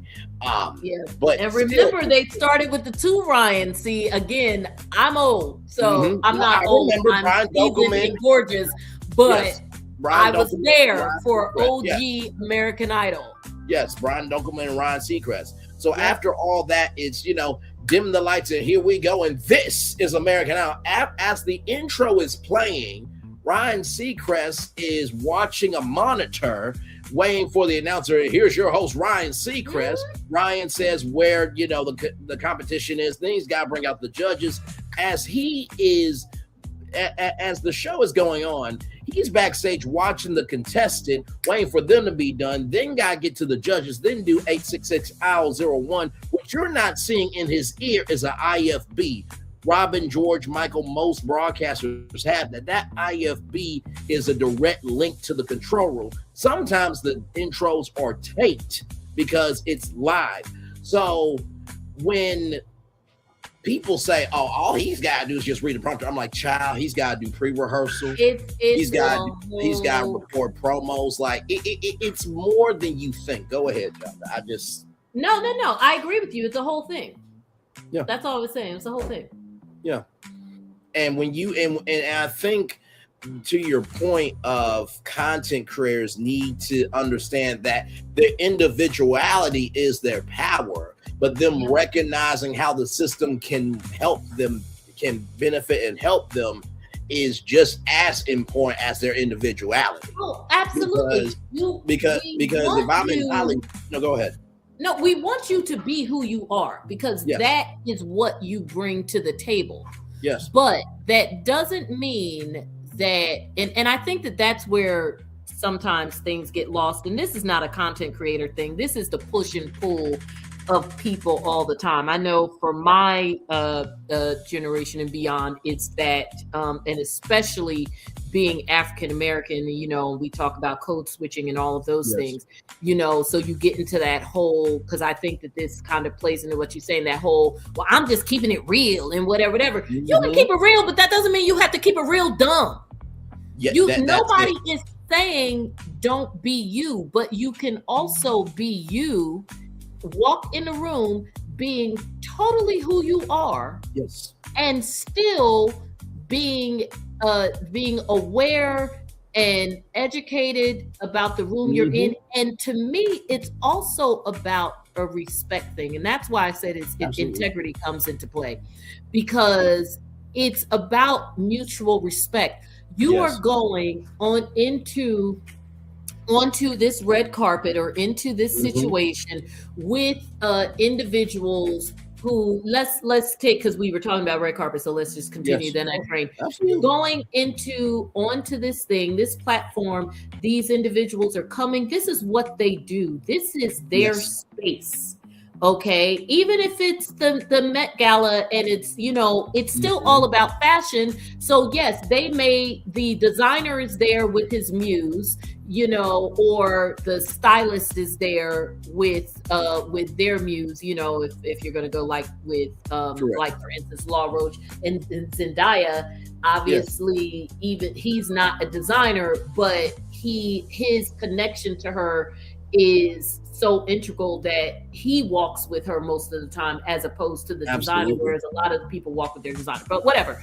The point is, this is what they are there for. It is a celebration of course, what the theme is, but most importantly, the fashion and the work of the designer that has put this individual in their clothes, who is also very honored to not only be in the clothes but also to be invited to the event, the whole thing.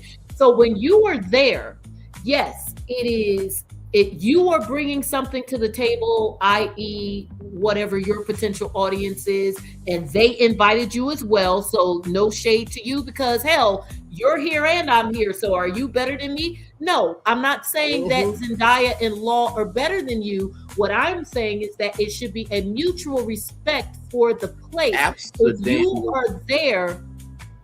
you are there and you are going to be in this space and talking to these individuals, doing some kind of hosting duties and whatever, then it should be a symbiotic situation where we are here, I'm here building up my, entering into a different space. I'm bringing my audience, but this is also expanding my reach into this new space. Without question. And then for you, obviously, I'm exposing you to my audience who may or may not care, but they're watching. So who knows? Something may reach them. So because of that, to me, it is not so much of me licking your boots or kowtowing to you, because we're both here. Yeah, correct. Absolutely. But it is a mutual respect thing. Right. So, like for instance, they've announced this year's co-hosts and chairs and whatever, and it's Beyonce. I think Asia Wilson. It's several people, both black and white. Several people, some guys, all of them. That's great.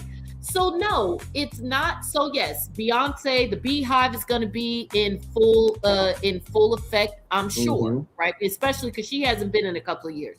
So the Beehive's going to be in full effect and what have you. So of course that's bringing more eyes or whatever.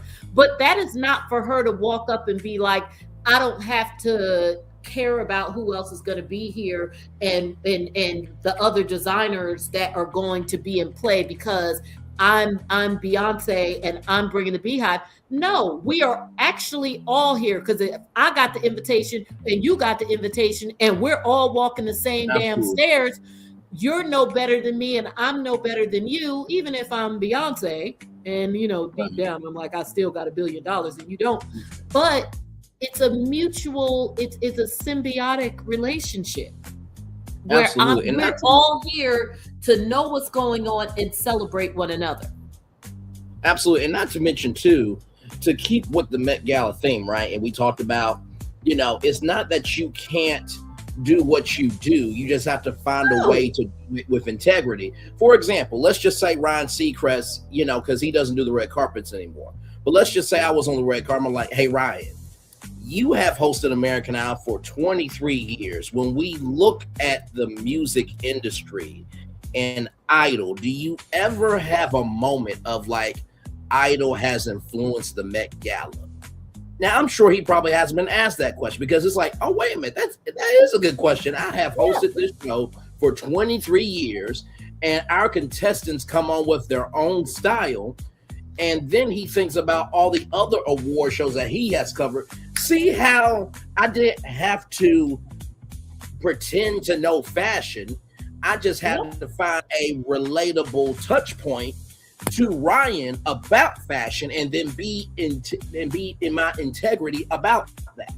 And, you know, even in taking that vein, because there are some people who truly did transcend the show, even beyond singing, there have been several former contestants who, in their own right, have ended up on the red carpet.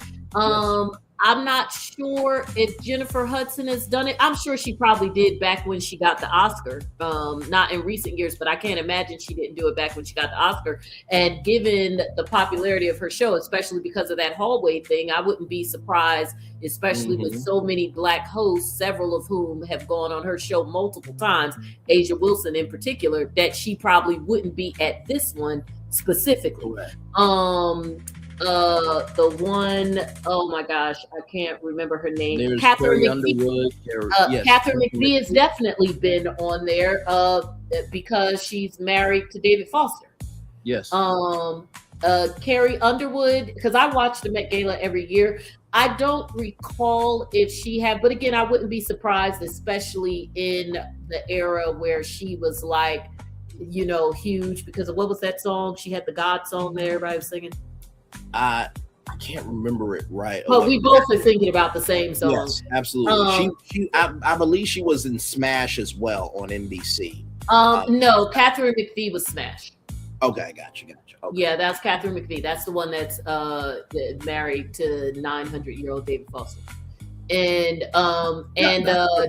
you know, Kelly Clarkson, I do not believe that she has, because Kelly Clarkson has never been a fashion girl, but now that she's got the new body and her show is super popular, I wouldn't be surprised if she would pop up on there, especially because, you know, they're trying to make sure that the hosts, you know, the honorary hosts, obviously, they're not real hosts, but they're making sure to have the honorary hosts people who are younger and connected to pop culture, not, you know, totally on the fringes, still very much huge establishment stars, but connected to pop culture, or it more importantly, which I think is kind of cool, has transcended what made them famous. Like Asia Wilson has certainly transcended the WNBA at this point. Oh, for sure. Absolutely. Without question. And also, too. No, even just her being asked to be an honorary host shows that.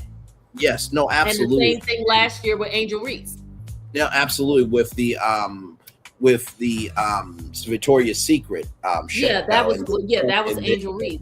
And have you seen how mad them folks were about the? I said, whoa. You know what? Honestly, if you get mad at somebody else being blessed, that just lets you know how much you ain't got. Because when I saw Angel Reese, I'm like, yep, all that blessed. Oh, she got it. I saw. And let me tell you, Precious Lee, who, if we get married, we're gonna be just fine because we got the same last name. But with that being said, Precious Lee did her thing at the Victoria's Secret Fashion Show, and she had a moment at the Met Gala of, "Can you move out my way? You're in my shot." And also, too, on top of those 2 points, I think a lot of times people believe that because it hasn't been done before, that you should be in a space to respect tradition. Let's say that one more time. And it's crazy because I tell you what, when Angel Reese came down the red carpet, or let's call it spade. Not so much when she came down the red carpet, right? But when she turned around and walked back in the opposite direction, back down the red carpet. If you didn't know that she was coming, you damn sure knew when she was going. That part right there. Because I said, Miss Angel, who knew about all that? Mm-hmm. Yes, the wings are not just on her back, ladies and gentlemen. I said, well, aren't you blessed? But no, this is the thing, right? And this is why LL Cool J made a whole song about that. Yes, he did. And this is the thing that I get so excited about with Brainley's virtual tour is I can't wait to get in there and just do everything I've been telling y'all. So if y'all see Brainley's virtual tour live from the Met Gala, after party, just like when Kelly and Mark do the after Oscar show, don't be surprised by that. If me and Victoria's Secret have a after Victoria's Secret, have a Brainley's virtual tour, Victoria's Secret, fashion show, after show the day after from the same station, don't be surprised by that. See, there's always a way to do something that's never been done, but you have to have the confidence enough of, listen, if they try to come for you and say, well, we've never done this before. Exactly right. Y'all have never done this before. So the least y'all can do is be out of your ego of how far you've made to recognize, hey, listen, maybe if this after Oscar show has worked for live for all these years with the Oscars, maybe if we did a live after show and put it on Netflix, that maybe that could expand our social capital. But you have to recognize your worth. And believe me, there's a lot of red tape in Hollywood, but I think it's getting to the point now where before Hollywood was like, oh, you need us. But now it's 50-50. I need y'all for the reach, and y'all need me because y'all can't create what I can do. Okay. Just keeping it a buck. Now, of course, my friends are going to be like, Bray, are you really going to do Victoria's Secret after show with Brainley's virtual tour the day after from the same venue? Yes, I am. And Precious Lee is going to be the damn co-host. For damn sure. Well, what? Well, when you Braylon Lee, you can do anything. No. Hang on. This is called Brainley's virtual tour. But Victoria's Secret is a woman's brand. It makes no sense for me to do Brainley's virtual tour the day after and not have a woman there to be able to do what I can't do. See, you recognizing what you can't do doesn't make you weak. It actually makes you respect them to recognize, oh, wait a minute, they're bringing in somebody to help elevate the platform. That just expands your social capital for future events down the line. Because there's just some things we can't do, but that doesn't mean that your power is not worth something. I mean, it's a lot. Yeah. Going to be very, very interesting to see what the next thing holds. I'm definitely, as we go into award season, I'm going to be keeping my eyes peeled for who graces that red carpet. Well, I was about to say, the Oscars are coming to YouTube, right? Yeah, but not this year. I thought they said like it's going to be a minute. Something like 2029, 2028. Yes. It's going to be a minute. Yeah. That doesn't surprise me. I think the hope is that they hope that, and it may happen. I think they're hoping to get more viewers cumulatively. Mm-hmm. Because again, people can watch the parts of it that they want or all of it. and watch it. And I think ultimately, when it comes down to it, because people are like, oh, those shows are just going to go away. No, the shows aren't going to go away, because these people, that is still an award at the pinnacle of their profession. Yes. And most, as we know, because again, we're educated people, most awards in most professions, you don't see people getting, but they get them. Yep. The top awards for the top corporate blah blah blah blah blah, they get them. Those events are $10,000 a head. The people are very proud of those awards. They display them in their office. They have them on their resume because they do speak. They do mean something in those rooms. But we don't see those events. They're not televised. These events are televised, obviously, because they relate to the entertainment industry, which inherently is something we watch. We are a part of it. But because we don't choose the awards, the Academy does. Right. They don't necessarily, yes, it matters if people watch it. But what I'm saying is the award doesn't have to go away just because we're not watching, because because we don't see it, because we're not the ones who are voting on it. The Academy is. So they're still going to be like, this won an Academy Award. This person's still going to be very proud of their Academy Award, whether we saw it or not, because the whole point is you are being awarded by your peers as being at the top of your field among your peers. Right. Now, yes, there's politics and there's this and that, and there's the campaigns and all of the things they do. But even with all that, we still don't have anything to do with it. You and I know, because of course we watch this stuff. The top grossing movies of the year, especially since a lot of times in many years they've been, disaster films or action movies or whatever, most of them don't even win these awards. No, absolutely right. And the actors don't often get nominated. That's why it is still such a huge deal when someone from a comic book movie or a science fiction movie or an action movie gets nominated, no matter what happens to the movie, because there was a time where not only did those movies not get nominated, but the people in them didn't either. Correct. And a lot of times, maybe for a Golden Globe, but that's because the Golden Globe has has that additional category for like comedy, musical, and stuff like that. And a lot of times, y'all, these award shows are really just place markers to let you know where the industry is. Yeah. It's just like interviews. Interviews back in the day, Barbara Walters, that was definitive. That's where you got everything. But now interviews have evolved as a placeholder or a checkpoint in the middle of this race until we get to the end.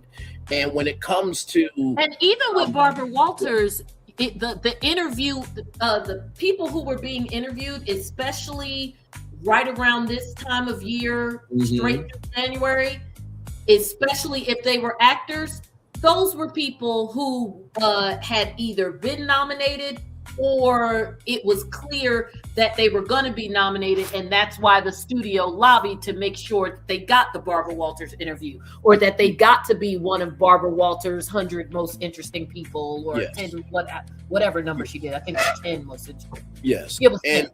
And with that being said, I did a whole live on it. I'll send you it on IG, but I wrote down the Oscars. I talked about, okay, well, since the Oscars are going to be coming to YouTube, because in one of the articles they say it could be a 6-hour, Oscars with Mr. Beast hosting. Hell, it is a 6-hour Oscars because it starts before we see it. Exactly.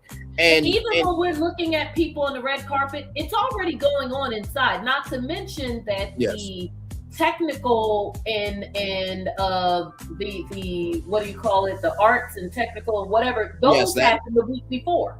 Yes, absolutely. And to that point, I often say, if you understand the move, if you understand the moves that are being made, that are happening around you, you understand what you're seeing in front of you. When YouTube did the free game for the NFL from Sao Paulo, Brazil. And they had the watch with feature. All I did, Jonda, was, y'all, I know exactly how this is going to go.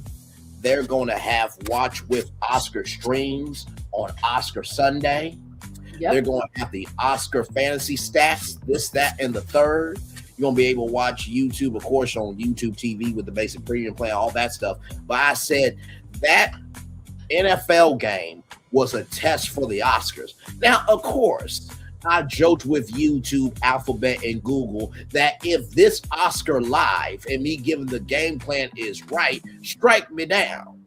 I said that facetiously because, of course, they're not going to strike down a video talking about the thing that Jake just got. But also, they're not going to strike down the plan that might be public. But if you do see in 2029, that video comes out of like, hey, here's how I watch the Oscars, but they come out with that watch with feature, you can go right back to this channel and be like, that Braylon dude is always on it. If you understand the moves that are happening around you, you'll understand what you're seeing in front of you. It's not that hard to see what's coming next if you give a fuck about what's coming next. Because most of the time, what the industry expects you to do is to stay the fan. They don't expect you to pick up the card that still works in the print room and just, oh, damn, this is top secret information. So sometimes when you guys see me do deep dive lives and you guys see my brain being Jimmy Neutron in my head of a brain blast and how I'm able to give all this media intel, it's like, y'all, they're not going to confirm anything I'm saying.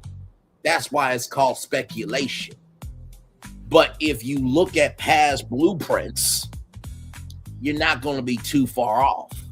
And to that point, Jonda, and I think that this will be an interesting point for you and me, is that since the Oscars are heading to YouTube in 2029, how does campaigns reform themselves? Do the actors and actresses, will they get the chance to go on YouTube channels to promote their movies? Because the thing that ABC did have was Good Morning America for the Oscars after party. They had those shows. They had that engine to promote it all year. But with YouTube, with 2.4 billion monthly active users, it can get lost in the sauce if YouTubers don't have the chance to be a part of the campaign. And I think that would be the really interesting part of this is how do YouTubers become a part of the Oscars in terms of coverage, whether you're streaming it on your YouTube channel. And by the way, YouTube, since it is coming, everybody should be able to stream the Oscars from their channel, not get a fucking copyright. Well, you know that's not going to happen because they wouldn't even let that happen with the debates because I was streaming the debates and it stopped me. But I would say, is it going to open up anything as far as people, going back to your question, is it going to change anything in terms of how they campaign? Yeah. No, it's not going to change anything in terms of, I mean, it's there. It's not going to change anything in the campaign as far as how you campaign for the show. No, it is going to change. Wait a minute. Hold on 1 second, please. 1 second. No, you're good. You're good. We're right here. We are right here, everybody. Myself, Braylon, and John, we're just talking at this point. We talked about Stefon Diggs. Very huge situation. We also talked about Tyler Perry and the text messages that came out. The court documents are not out yet for Tyler Perry, but as soon as they come out, we will be reading them live here right now. What we're discussing is the Oscars are coming to YouTube in 2029. For those of you who may not have known about, yes, go right ahead. Oh, okay. So what I was going to say is it going to change it? No. But in terms of the campaigns, because again, the campaigns are about really getting either your movie, amping up interest in your movie, especially if it's a movie that came out like in the beginning or middle of the year and has long since left theaters and it may be streaming, but it's not getting the numbers because of course they can track that. Yes. And of course, for the actors themselves, clearly, you know, as we had the Barbara Walters discussion and others, you know, that obviously they not only, as we saw, because I forgot the studio that had one whatever the movie is, one something after another. Tiana Taylor is in that. I just saw that they published the whole For Your Consideration thing for her. So is it going to change that piece? No, because in my opinion, no, because again, the voters are members of the Academy. But there is a big but. Will it change? So will it change the campaigns? No.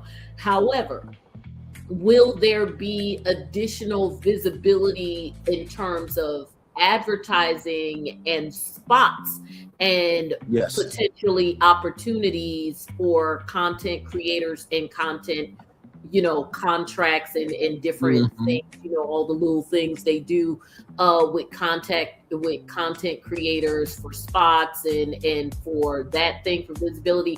Yes, because if they're going to produce the show, they're still going to need to pay for it. They're still going to want to make money from it, and they're still going to want the eyes on it, because as remember, as I said initially, that what the hope is that if they can't get, which they obviously can't because the numbers have been declining, since they can't get all the eyes on it at one time, because, you know, it used to be like, you know, millions and millions of people from all around the world, kind of like Super Bowl.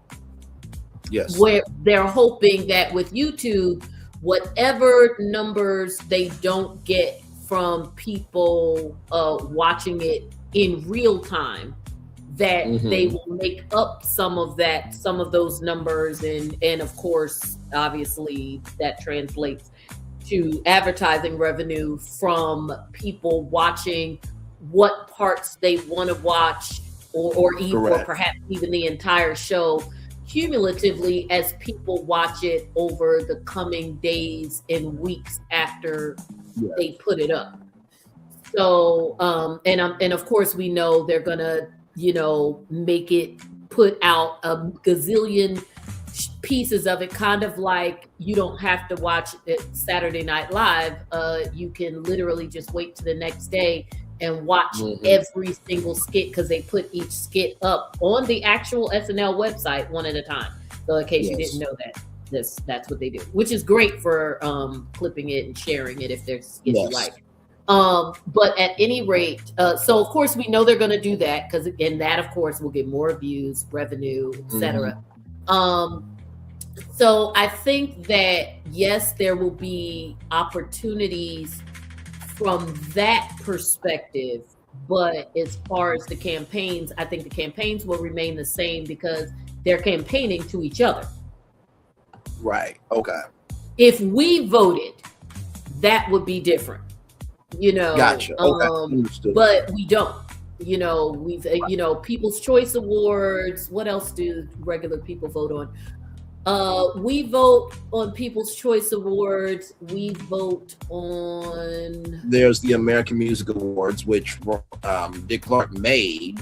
Yeah, so does the public vote on? I don't know if does the public vote on the American Music Awards? I think there's a couple of awards, because every award show has like 2 or 3 that you vote on, that we vote on. I think there's a couple of awards that we vote on, but I don't think, but there is another show besides the People's Choice Awards. I don't think it's Billboard, because I think Billboard just bases it flat out on the charts. I think they just. There's the iHeart Music Awards. I think iHeart might be what we vote on. I think iHeart is a combination of radio play and streaming numbers, because again, it's not just about radio anymore. And people. And again, I think it's the same thing. I don't think it's all the awards. I think it just may be more than the Grammys, because I know that the Grammys in recent years, and really in recent years, everybody except for the Oscars, because obviously that's more complicated with movies and all that stuff. But I think it's certainly the music shows. Every music show has at least 2 or 3 that you vote on, because there's a couple of shows, I think BET is one of them, where there's an award that you're literally voting on while the show is on. Yes. Didn't they? Don't they do that for at least one award? They do. I think it's because the people are performing on the mistaken. show, like at every commercial break or something like that. Yes. But I would not be surprised if, just because networks may just feel like the numbers are not worth the expense, I would not be surprised if we see a few more shows gradually. Now, the Oscars surprised me, so I think Google paid a lot of money for that. Because quite frankly, given the Academy and how, in the grand scheme of things, that's the most conservative of all the shows, that I would have thought that they would have been the last ones to make the switch. So I also think that somebody paid a grip. Yes. Because of all the shows, if you were to line them up and say which one of these, again, legacy in terms of history, shows is shifting, and you lined all the ones up that are still on network TV, literally the Oscars would have been last. No, I fully agree with you. And it's interesting for those of you who don't know, and welcome back in, Nikki News. For those of you who don't know, the Grammys will be coming to ABC, right? So in 2028, I believe. Yeah, so see, I think this stuff is money stuff, because the Grammys has been CBS like everything. Because remember, CBS doesn't just do the Grammys itself; they'll do like the Grammy salute to whatever. Because remember, they just did the Grammy salute to like Earth, Wind, and Fire or something like 6 months ago. Yes, and that also translates over to ABC. They're gonna be doing those specials, and of course, with Disney, they also have the theme parks as well. So the Grammy weekend at Walt Disney World. But I bring that up to say that in 2028, which will be the 100th Oscars, it will be the Oscars, the Grammys, and the Super Bowl all on ABC, which I know ABC has already begun playing for that. And also too, when I saw the news, I felt 2 ways about it. One, I'm like, this is going to be quite interesting, because like everybody knows ABC is the Oscars and the Oscars is ABC. But also in the same token, a little low budget to me. Yeah. Say that one more time. It made the Oscars feel low budget. Yeah.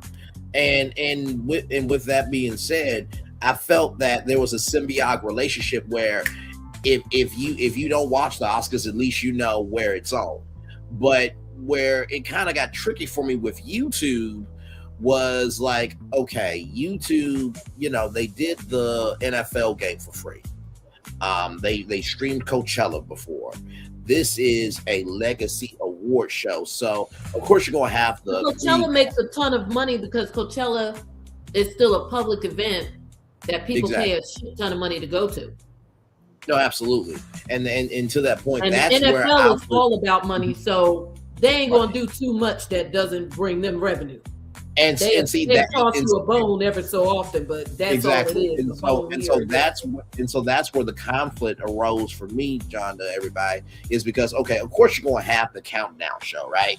But are you going to have a YouTube Oscars after show? Right? Are you going to really do that? How much are you willing to put behind this? Because the promotional engine that ABC was, you no longer have that. Now, what I would have said, everybody's going to the Vanity Fair party. And as it relates to the after show, remember, the Oscars end, at least on the East Coast, obviously on the West Coast is earlier, but they have also been getting ready all day. The Oscars after show really isn't an after show in the same way that BET or any of them have an after show.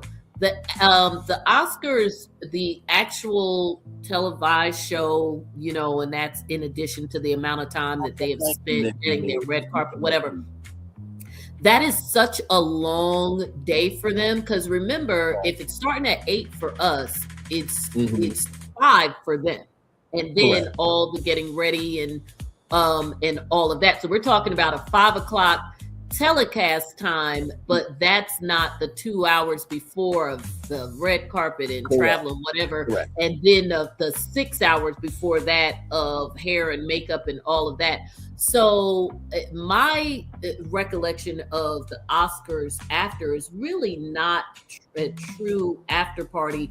You will get some of the ones who are towards the tail end of the awards, like the big awards winners, because their awards are basically at the end of the telecast.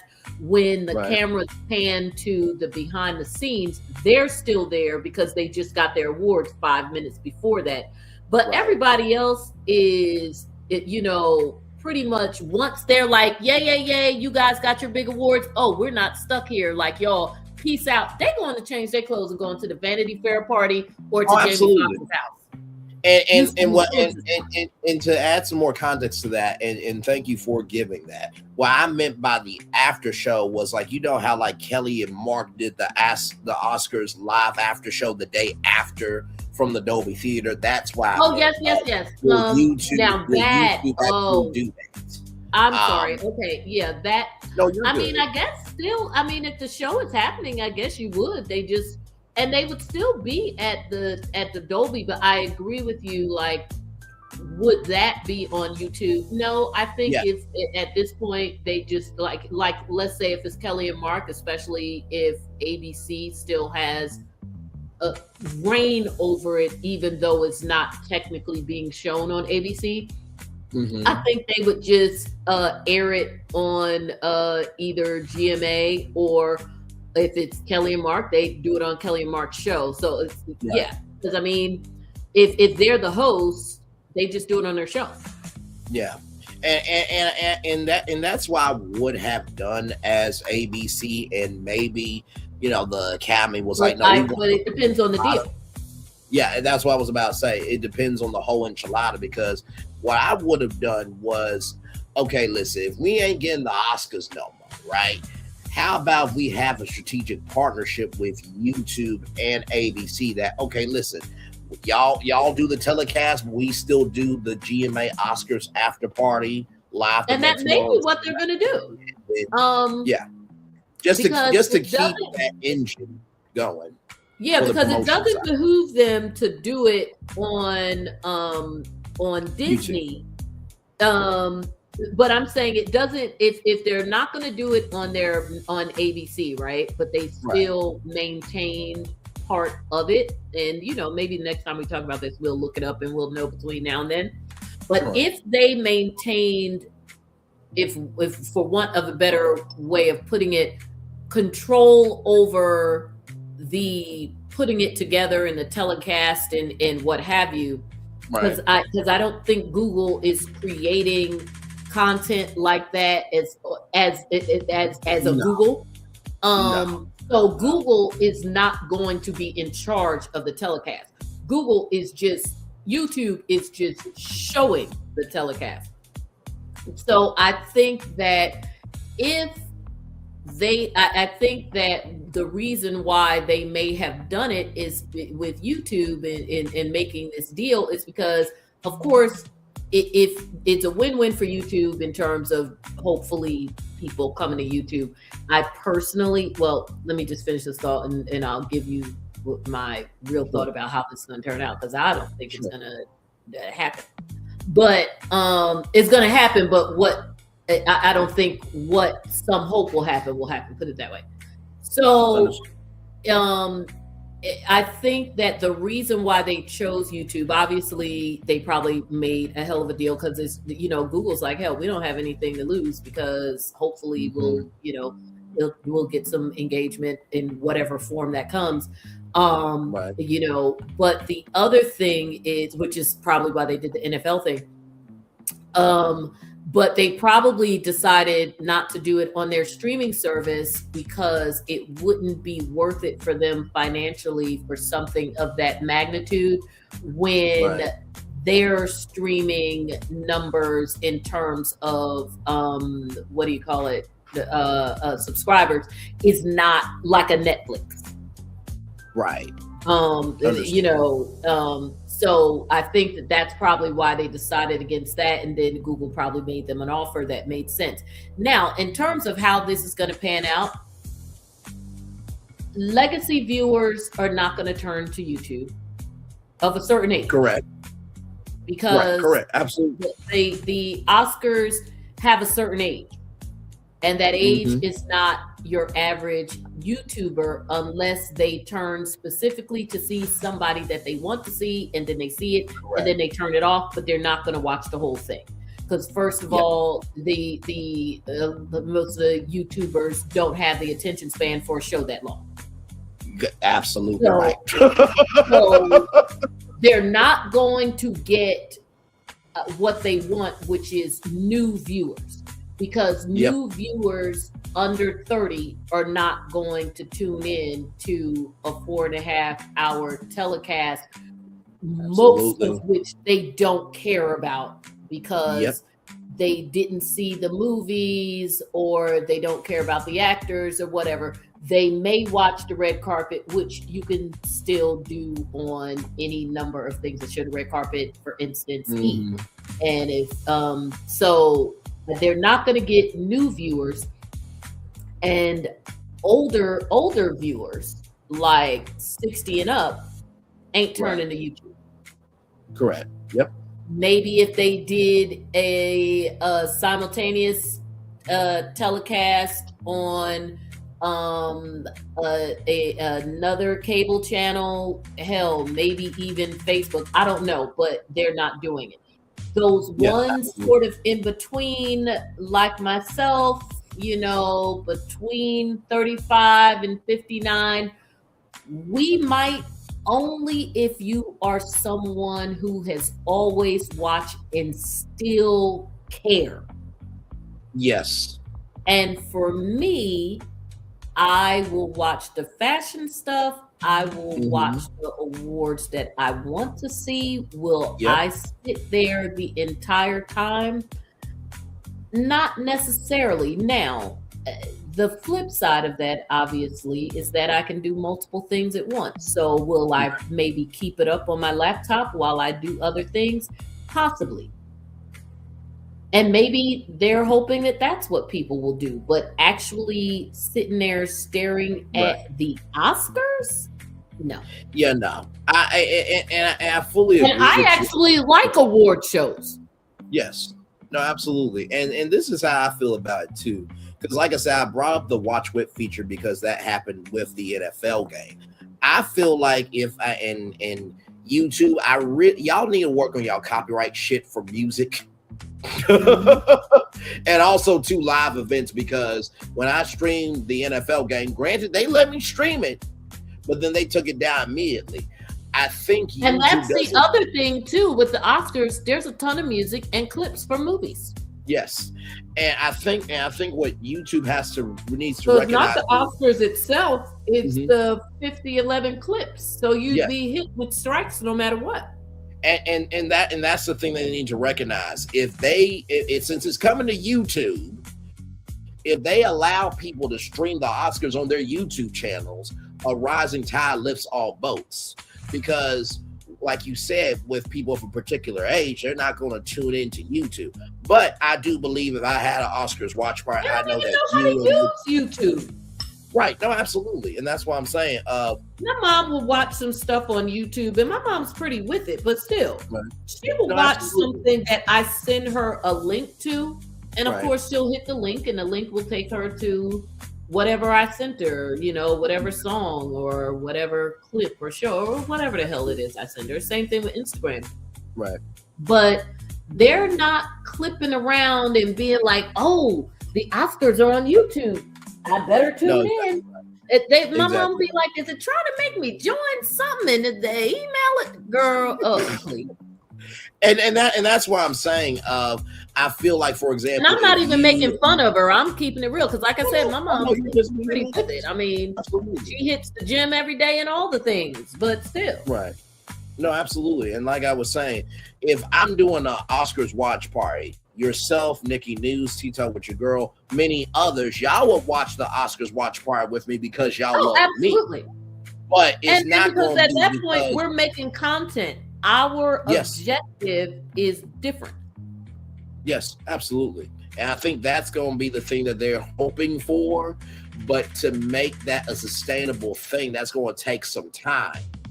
And they might have to bend the rules to allow content creators to be They're able gonna have to do stream something because I don't think time is going to help them on that. Because again, these are shows. Because I say this the same thing about Bravo shows. These are shows that are not going to gain new viewers. Right. But you have this next generation of viewers who are just simply not interested in that type of content. I say this to people all the time with the housewives thing, especially when people are like, oh, they need to bring this person back or that person back and everything gonna be whatever. Oh, they need to bring Nene back or they need to bring this person back. They need to bring... The show's numbers have gone down because they've been on for too long. They've jumped the shark. They're doing the same shit. Women who started out watching those shows, many of us who are the same age as the women were, we were their age when the show started, and then we all aged together, and we also were like, we're not doing this. This is some whatever. And you know, especially as a Black woman, I'm like, yeah, I don't mind watching the white women, you know, turntables and whatever.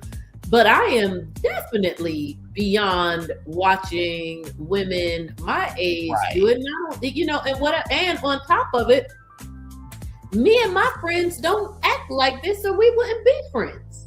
So then so then you got the fakery of it and what have you. And so what they don't realize, even the fans, when they, especially content creators, when they're like, oh, they need to bring this one back and that one back, or the rabbit fans, is these shows are not going to get new fans because women, or even gay men, because they were huge portion of Housewives viewers. Absolutely. But I'm going to focus on women because gay men are a different class in terms of that kind of stuff, because they may not be taking it to heart in the same way in terms of the amusement factor versus the embarrassment and offense factor, because it's not them. So, but young people under 30 who are not content creators watching these shows, or who have not constantly had to watch the shows because they were on in their houses with their mothers or older sisters, so they are addicted to the shows the way that I got addicted to soap operas when I was like 3. Yes. They are not going to come to a show that is already 15, 16 seasons into it, no matter how many times you change the cast, even if you do add younger women to it and what have you, especially if they are not what is considered to be the fly money set for their age group. And of course, what is considered the fly money set for their age group is not what Housewives are supposed to be. Right. So you're absolutely right. So the two things don't match.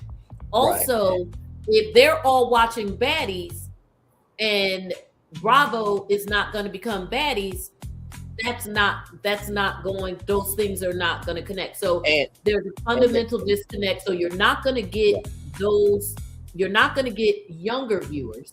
Right. You're not going to get us older viewers to come back. Right. Because we left for reasons that are beyond just one particular character. Absolutely.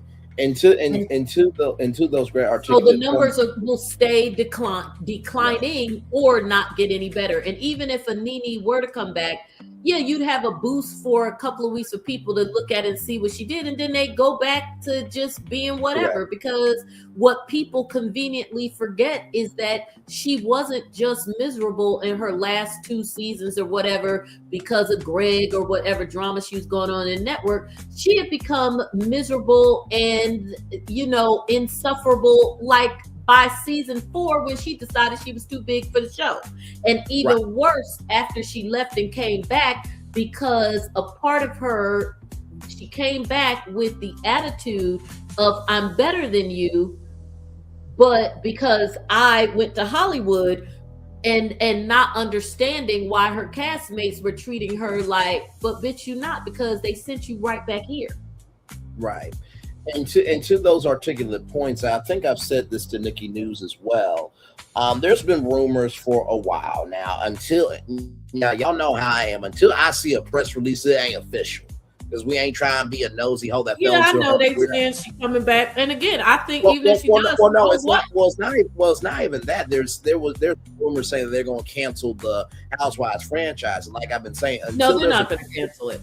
And that's what I'm saying. Until the wheels fall off.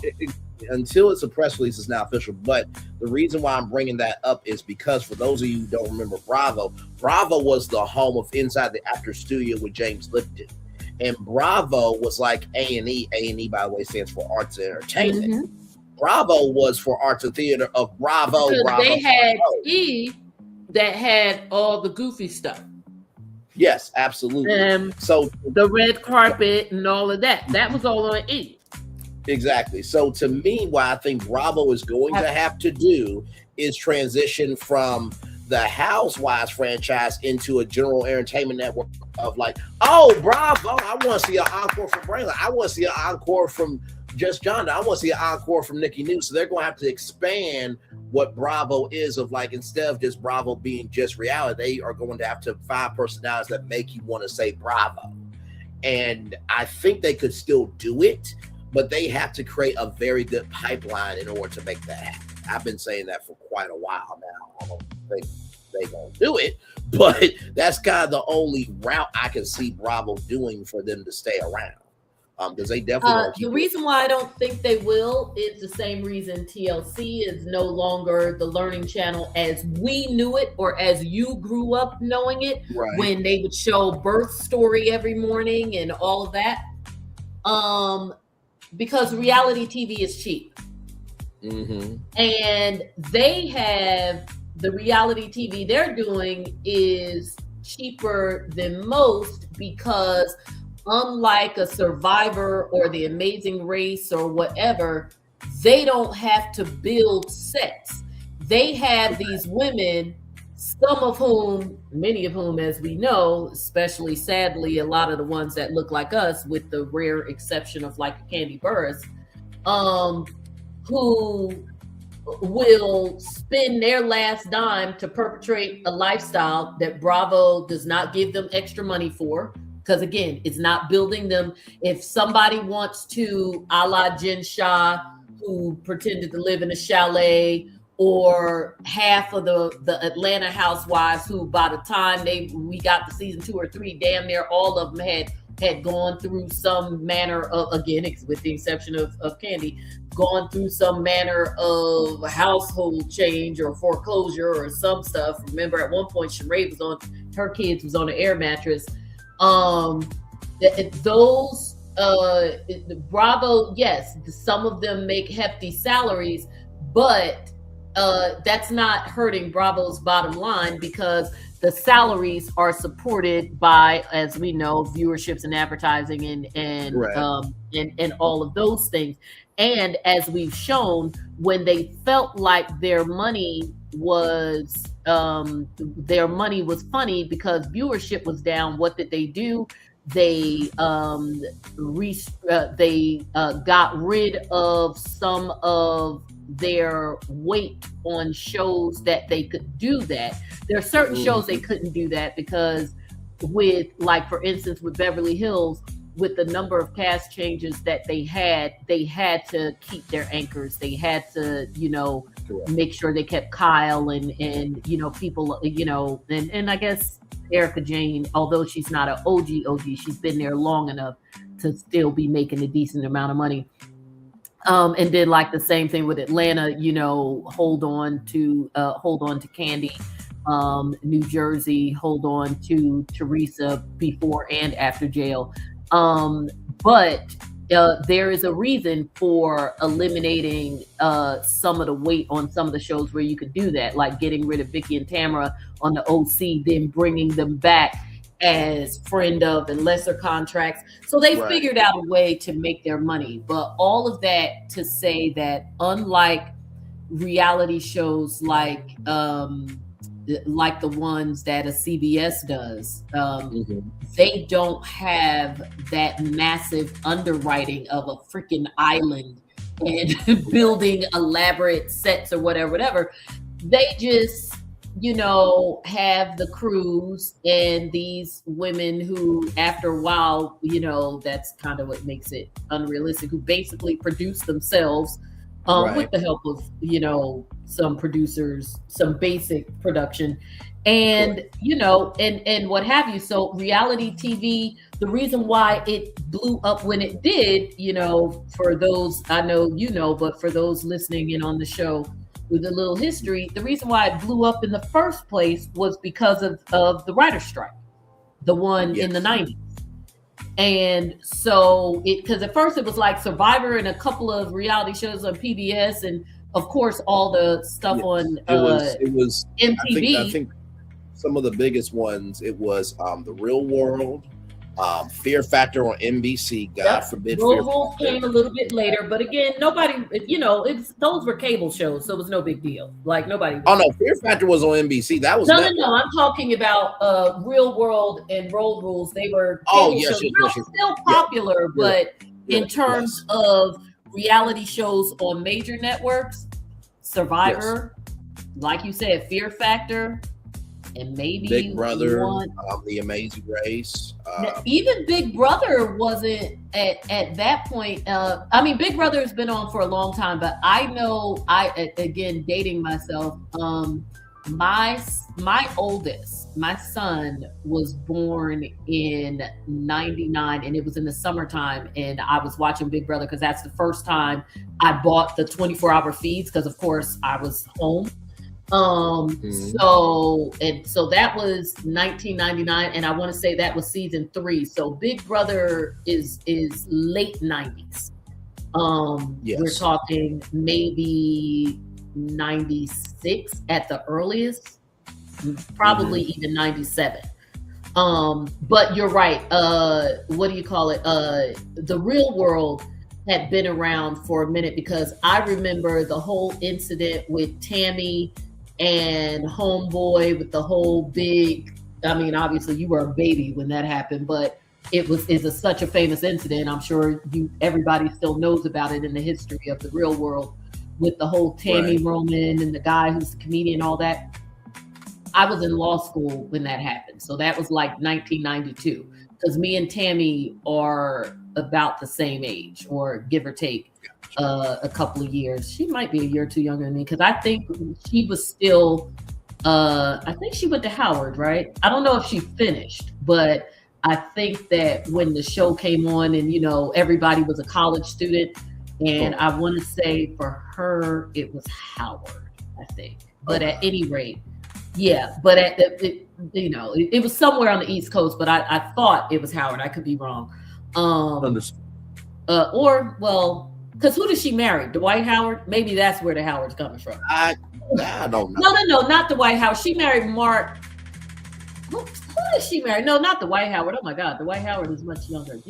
Dwight Howard is who was with Royce, and that was years later for Basketball Wives. Who was her husband? Oh my God, he was drama. He played for the Knicks, though. There's Reggie Youngblood, and then Kenny Anderson. Kenny Anderson with all the kids and all the whatever, because Kenny Anderson had babies even when she married him. Kenny Anderson was one of those, because remember, The NBA sadly has always been known for babies and Yes. lots and lots of babies. Now she may have gotten a ring compared to the others, but she wasn't the only mother of his children. Yes. And in fact, some interesting lore with Tammy is that she hired one of the top, his name is going out of my head. I knew his name because everybody used to hire him, and now his name's going completely out of my head. It's gonna come back to me, but she hired one of the top at the time divorce attorneys in the country. He got the prenup tossed because she was, he was cheating and all the things. And she got such a nice settlement based on that, that she drove away from the courthouse in a vehicle with a license plate saying his cash.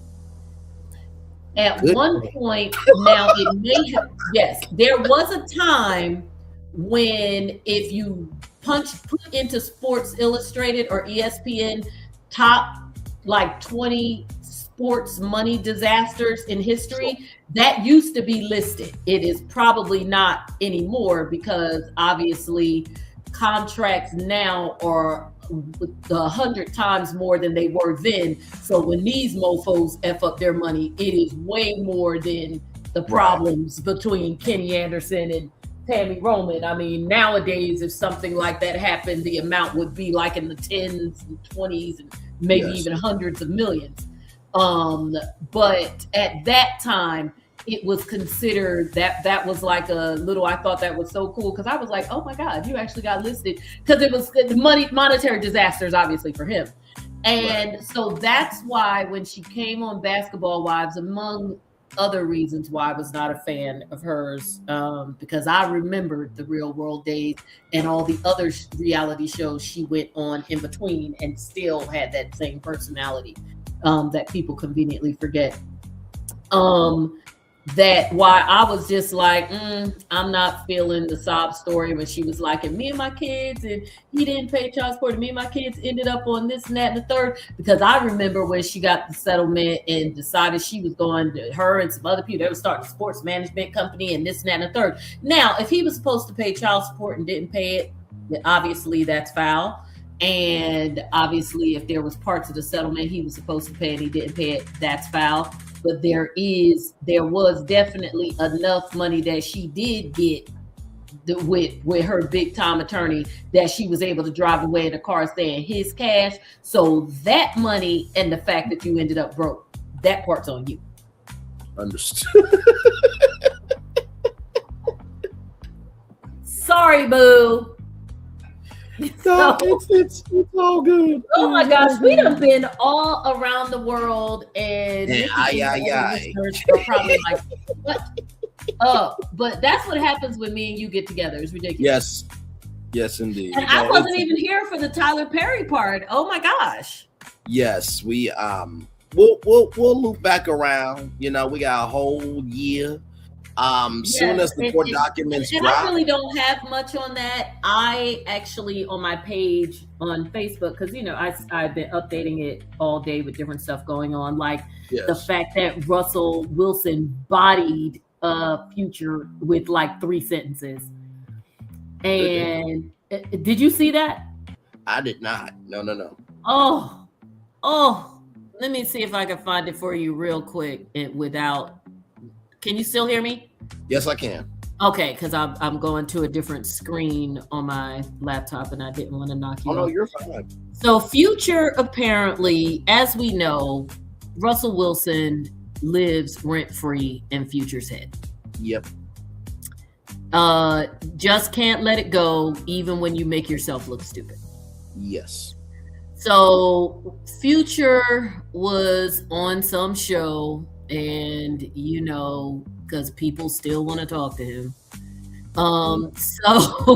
So he was on some show, and this dumbass said to the interviewer, trying to be slick, Russell Wilson ain't no real man. He too soft. Dude raising my son. Now listen, I'm going to repeat that and keep going. Dude raising my son like a nanny with a Super Bowl ring. He do whatever Sierra tell him to do. That ain't alpha, that's obedient. So Russell apparently didn't rant.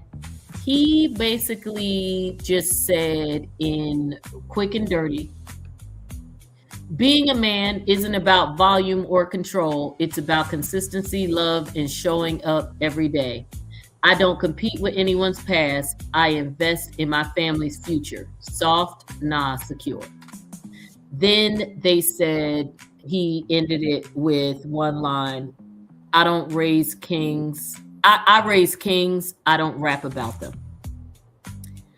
Now, everything Russell said was great.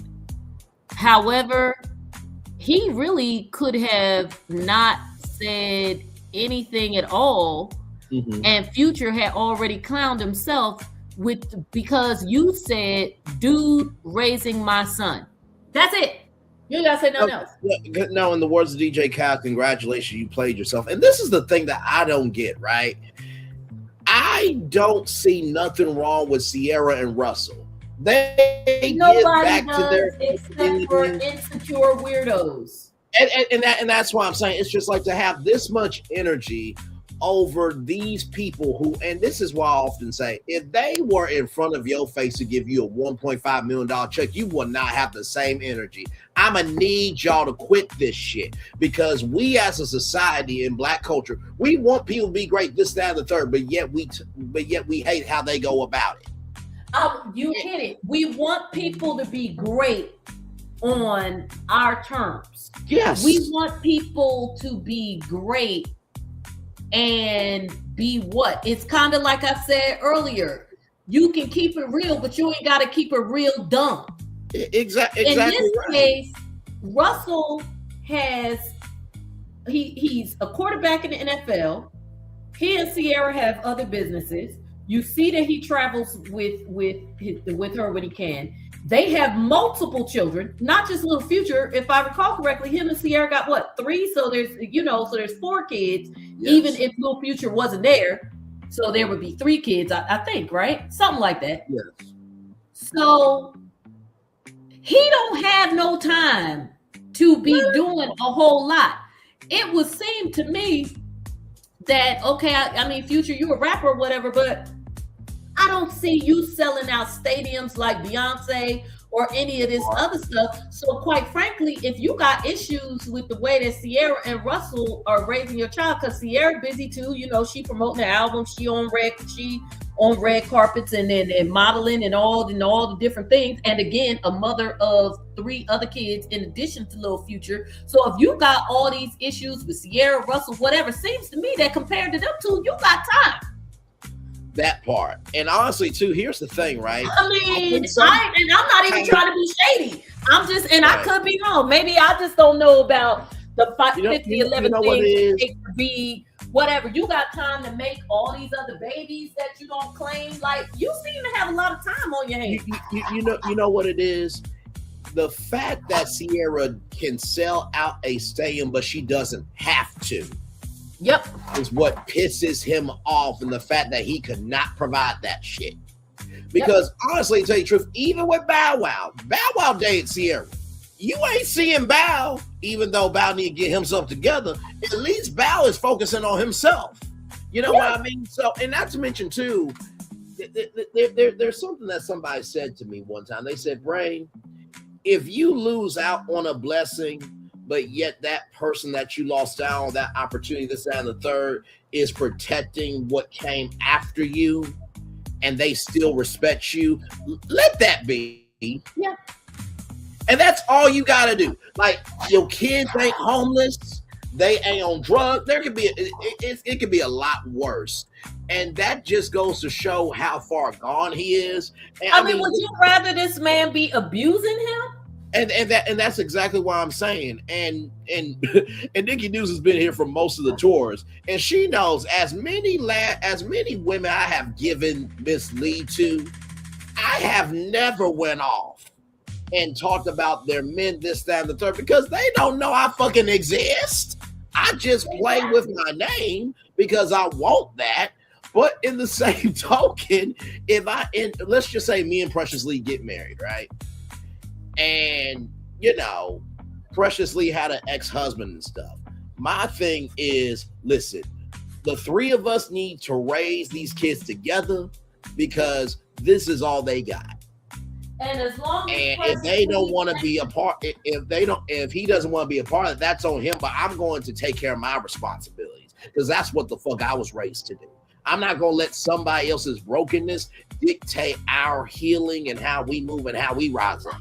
So, and if Precious Lee's husband is not kicking down your door or coming at you crazy or mistreating the kids or Precious, there's really nothing that you and him should have to do. Now, Absolutely. Best case scenario, y'all might kick it off like Bruce and Demi and Ashton and the new wife, and hell, y'all might be cool and even go on vacation together. That's cool too. I'm sorry, Precious. Have you seen Precious Lee? No, that's my. Okay, then maybe not. But I'm just saying the point is. I'm being facetious. Unless the mofo is coming at you crazy, there's no reason for you to deal with him in any manner other than if there are kids involved. What needs to happen as it relates to kids? Exactly. Are y'all even doing drop-off pickups? Because it seemed like Lil Future name might as well just be named Russell Jr. Yep.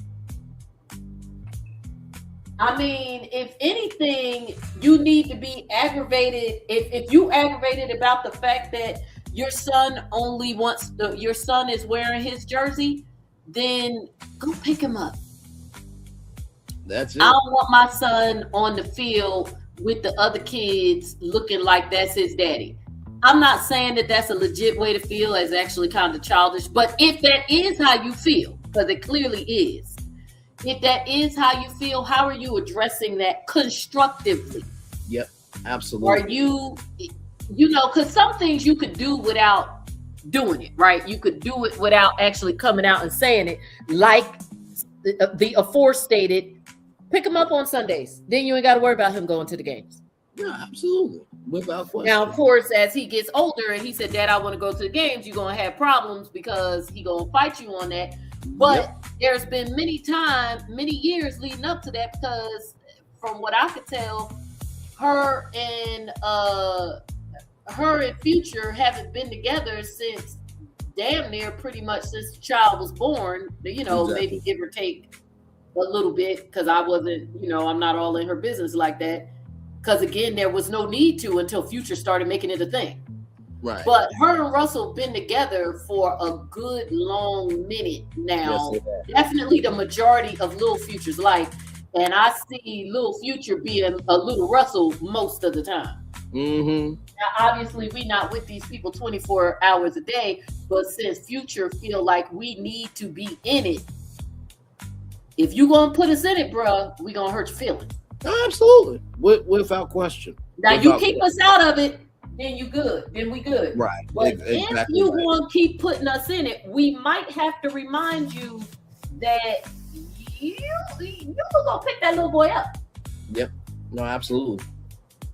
I mean, because obviously, if you legit trying to be in his life and she was trying to keep you out of his life, of course you would let us know that. And if that were really true, that would make her look bad, and that would be bad for her and Russell's image because both of them have clean public images. So clearly that's not what's going on, because if that was going on, we know that he would tell us. And of all the different things that Future has said over the years, and there has been many, one he has conveniently not said is that they were keeping him from his child. Have we ever once heard him say that? No, not at all. And also too, with that, I really believe that because we know if they were, he would tell us. Oh, absolutely. And I believe the strength of somebody is not determined by how out loud they are, but it is how they move in quiet when we don't see it. You know what I mean? So it just is what it is. And by the way, y'all, when Nikki News put down what she put down of yes, it's true, the laughing emojis. I cannot tell you how many women I have given my last name to virtually on YouTube. I can't. You are a nut. But you know what though? It's God's fault because Adam was tempted in the garden with Eve. I am not doing this with you. No, Eve was thick in the garden, and it was. Nikki, tell him we're not doing this with him. Listen, it's not my fault. Okay, he got punched with thick women because Adam was tempted. So I'm gonna give Adam love, grace, and space. God knew exactly what he was doing with Eve, and some of y'all thick black women came from God. It is what it is. So we ain't gonna blame Braylon Lee. Okay. Now, Precious Lee and Braylon Lee, that was just God creation. Okay, I didn't know that that was going to happen with the same last name. So we do get married. It's like, we ain't got to really change shit. So we are not doing this with you because you are just cutting up. I'm being honest. That's all it is. Sassy used to say that I'm mannish, but I'm like, no, it's just called honesty. You know what I mean? Like, there ain't no point in me running away from it. Okay, Nikki. Okay, so me and you on the same page. Nikki said you just doing too much. But I will say just a couple of closeouts because I know your people are ready for us to stop, or maybe they're not. I don't know. But anyway, and I know you're going to clip this up anyway. Yes. One of the things is and I may, if you don't mind, probably have my son clip out the Stefon stuff for my channel, so then I don't have to repeat it. No, go right ahead. Nikki News knows that as long as you good to me, I'm good to you. We good. So So a couple of quick things. Tyler Perry. What's the polite way? Do I have to be polite or can I just keep it real? Hell, I feel like it's 11:25. We're in after dark. Yes. At this point. Yeah. Okay. So Tyler has a type. Clearly. Mm-hmm. Because this guy, to me, it looks very similar to the other guy, Derek Nixon. And both of them, especially this one more so than the other one. This one is a dead ringer for the guy who played Eddie on the Have and Have Nots. Mm-hmm. And if you look at Tyler's shows, there's always at least one guy who looks like that. On the Have and Have Nots, it was Eddie. Now, that being said, just because he has a type does not necessarily mean that he did it. So let me see, Trees. So I don't know. So I will not say that he did it because I think part of I think that just like the last guy, the text messages are very telling. Yes. In fact, this case even more so. In the case with the other guy, which people think got dismissed, it hasn't. Civil cases take forever, so that case is just kind of, when you're waiting on court dates and there's nothing going on, there's nothing to report on. It's just kind of sitting there. There's probably motions going back and forth, whatever. Plus, if you recall from the last case, Tyler took a long time to respond. I think, I'm sure his attorneys got leave from the court for additional time to respond, but and I believe the case has moved from California to and there's that piece as well. So there's a lot of procedural things that went on there because not only did Tyler take a long time to respond, well over the typical time frame, because I don't know any court that's more than 30 days and most are 21, at least for the initial response. So he took a very long time to respond. And again, I'm sure behind the scenes, I didn't go and pull up the motions on it, but I'm sure behind the scenes, his attorneys had probably filed a motion to extend the time for responses. That's a typical thing, no biggie. Yes. And then, like you said, they got it removed to Georgia, and now it's in federal court, which means that if it goes to trial, which I doubt it will, but if it did, obviously federal court, nothing's televised, so we'll just be pulling from motions and reliant on who goes to court. But anywho, I think at least in that case, there was some back and forth between him and Tyler, and I think that the argument regarding coercion based on the whole, I'll help you get this done and I'll help you get that done. I'm not saying he has a great case, but it's better than this guy. Because whereas with the other guy's case, there seemed to be like some mutual flirting, but he did work for Tyler for a longer period of time. So you do have the whole arguments about power dynamic and coercion. Because remember, he did tell him that he was going to help him with some script and this and that and the third. So you have a little bit more of, of course, it's not textbook sexual harassment, but it's like as we came to know it when we finally actually got some sexual harassment laws on the book. Yeah. But of course, not everything is textbook. So I think, hell, that even from the Diddy case. I think but I do believe that with that one, especially because he worked for him for a longer period of time, there is more of a conversation to be had around the settlement table about whether or not we want to put this in the hands of a jury and have a conversation about the Hollywood casting couch. No, because absolutely. That case gave a little bit more of it, in my opinion. Yeah. Now, this case, granted, this is just one set of text messages, and of course, the messages conveniently don't have what Tyler said in the messages. It just has his messages to him. I'm always leery about a whole train of text messages, but you don't see the response bubbles. So you mean in all of those messages, you never said anything back? Correct. Yep. So to me, that doesn't mean that the dude didn't say what he says, but it makes me look at you with the side eye because you didn't respond at all. That being said, his text messages sound a little too beggy and a little too needy and a little too I need money, which of course puts a little bit more of a taint on his case. I will agree with that because it puts more of a taint on his case of why are you doing this? You seem to be a brokey who got a few nuggets here or there. Homie put you on a little bit to lace you up a couple times, and you probably still a brokey because we ain't seen you in nothing.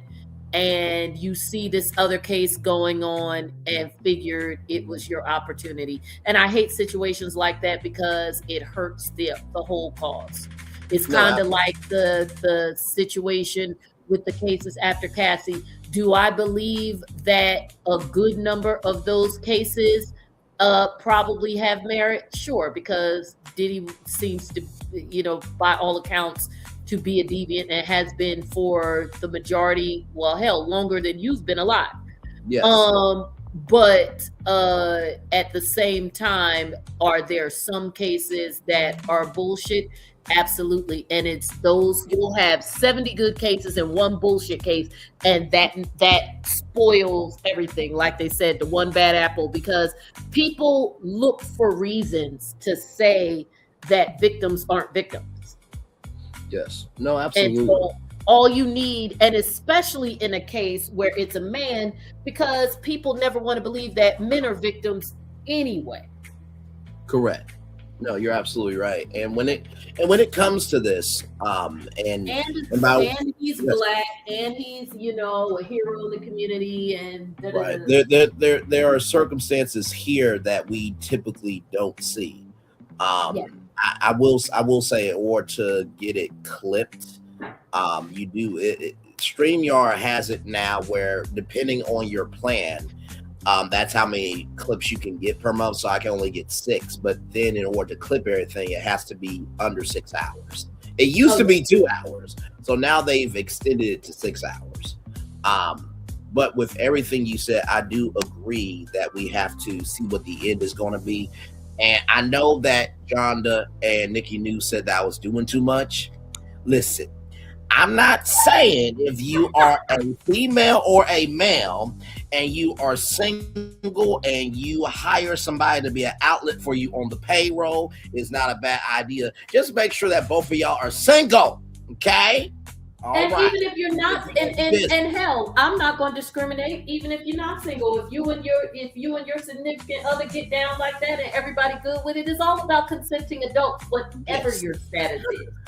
The issue is consenting adults. Yes. If you got consenting adults, what you eat don't make me shit. Right, absolutely. And that's an important part. Significant other, which means you're married, damn it. Have some class distinction and some grace. So you see, even though I'm too much for Warren Precious Lee and giving my last name to people this and that third, you see I have integrity though. Okay, you're not giving your last name to Sierra because she with Russell and that you. Well, that's what I'm saying. I have respect. You know why? Because we know if Sierra was single, you would be giving her your last name, especially with her doing that low dance. I mean, Sierra Lee has a nice ring to it, but I respect Sierra Wilson much more. So I know where my lanes are, y'all, to drive. You are a mess, but no. So I agree with you. I think with the Tyler thing, I think that this case has a much better chance of going away. But I also agree with a few others who have said Tyler puts himself in these precarious situations because he will not just embrace what I won't say we know, I will say what people believe about him to be true. And in the other case with those text messages, it's like, dude, anybody who didn't know, I know the grannies don't want to believe it, but at this point, you already made your billion, so you don't need the grannies to believe nothing about you. If the granny's gonna still support you, great. But if the granny's gonna be homophobic and not support you anymore, it doesn't matter. You already made your money off of them when they bought all your plays in the 90s and the early 2000s and went to see all the Medea movies. So if they turn against you now, you good. You still got Oprah. Yeah. And you got a whole studio. And your studio is so huge and so well appointed, apparently, that even Marvel filmed part of Wakanda on it. You good, bruh? Child, I would not be surprised if he has a whole floor at his studio where he can just sleep and shower and everything else since he owned the whole fucking thing. And that's you know what? He earned it. While his work can leave something to be desired a good portion of the time, it is his work. He does actually do it, even if many of us feel like he shouldn't. But it's his work. He does actually do it. He pays people well, which is why they stay loyal to him, even when the work is like, ooh, Lord. And it is what it is. Like, okay, he's having, the Why Did I Get Married Part 3. Should there be a Part 3? No. But he writes big checks, so they're going to come back and do it. And I'm still... People are going to go see it. So God bless them. And Tyler, as Jonda is saying this, we're still going to have a very grown, pissed off, and very heated conversation on why Sheila Lee wasn't the name in this new movie and why the fuck I didn't get my, rundown for Italy. Because I was supposed to be in Italy with Jill Scott. Okay? I was supposed to be. But Tyler, we'll have that conversation. Exactly, because when dude treated her bad, she should have just came to you. See what I'm saying? See what I'm saying? I'm here as a solution, damn it. We gonna forgive Tyler because he didn't know, but now that he should know, we're not gonna forgive him. Exactly right, and that's besides Jill Scott being Jill Scott Lee, Jill Lee, Miss Lee. If you're but the bottom line is, I understand it's probably not so much a fear of losing fans. It is a deep rooted, as we know, often happens, especially in our community. It is actually more of a deep rooted, bred internal hatred of one's nature that is bred sadly by the community, the culture, and the church. And we understand that. But bruh, you got enough money to get the best help possible to work through that. And you are intelligent, so I'm sure the same things that I've read and seen and whatever and have access to, you have even more to help you work your way through that. And you are in the artistic community, which is the best community to be in, to be oneself in every way. Literally, of any other community to be in, the arts is it. Absolutely. Well, with all that being said, no, go ahead. No, I was just saying, so bruh, whatever is holding you back, shall we say, if you stop that, people won't keep coming at you, because that's part of this too, because he's being held hostage by himself, which allows people to come at him with this stuff in an almost blackmail-y kind of way. Yes. No, you're absolutely right. So, well, with all that being said, we've been on for 5 hours, 39 minutes, and 53 seconds. I want to thank Just Jonda. Y'all saw her channel, and also too, I dropped the link to Nikki News channel and to Just Jonda's channel. So here's Just Jonda's link right here, and then here's Nikki News link. We talked about a lot. We talked about Tyler Perry and how he needs to handle himself. We talked about Stefon Diggs and the potential implications. We talked about how, it could be, the leads coming soon with me and Precious, and how everything is in the eye of the beholder, where some people may think I'm doing too much. I might be doing just more than enough. We covered a lot. We will continue to cover a lot. I mean, I know we got a ways to go before the Wendy trial coming up, but remember, I'm right here at the DMV, so I'm definitely trying to keep on my radar, me and a couple of other local content creators to stay I know for me, making sure that I don't schedule court for those days so that I can go to that trial, even though she's so far in the freaking boonies that even though we all still here in the DMV, when I'm at it, it's still gonna take me damn near 2 hours to get to her courthouse. Right. And when the Wendy trial does happen, let me know when it starts, and I will do coverage of that. But listen, we cover everybody over here. Oh, absolutely. It's just that in particular, unlike even though I did want to go to Diddy, but it was just too much going on. For me to take a chance going all the way to New York and not getting to the courtroom.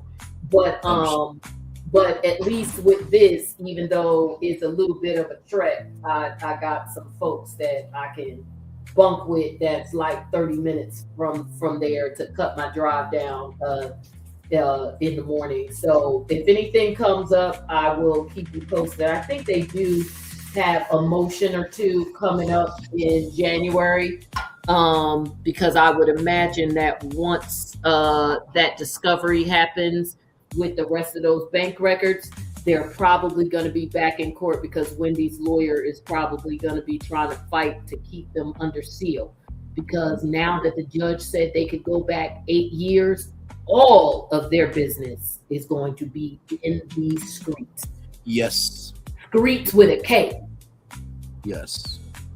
Absolutely. So, but you all, good night. Good night. Love you, and we will talk soon, my friend. Yes, indeed. All right. You have a wonderful night. Bye-bye. Yes. Bye-bye, Nikki.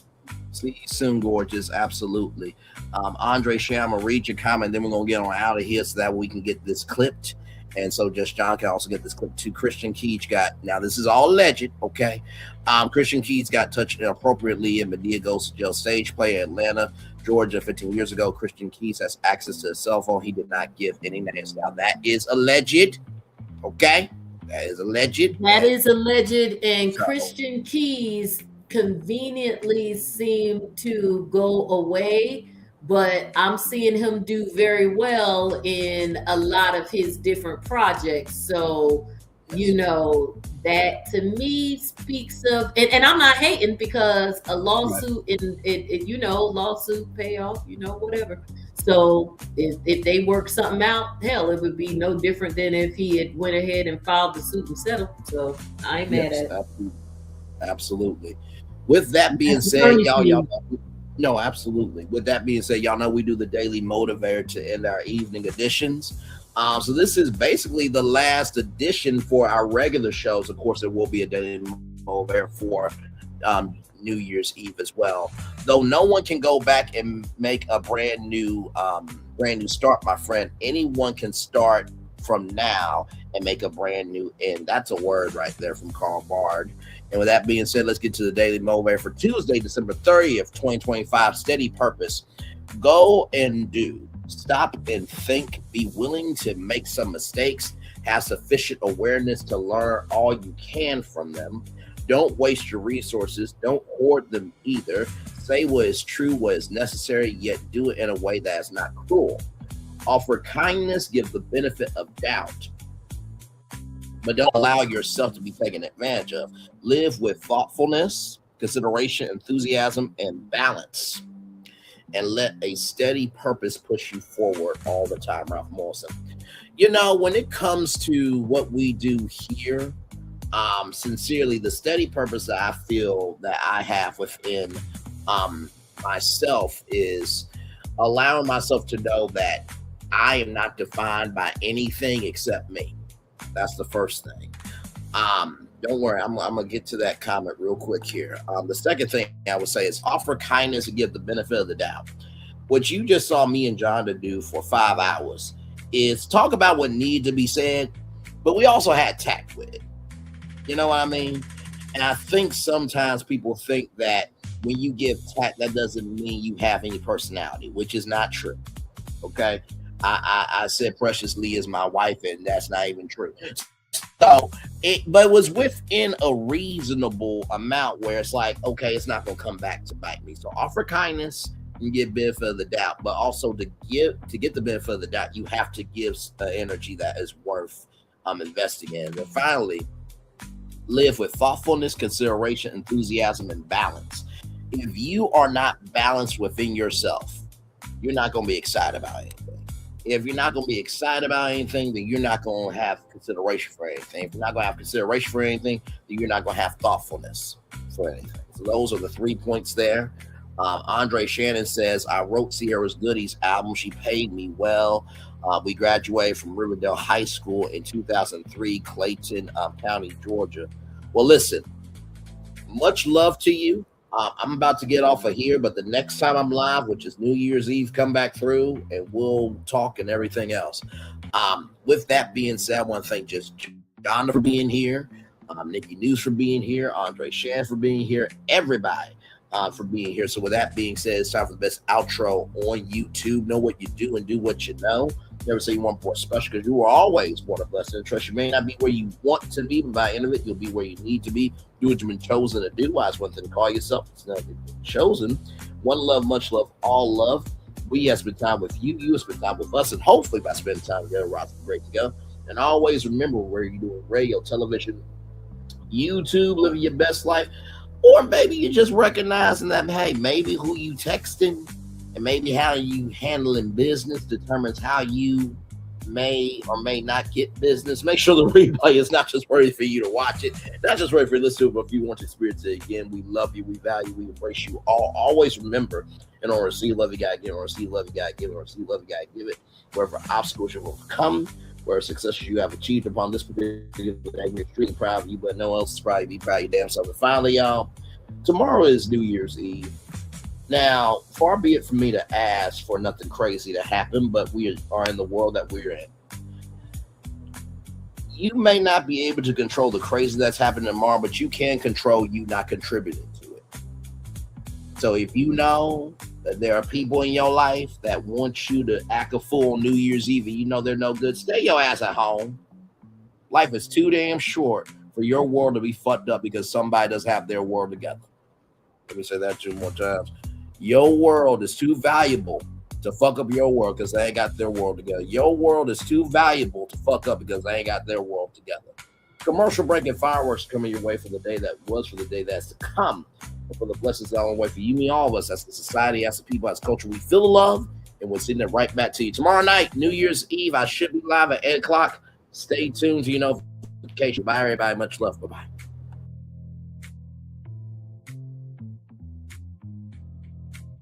I thought I should tell you they've been talking about you. Yeah, they've been talking about you. They've been talking about the fact that they've done everything they could to stop you and everything they could to block you, but you still win. They've been talking about the fact that they have undermined your success and they have tried to sabotage your seasons, but you keep winning. They've been talking about the fact that even though they don't like each other, they get together to try to kill you, but you keep winning.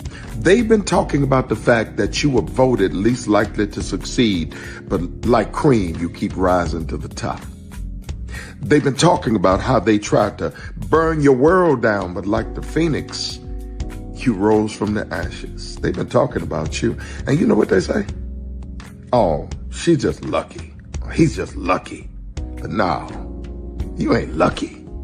You're anointed.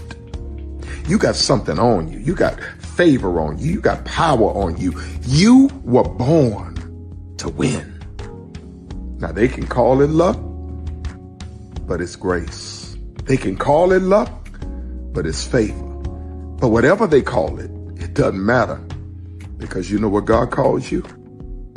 Do you know what God calls you? A winner.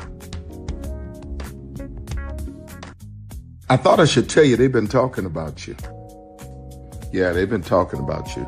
They've been talking about the fact that they've done everything they could to stop you and everything they could to block you, but you still win.